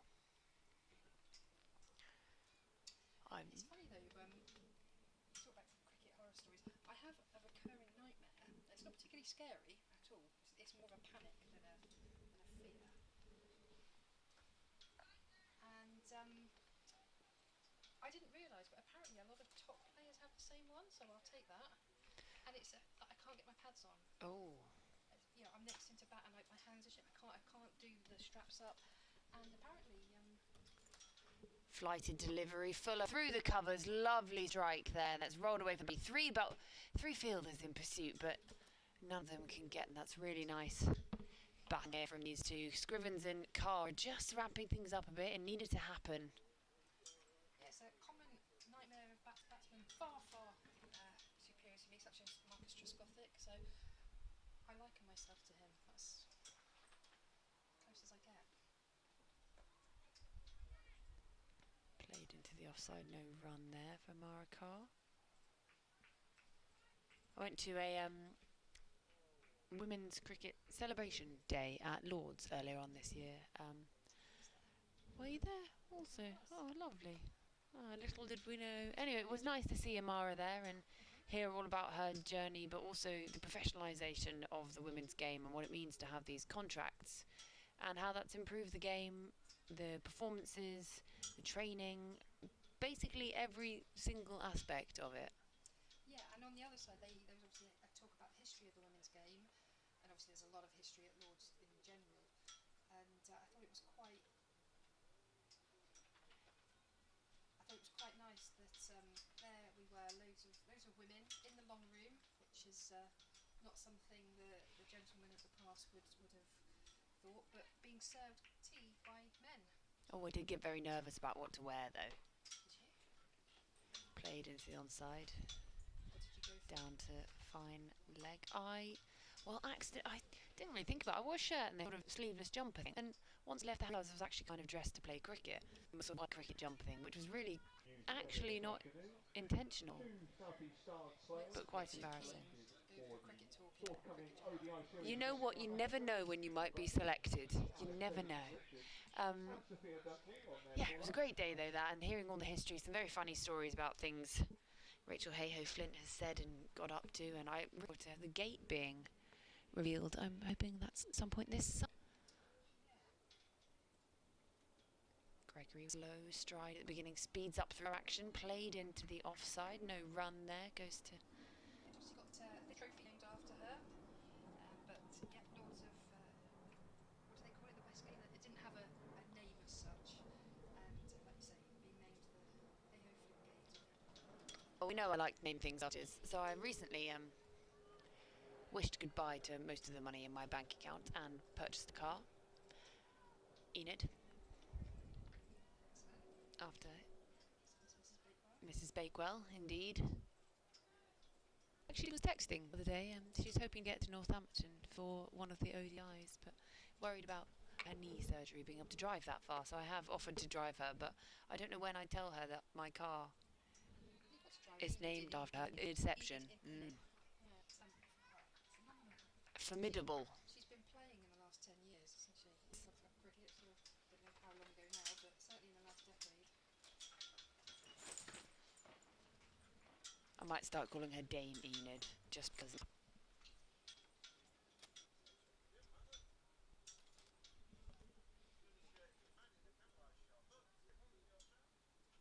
really happy to allow this just to view to that wicket, just building a little bit. Saying that, there was a big swipe to Lecture W, but nothing more than half of the best. Gregory in. Played into the offside, the left-handed Scrivener was 62 not out at the Marcar at the other end on 11. I've just had it confirmed that both microphones are working now, so apologies. Sorry for that. No, it was a T20 Is that before or after you decided to become a dog lady? Casually got the lead, hooked around your elbow there. Little tuffers down between your feet. Going for a walk, Georgie, he was pining for you. Oh, he's 23 overs. Sunrise is 103. They need to get a bit of a wriggle on here. Need 163 from 27 overs. Being contained here by the duo of spin. Bryony Smith at one end and Danny Gregory at the other. It's what we called for early on in the day, and it seems to be doing the trick. Yeah, it worked for Sunrisers. They certainly tied it up a little bit in the middle of the innings. So Stars looking to do a similar thing here. That's swept hard out to a square leg, but Freya Davies in off the rope quickly and keeps that down to a 1. We noticed, in fact, Phil noticed, Freya's got different trousers on to everyone else. It's got the long red stripe. I actually do know that this is the new trouser, So with the short trouser, and she's wearing the old one. I don't know if they're the T20 one, but when I received the information about getting here and all those things, it was saying what to wear and that kind of thing, and yes. she must feel a bit of a muppet. Oh yeah, because it looks so different. Stands out. Yeah, she might as well be wearing purple. Playing for Lightning. So Emily Windsor's gone on loan to Lightning from the Vipers. She has. She's still in. No minute to go. Oh, and that's up in the air, but it looks just going to land safe. Two diverging. Didn't get there. They are off for rain again up at Edgbaston. That's raining everywhere, isn't it?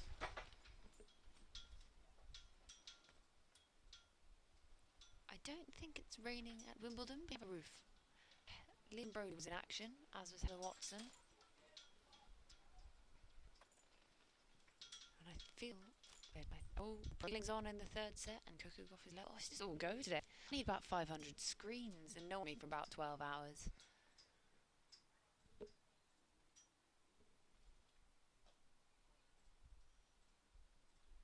Flighted delivery there from Bryony.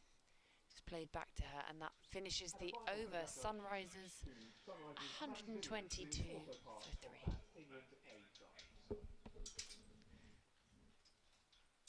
There's another announcement there. So we've heard about South East Stars in the England squad, but also Sunrisers' Maddie Villiers will be part of the England A side. So congratulations to her as well. Isn't it great that we've got so many England sides, that we've got players being picked for the England side, England A, and then there's people on the fringes of that, and there's Under 19 World Cup coming. Under 19 World Cup coming up. We've got 100 soon. The Commonwealth Games actually is going to be really exciting. I was listening to TMS yesterday, and they were talking to Holly Colvin about that. She's obviously part of the organising. We've had her on our podcast, which will be released soon. I've got to catch up with her because it was back in sort of October we recorded that one, so things have changed a bit since then. So we're going to have an update before the pod goes out. So be excited.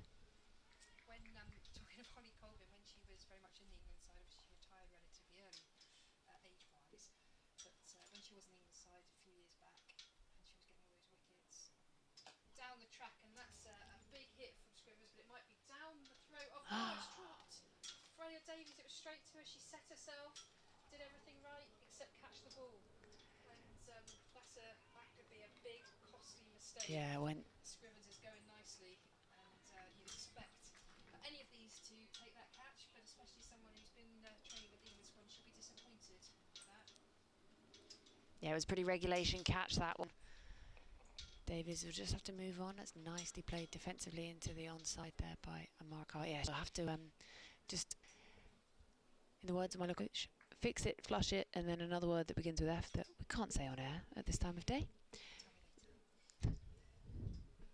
Tell you after the watershed. She's gone for the long barrier there, and that one makes no mistake. The ball played up along the ground to her at mid-on. Disappointing for Gregory that. She's deserved a wicket. Nicely. You've pied the fly off onto me. It's getting me in the ankles. Wept into the leg side. Fine leg boundary. Beats the fielders. Will have to be fetched from underneath that fence over a tree in the distance. Yeah, I think this fly has read one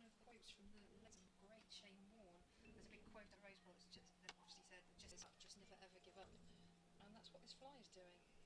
It's been about 15 overs now, and I've wafted it off so many times.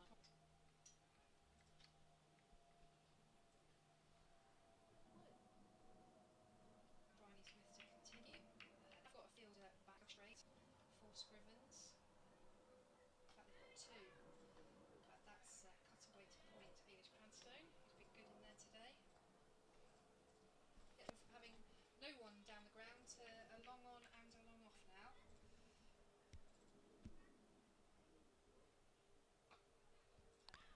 And I don't know if that was a chance to field it either way. Crowd catch. Drunk crowd catching also. It's tickled away to fine leg. They'll just Bryony Smith coming round the wicket.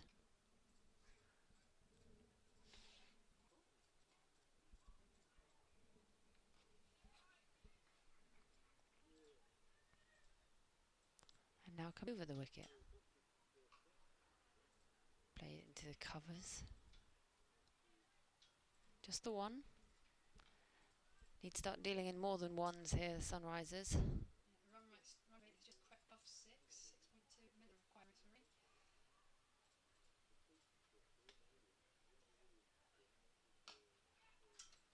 And that's going to more than one. Could be four. Just stays hit on this, doesn't it? As Scrivens up through the covers for 4, she moves on 68.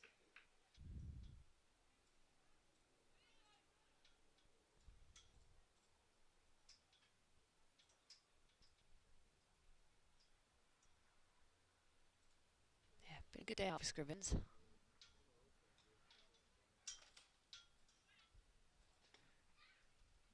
Three wickets she took earlier on in the day. 4 wickets. Half century. You wouldn't call that a bad Saturday, would you? But she'll be very much wanting it to be a contribution win for her team.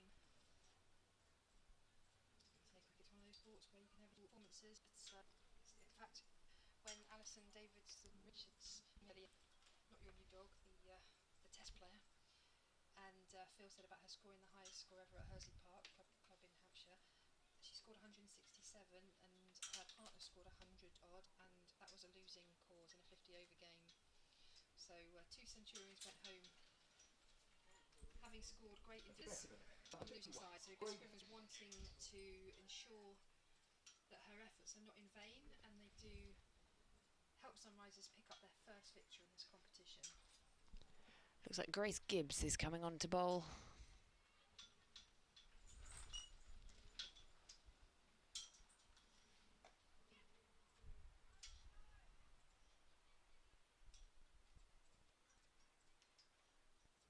Scrivens moves on to 70th today.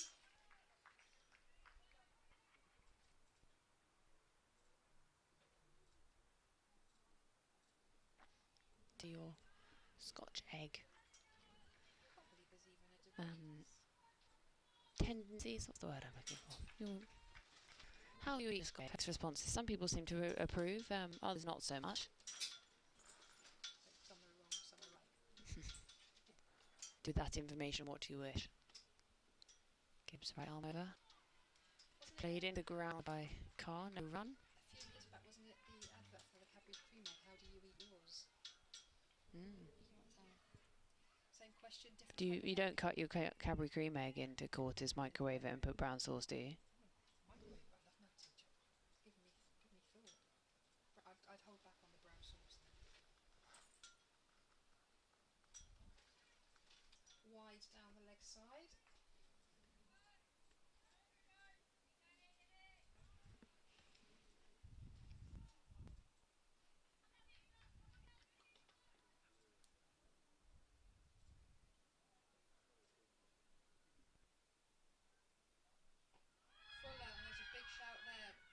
Big appeal for LBW as that ball dribbles down behind the keeper. They come back for 2. Umpire's going to signal leg by, so there was no bat involved. But the LBW appeals turned out as they add another 2 to their score.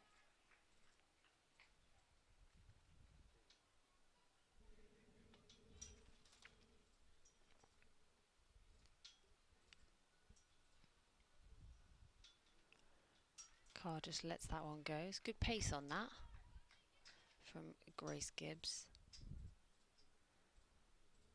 Carr is just playing herself back into some cricket. Obviously she missed out with that injury, so she's 18 from 27 at the moment and has done a good old stint behind the sticks too, so nothing like being thrown in at the deep end straight away. Plays that one into the offside. They look to go for 2, but the fielder is in. They have to just settle for 1. That was off the legs. Umpire's signalling leg byes. Ends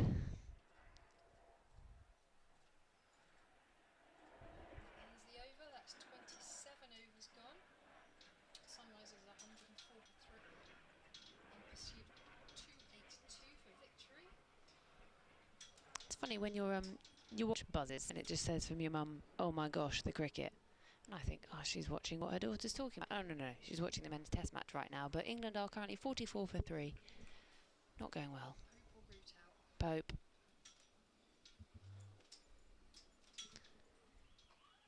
Again, Yes. full and straight, and Marika just manages to get her back down on that.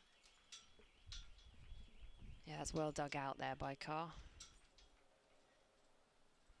Smith bowling well here. She batted impeccably earlier. Just carried that momentum into this bowling. Finding a good length. That's a good quick single. They've scampered there. That's what they need to be doing at this point, Sunrise. They're rotating the strike. Keep the runs taken over, and they just got to find this boundary a bit more. Yeah, Scrivens is key. It might be a Bryony Smith versus Grace Scrivens kind of day. An all-rounder versus all-rounder. They're both putting in good performances with bat and ball for their team. As Smith comes in to Scrivens, and she's stepped back and I'm going to say hoiked that through the leg side for 4. Over mid-wicket, there was a fielder in chase, but it was hit too well, and that's another 4. She'll move to 74.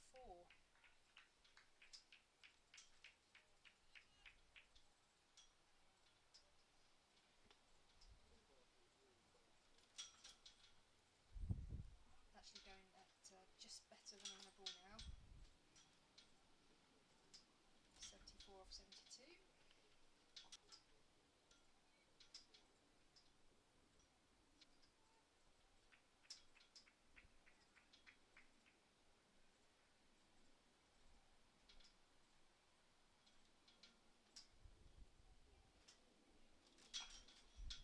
Oh, that's out. Drop that short, hitting those short balls, tried to pull that onto the leg side, didn't quite get hold of it, and it went at a waist-high catch for the Stars. I didn't see who that was. Kirsty White took that in short mid-wicket in the ring. So that is the end of a very fine innings from Grace Scrivens. 74 to add to her 4 wickets early. So a good day for Grace, but that I fear that might slow proceedings down for Sunrisers as they were just starting to get a bit of momentum. Yeah, she looks very disappointed. Judges over that rope, but she's really put an effort for her team here. Grace Scrivens played them back into this game. Yep, she bowled them back into it earlier. Joe Gardner, my old teammate from way back when. Back in the day. Back in the day. I don't know when the day is, but back Well, in the day, I had well short hair and a well funny little bob. And we won the under-15 national championships. That was good times. What a day. What a day. What a day. Yeah, it was great fun. Took Mum along, Mum's friend who Mum used to be on stage with or something. Knew nothing about cricket. I think she was the loudest person there by the end of it. Great fun. I think things were a bit more amateur back then, and things have built up a bit. I don't think I'd make an under-15 side these days. Nicely kept out there by Gardner, who this year will be moving from Oval Invincibles going down to Southern Brave for the 100, as is Georgia Adams, who is playing the Vipers today, captaining that side. She was nominated for PCA Player of the Month, and she's also now captain of the Tavs team. Yeah, she was sending me pictures the other day. They were having a day thing at Lord's. She was casually having lunch cooked for her by Tommy Banks and Miss Star.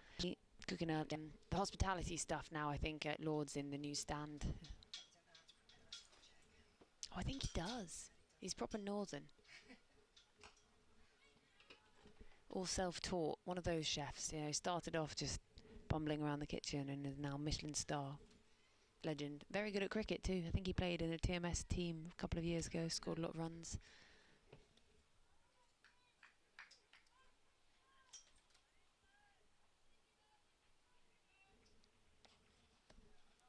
We seem to just be losing the sunshine a bit here.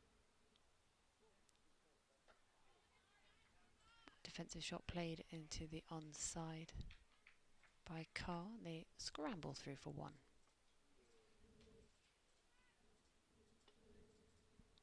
Any nice plans for the evening? You got to get all the way back. I've got to get all the way back, yeah. I've got a couple of hours drive back and then early to bed. I've got a game tomorrow. You playing? Yeah.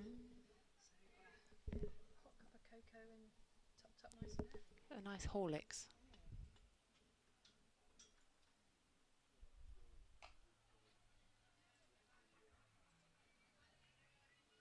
They do need to start piercing this infield more regularly. These batters just again here. Let's have a look at that run rate.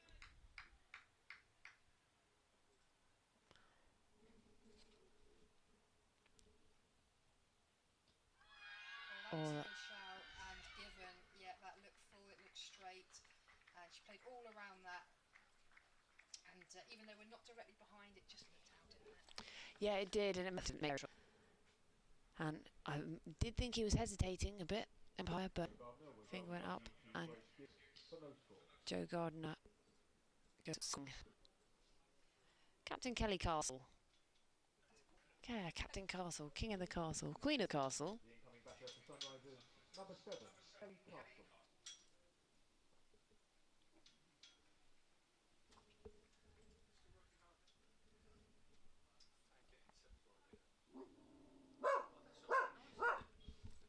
Well, if you can hear barking down there, Grace Scriven's father has appeared in front of us. Should be proud today. Fantastic performance with bat and ball from Grace. We were just bigging up Georgia Adams, but she did get a duck today, unfortunately, as Vipers chase a reduced. Yep, so the game's been reduced. Sparks got 163 off 36, and Vipers are 11 for 1 in the second over. So Adams might be out for North. Danny Wyatt and Maya Bouchier at the crease. Not too shabby. As Gibbs bowls, that's defended into the onside there by Castle. So at least she won't be out for a goldie. She knows that one. Tick that one off. But yeah, need a bit of a shining cap would be necessary here. Bit of Bosch, T20 style perhaps. Tonkathon. A Tonkathon, I like that. Sounds like a chocolate bar. That's just missed the edge.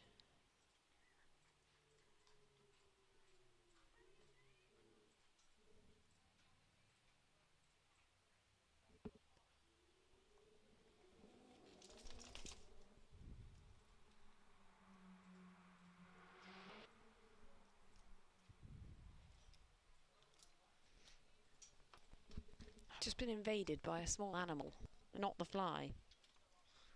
Giraffe legs. Pattern. I've got a giraffe on my lap. Yes. You've done a job, Ted. You've converted a lady to a dog lady. Freya Davis coming back on. She'll be looking to want to make amends for that drop catch earlier by nabbing a few of her own.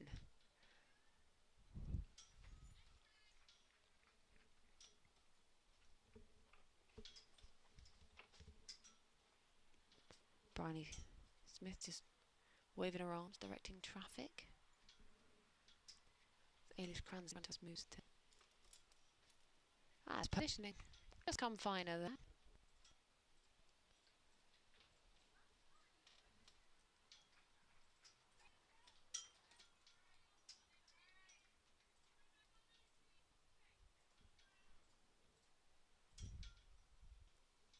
the beginning of her run-up. Played into the offside by Castle. Looking to push for 2. Wide run these off. So they've got to be thinking singles as a minimum, and hopefully releasing a boundary.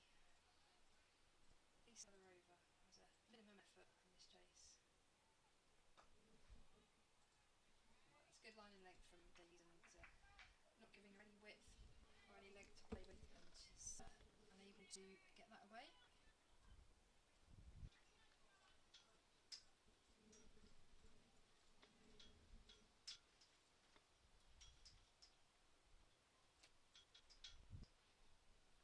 That'll be just the 1 there. They're just not troubling this run rate much. Our Sunrisers batters play themselves in because they've lost wickets at regular intervals over the last few overs, but they've got to do something a bit special here now. 5 down. And you've got a bowler bowling at you who's been in and around and just on the fringes of the England squad. Side, I should say. So she's not going to be the easiest way. Sunrise have got to do something to momentum. Both at them at the minute. But like you say, they do have to keep building. And that's turned away. Line square on the next side. As Gregory does the fielding. And stars. I'm with you now for the next 10 overs with Georgie. The bold Sunrisers 150 for 5, requiring another 100. If you're willing, you don't get wet. At the same stage, Southie Stars were 165 for 3. Some water. Is that alright?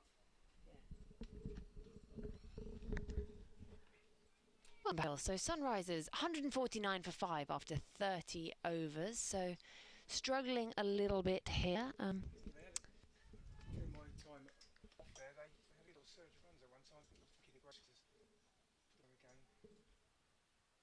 Gibbs to continue. Full of ball there. Played in. Little skip there from some of the Stars fielders. They will have a bit of a skip in their step. Yeah, they seem pretty confident all the way through, and you would be. But yeah, they've got to do something. There's Jameson, the Sunrisers now, are different. Just a lot of dots piling up here. As we were saying earlier, Castle scored 171 in them recently. I know that's probably wouldn't be bowling of the same standards as this, but it means that she can play a big in. I'd love to see her just tee off. That was just played into the onside. No run. Yeah, she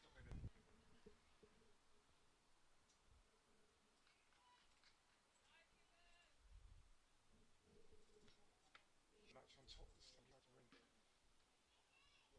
Yeah, they're sort of, that's down the leg side. That'll be a wide there. Yeah, they're sort of crowding somewhat. They're enticing. They know that they need to go for these shots, the Sunrisers. So the Southie Stars sort of crowding around and encouraging them to go for that big shot, potentially get an edge. They're going to have to take risks to get that. As you say, they almost seem to take risks by bringing the field up. I think they might have to know that these blunt may be the ones that are going to hit at the top. I don't know, but they will know. As I say, these girls in the regional play against each other a lot at county cricket or some in Madrid, regional and club cricket, so they mostly know each other.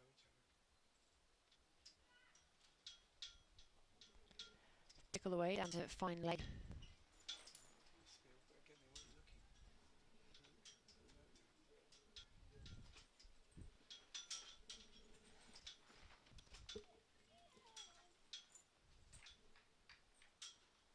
Quiet out there. Some other than the wind. You'd assume the Southie Stars would be a bit runs in, and that's played into the onside. America come through 1. Is the end of the over. So there's 152 for 5 from 51 overs. Work to do. That run rate is now up to 6.78, and they're currently going along at less than 5. So something has to happen here.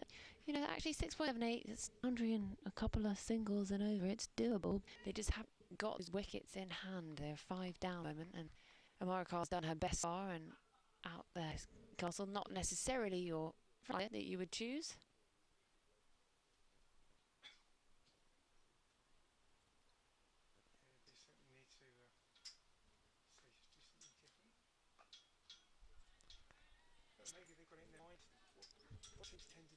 chasers work out what they need of the last, say, 10 or 15, and maybe they've got a figure in mind and think that if they get down to 90 off 10 or something, it's skippable. Which it is, of course. Give it right back to them. And survival is always difficult.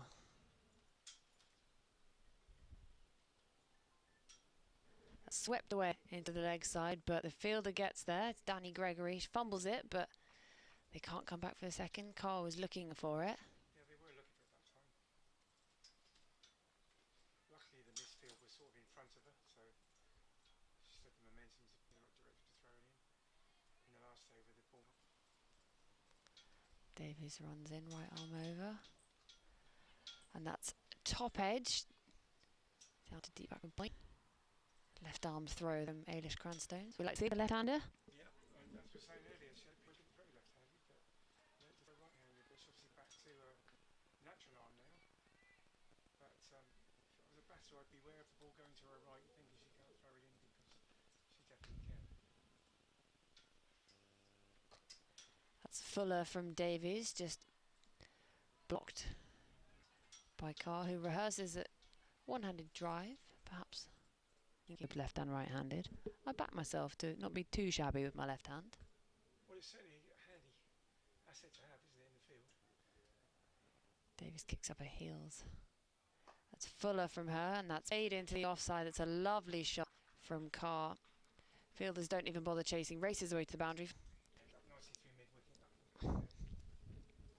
There's some players, which I find quite unusual, but Jack Leach is an example. Off left arm, but he's It protects your shoulder somewhat as well. You do less throwing with the arm you'll then be bowling with. That's true, but you've got to be Liam Dawson coaches Blame looking, you was taught you do as many repetitions on your right side as your left.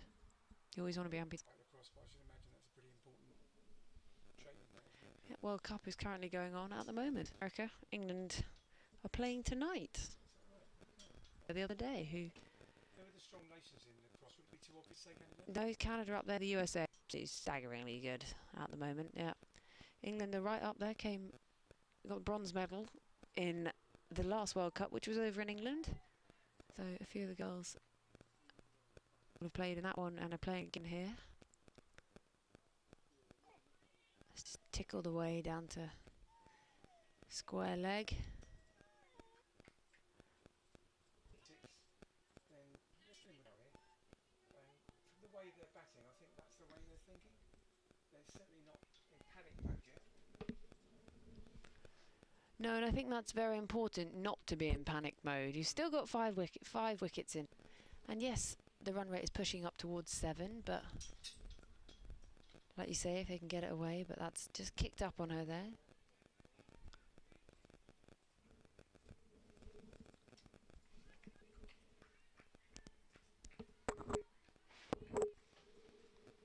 There's a few in the crowd here still, enjoying the sunny day.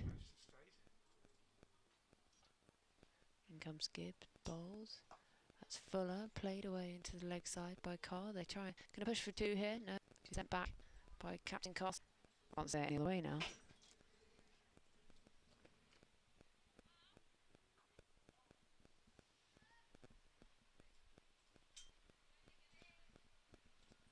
I've got a mysterious ticking noise in my ear, and I feel like I'm in Harry Puppet Pals. Snape, Snape, Severus Snape, Dumbledore. To you later. I was going to say watch YouTube, but I won't say that. I do know what YouTube is. I think that's where his games are streamed on.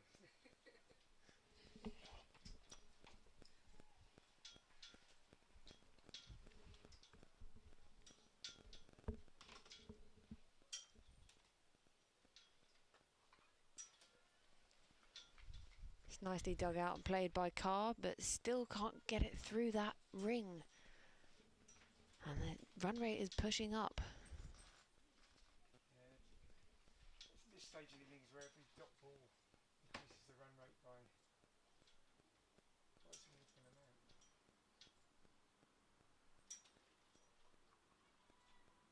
Grace Gibbs getting very few runs away.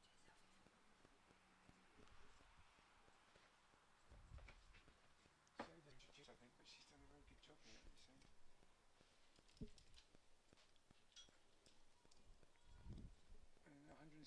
32 for 5. 17 overs remain.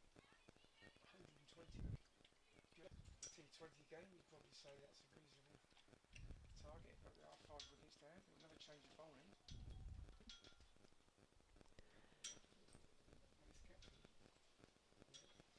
Alice A Captain. change of bowling at the 50th, number 26, Alice Captain.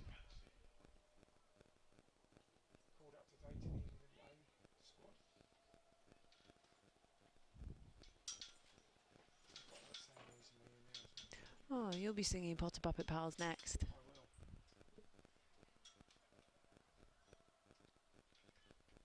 Still pressing 7 in the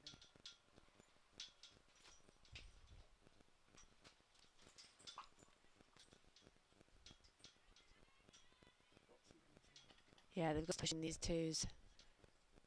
Run the first one hard and need to have a think about that. They don't know either of these two, but It looks like it's a long way out there, a long track to come into. You can sort of take on the arm really, and if you set off at the time that the ball's released, you're probably going to get in.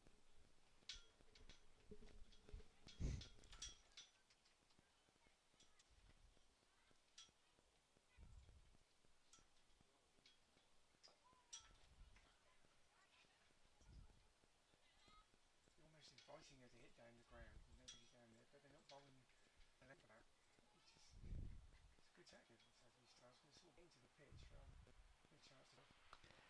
And they've got a field set up, although that one's yeah, that's done. She's whacked that one through midwit, dissected the two fielders, and it's just rubbed the hill slightly as the sun comes out. Maybe the sun rising for the sunrisers.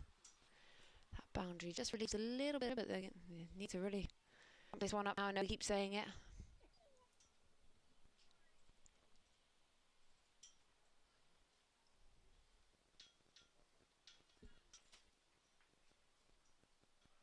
In comes Capsy. A few walking paces before she skips to the yeah. Played into the onside, picked up. Just the one. He's got 3 saving, 1 on the offside and a sweeper. 2 sweepers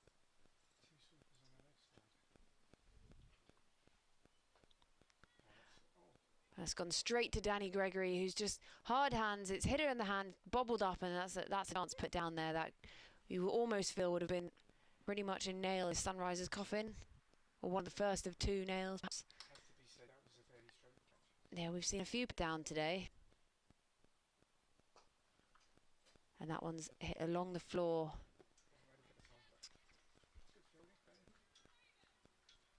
And that will be the over.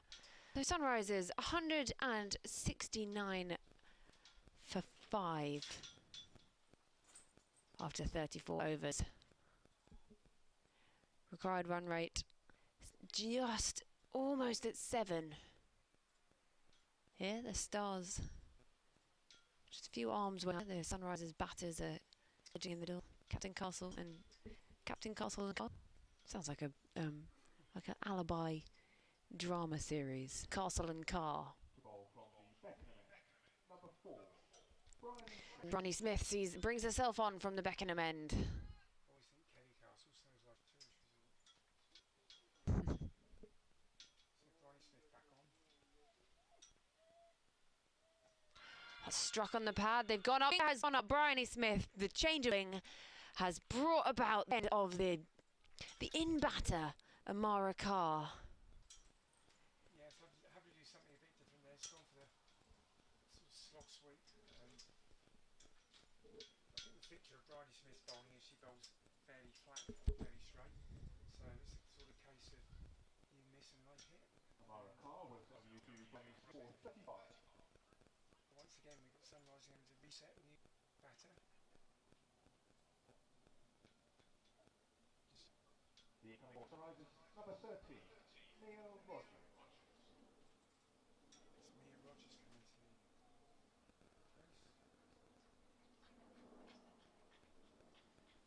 Mia Rogers is a wicket keeper.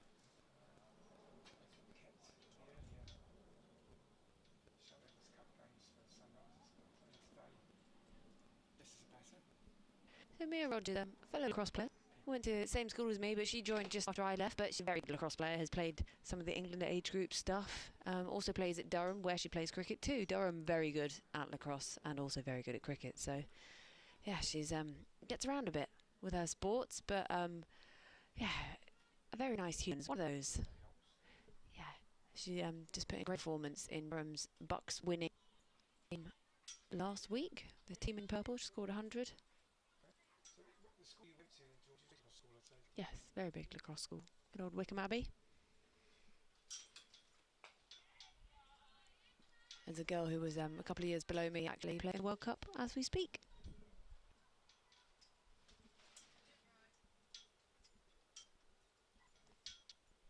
In comes Bryony Smith, right arm over, just played into the big side. They'll just get one.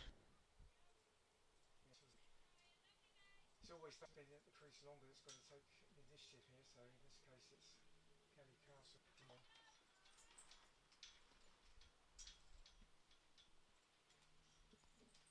Captain to captain, defended by Castle and fielded for her own bowling, Bryony Smith. Kelly Castle, I don't think she's that, no one seems that tall, but she seems like she has to bend over a long way for her. Seems like it's too small. I think she's probably one of the taller players out there. But with that sort of reach, that she'd be looking to hit straight back over the top and have that bowling it into the pitch rather than giving them the chance. But I just think the South East Stars have played these taps very well. Yeah, they've put the strang and they haven't let them get up to that run rate at all, really. Taking regular wickets lately, and this would take quite something from the Sunrisers. I'm not saying it's over. It's over. We've got Alice Capsey coming in. She almost took a wicket in her. Was put down by Danny Gregory, but she makes things happen.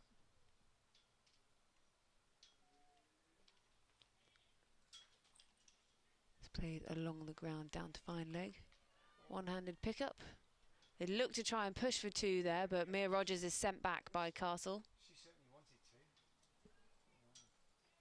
I think maybe Kelly Castle thinks it's her job to take the initiative, to take the strike here. Yeah, you mentioned her long levers. I'd love to see her just take a swing. She's gone down the wicket that time, but gone down the wicket and played a sweep, which is quite unusual, but it pick up two.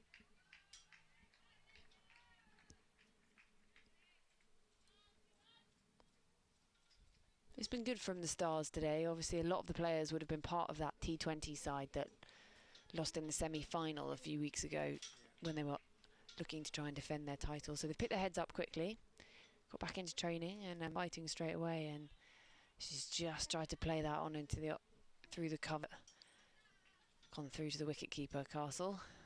Nice work by Capsey. But they're stopping her getting onto the front foot, really, by the length of their bowling. There you go. She shuttles down the pitch and she's taken that swing. It's gone straight over mid-on and it's two bounces and gone for four. That's lovely from Castle. We were just saying that, try and loosen herself up, open up her shoulders a bit. She's done that. She's taken on Capsey, who kicked round, and the ball is being out of the field. I think now they are putting something back.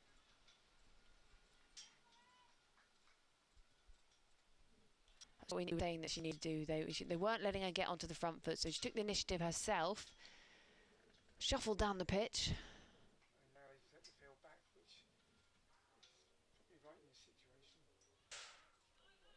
It's gone through everyone, that one. From their reaction, there might be a little edge on that. I'm not sure.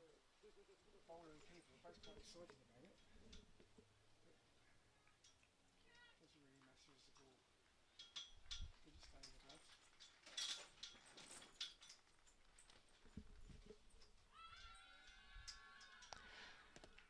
And that is the breakthrough. Alice Capsey gets Kelly Castle. A strangle there down the right. Good catch, stood up to the wicket by Chatley. But yeah, there's always a players don't like to get out like that. I mean, they don't mind, but we always feel a bit hard done by when it's a legs tap. A little nick on it, it would have been a wide. But she's obviously been. Kelly Castle was caught by Kira Chatley off the bowling of Alice Capsey for 14. Yeah, so Castle goes for 14 and things are the risers. The incoming batter for Sunrisers, number 22, Capsey. Catherine Speed, don't know a lot about her, I'm afraid. She's quite new to this setup, I think. didn't bowl, so must be playing from early as a batter. But for me, it's with unknown.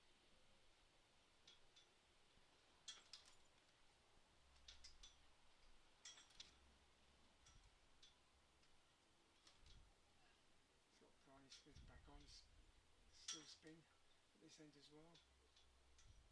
Spin bowls has been effective all day in both sides, as is often the case in white ball cricket.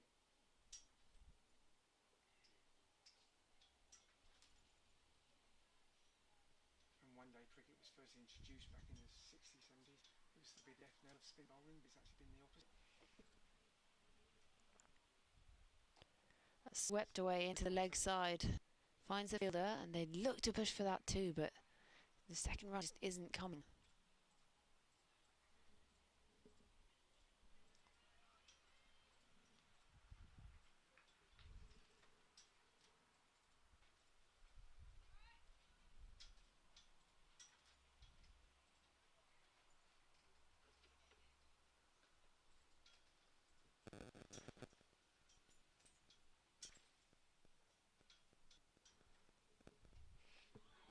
Oh, how has that missed?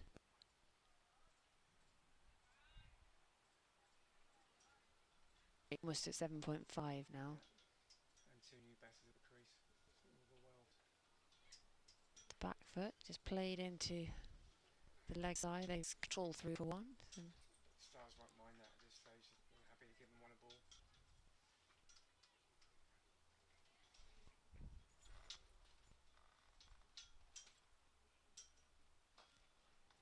That seems to be a favourite shot. Rogers, he's gone for the sweep. Most of the time. Yeah, and they've just got someone out there. They know she's going to play it. They'll let her have one. It's not really a worry to ours at this point. No, it's the same white ball fine.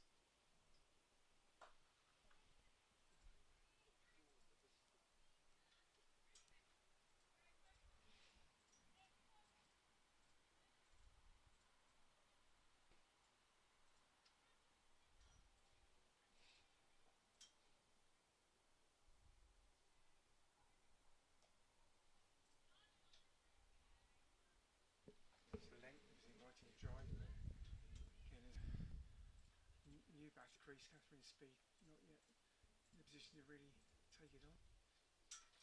But she's going to too soon.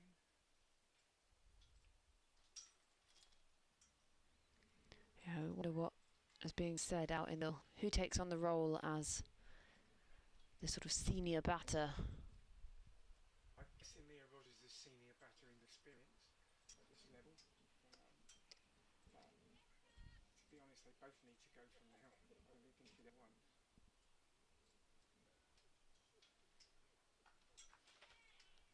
Bowlers in midfield, which is a single.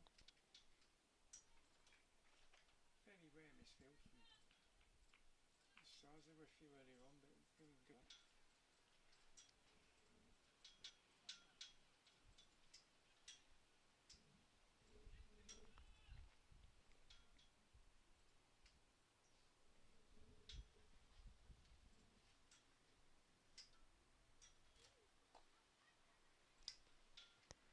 Just chip that one up, and they scuttle through for one. There's no fielder there, so on the bounce to Freya Davies up there.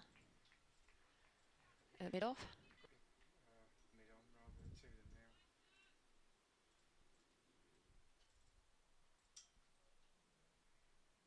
Caps it in, bowls. Just played back turn, fielded off her own bowling again. She tosses the ball up to herself. They say that of bowlers, you know, just spin anything when you're holding it, an apple, an orange.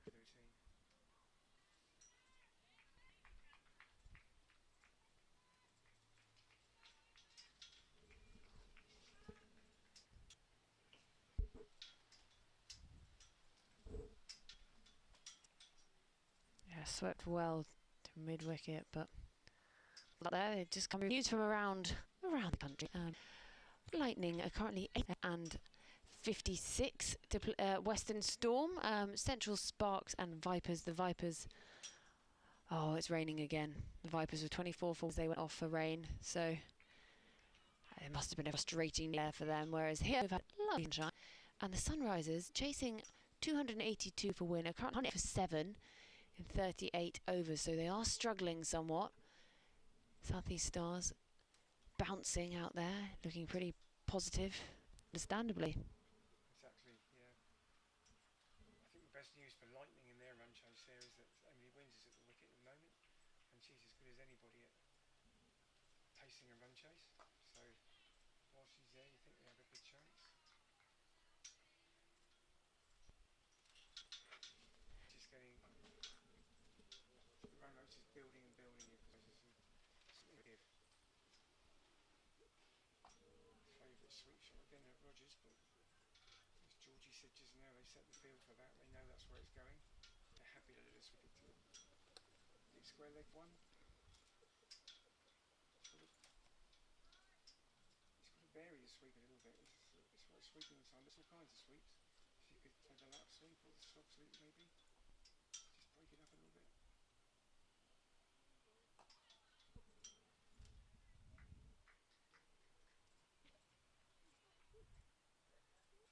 Difficult situation for Captain Speed here, coming in as the player in this situation. And that's pushing, but wasn't able to take advantage. Brian Smith dragging that one down. This is a bold many back. That was a very good line, very tight line. Yeah, she had a good day today, hasn't she, Bryony Smith? And been announced as captain of the England A team, I think, so she's capped off a very good day. Did well, she bowled well, she's captained well, she set her field accordingly as the innings has gone on. Yeah, she's done excellent. Sprayed straight to mid-off, mid-on even. Yeah, but it's misfielded, so got through for a single.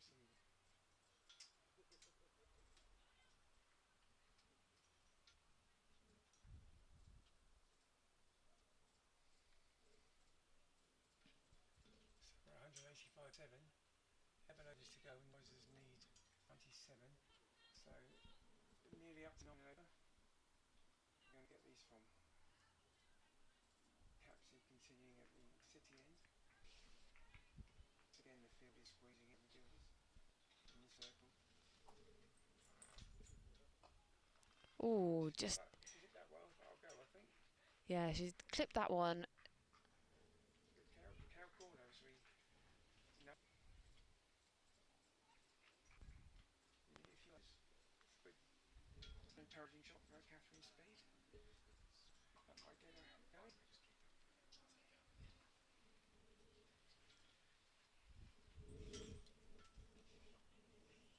To dot mode.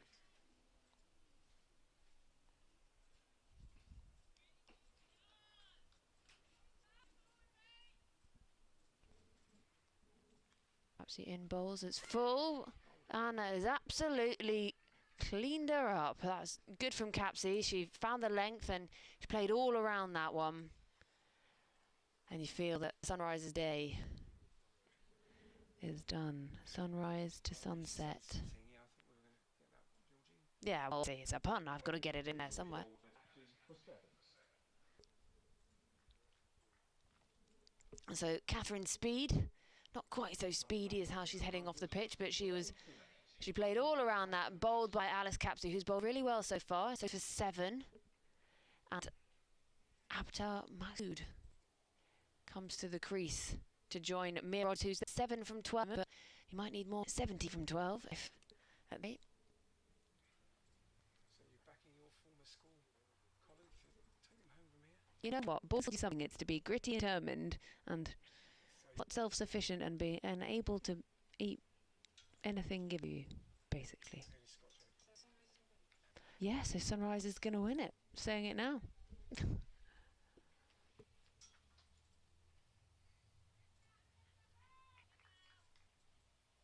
Capsy in, bowls that skip, and they're just defended by Masood for no run.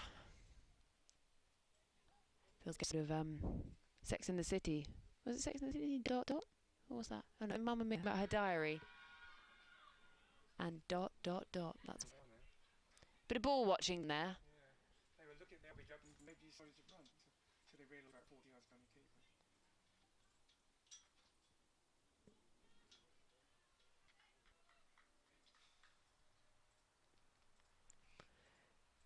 Thunder and Diamonds coming up tomorrow. I think that's the next game in the trophy. Northern Battle of the North. See, it's a lovely drive. Got that through.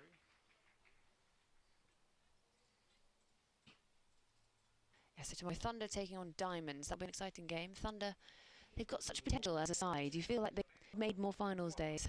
And that will be me done for the day. So I will hand over that set. Final 10 overs and we'll see you out. And Tuffers. Weren't much help, were you, mate? So we've talked up great Graves Scrivens all day, but it's just the opportunity to be heroes here. Red loose ball from Bryony Smith. Work another couple.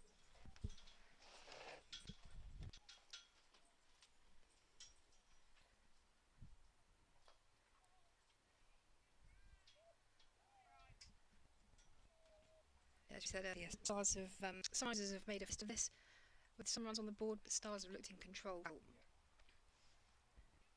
And they'll just be looking to finish off proceedings now, as it looks fairly elusive for Sunrise to pick up that first win in this competition.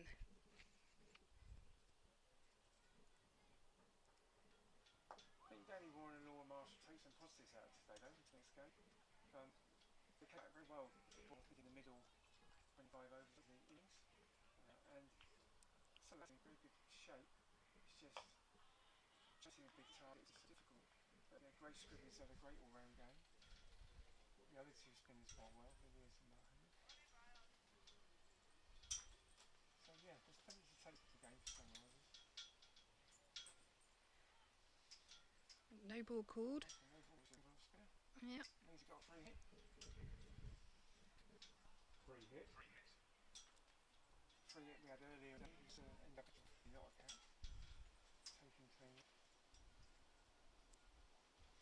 This one could do, oh no, it's over. She's hit that well. It's not going to. Oh, it did plug. We're plugged like a 9-iron then. Two. Maybe that'll be down a little bit, makes a free hit or not. She needs to do that very soon.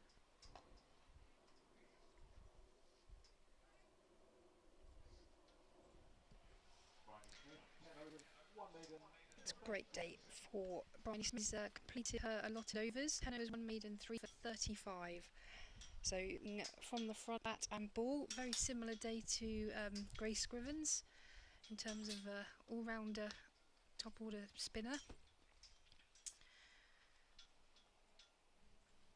A very good contender, I thought, for playing match. Do they have a player in the match in big group games? I'm sure one will be registered somewhere. I would think that Brian Smith be the leading contender, as you say, runs 10 good overs, captaincy, winning the done quite a few things actually.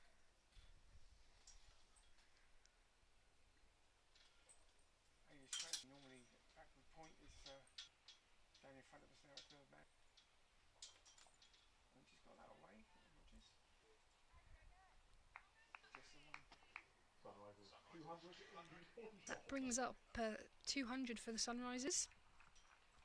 So it's been a great day here. We've already seen 480 runs in the day scored, but unfortunately too many of them for Stars possibly at this stage. That is a wide down the leg side, so a little bit of ill discipline from Stars. We've had a few wides, a few no balls, as they'll be hoping to clean this up clinically and finish it strong as they have been throughout the whole innings.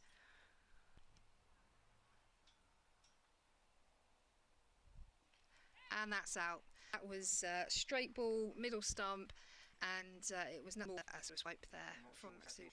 No. She moved to stump to put herself in room, but really playing the tackle shot at it. That brings up Sunrisers' wicket, and it's all but over. As I say, there's an opportunity to be here by I'm missing Kopak. We haven't had Kopak yet, so by process of elimination.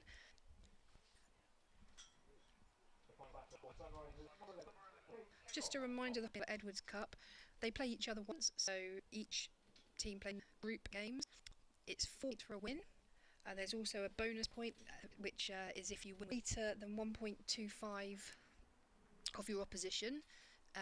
So a maximum of 5 points per game on offer, and the top of the table goes straight through to the final, and the second and third place play off for the other place in that final. But today is the first round of that long road, so we're going to play those places. Sorry, Stars making a good fist of this first game.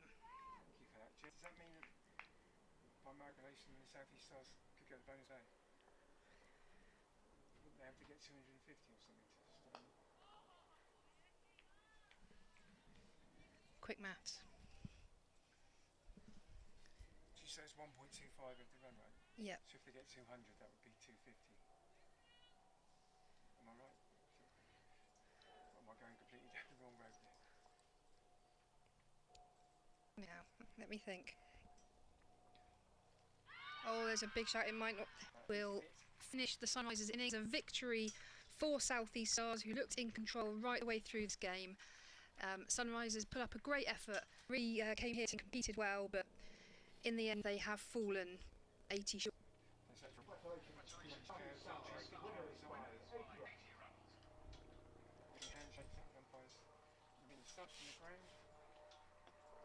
Just to view the South East Stars bowling figures. Davy 6 overs 0 for 30, Alexa Stonehouse 4 overs 1 for 27, Phoebe Franklin 4 overs 0 for 20, Eva Gray 4.3, 16, Danielle Gregory 5 overs 0 for 30, Guy Smith 10 overs 1 maiden 3 for 37, Grace Gibbs 4 overs 1 for 9, and Alice Capsey 4 overs 2 for 26.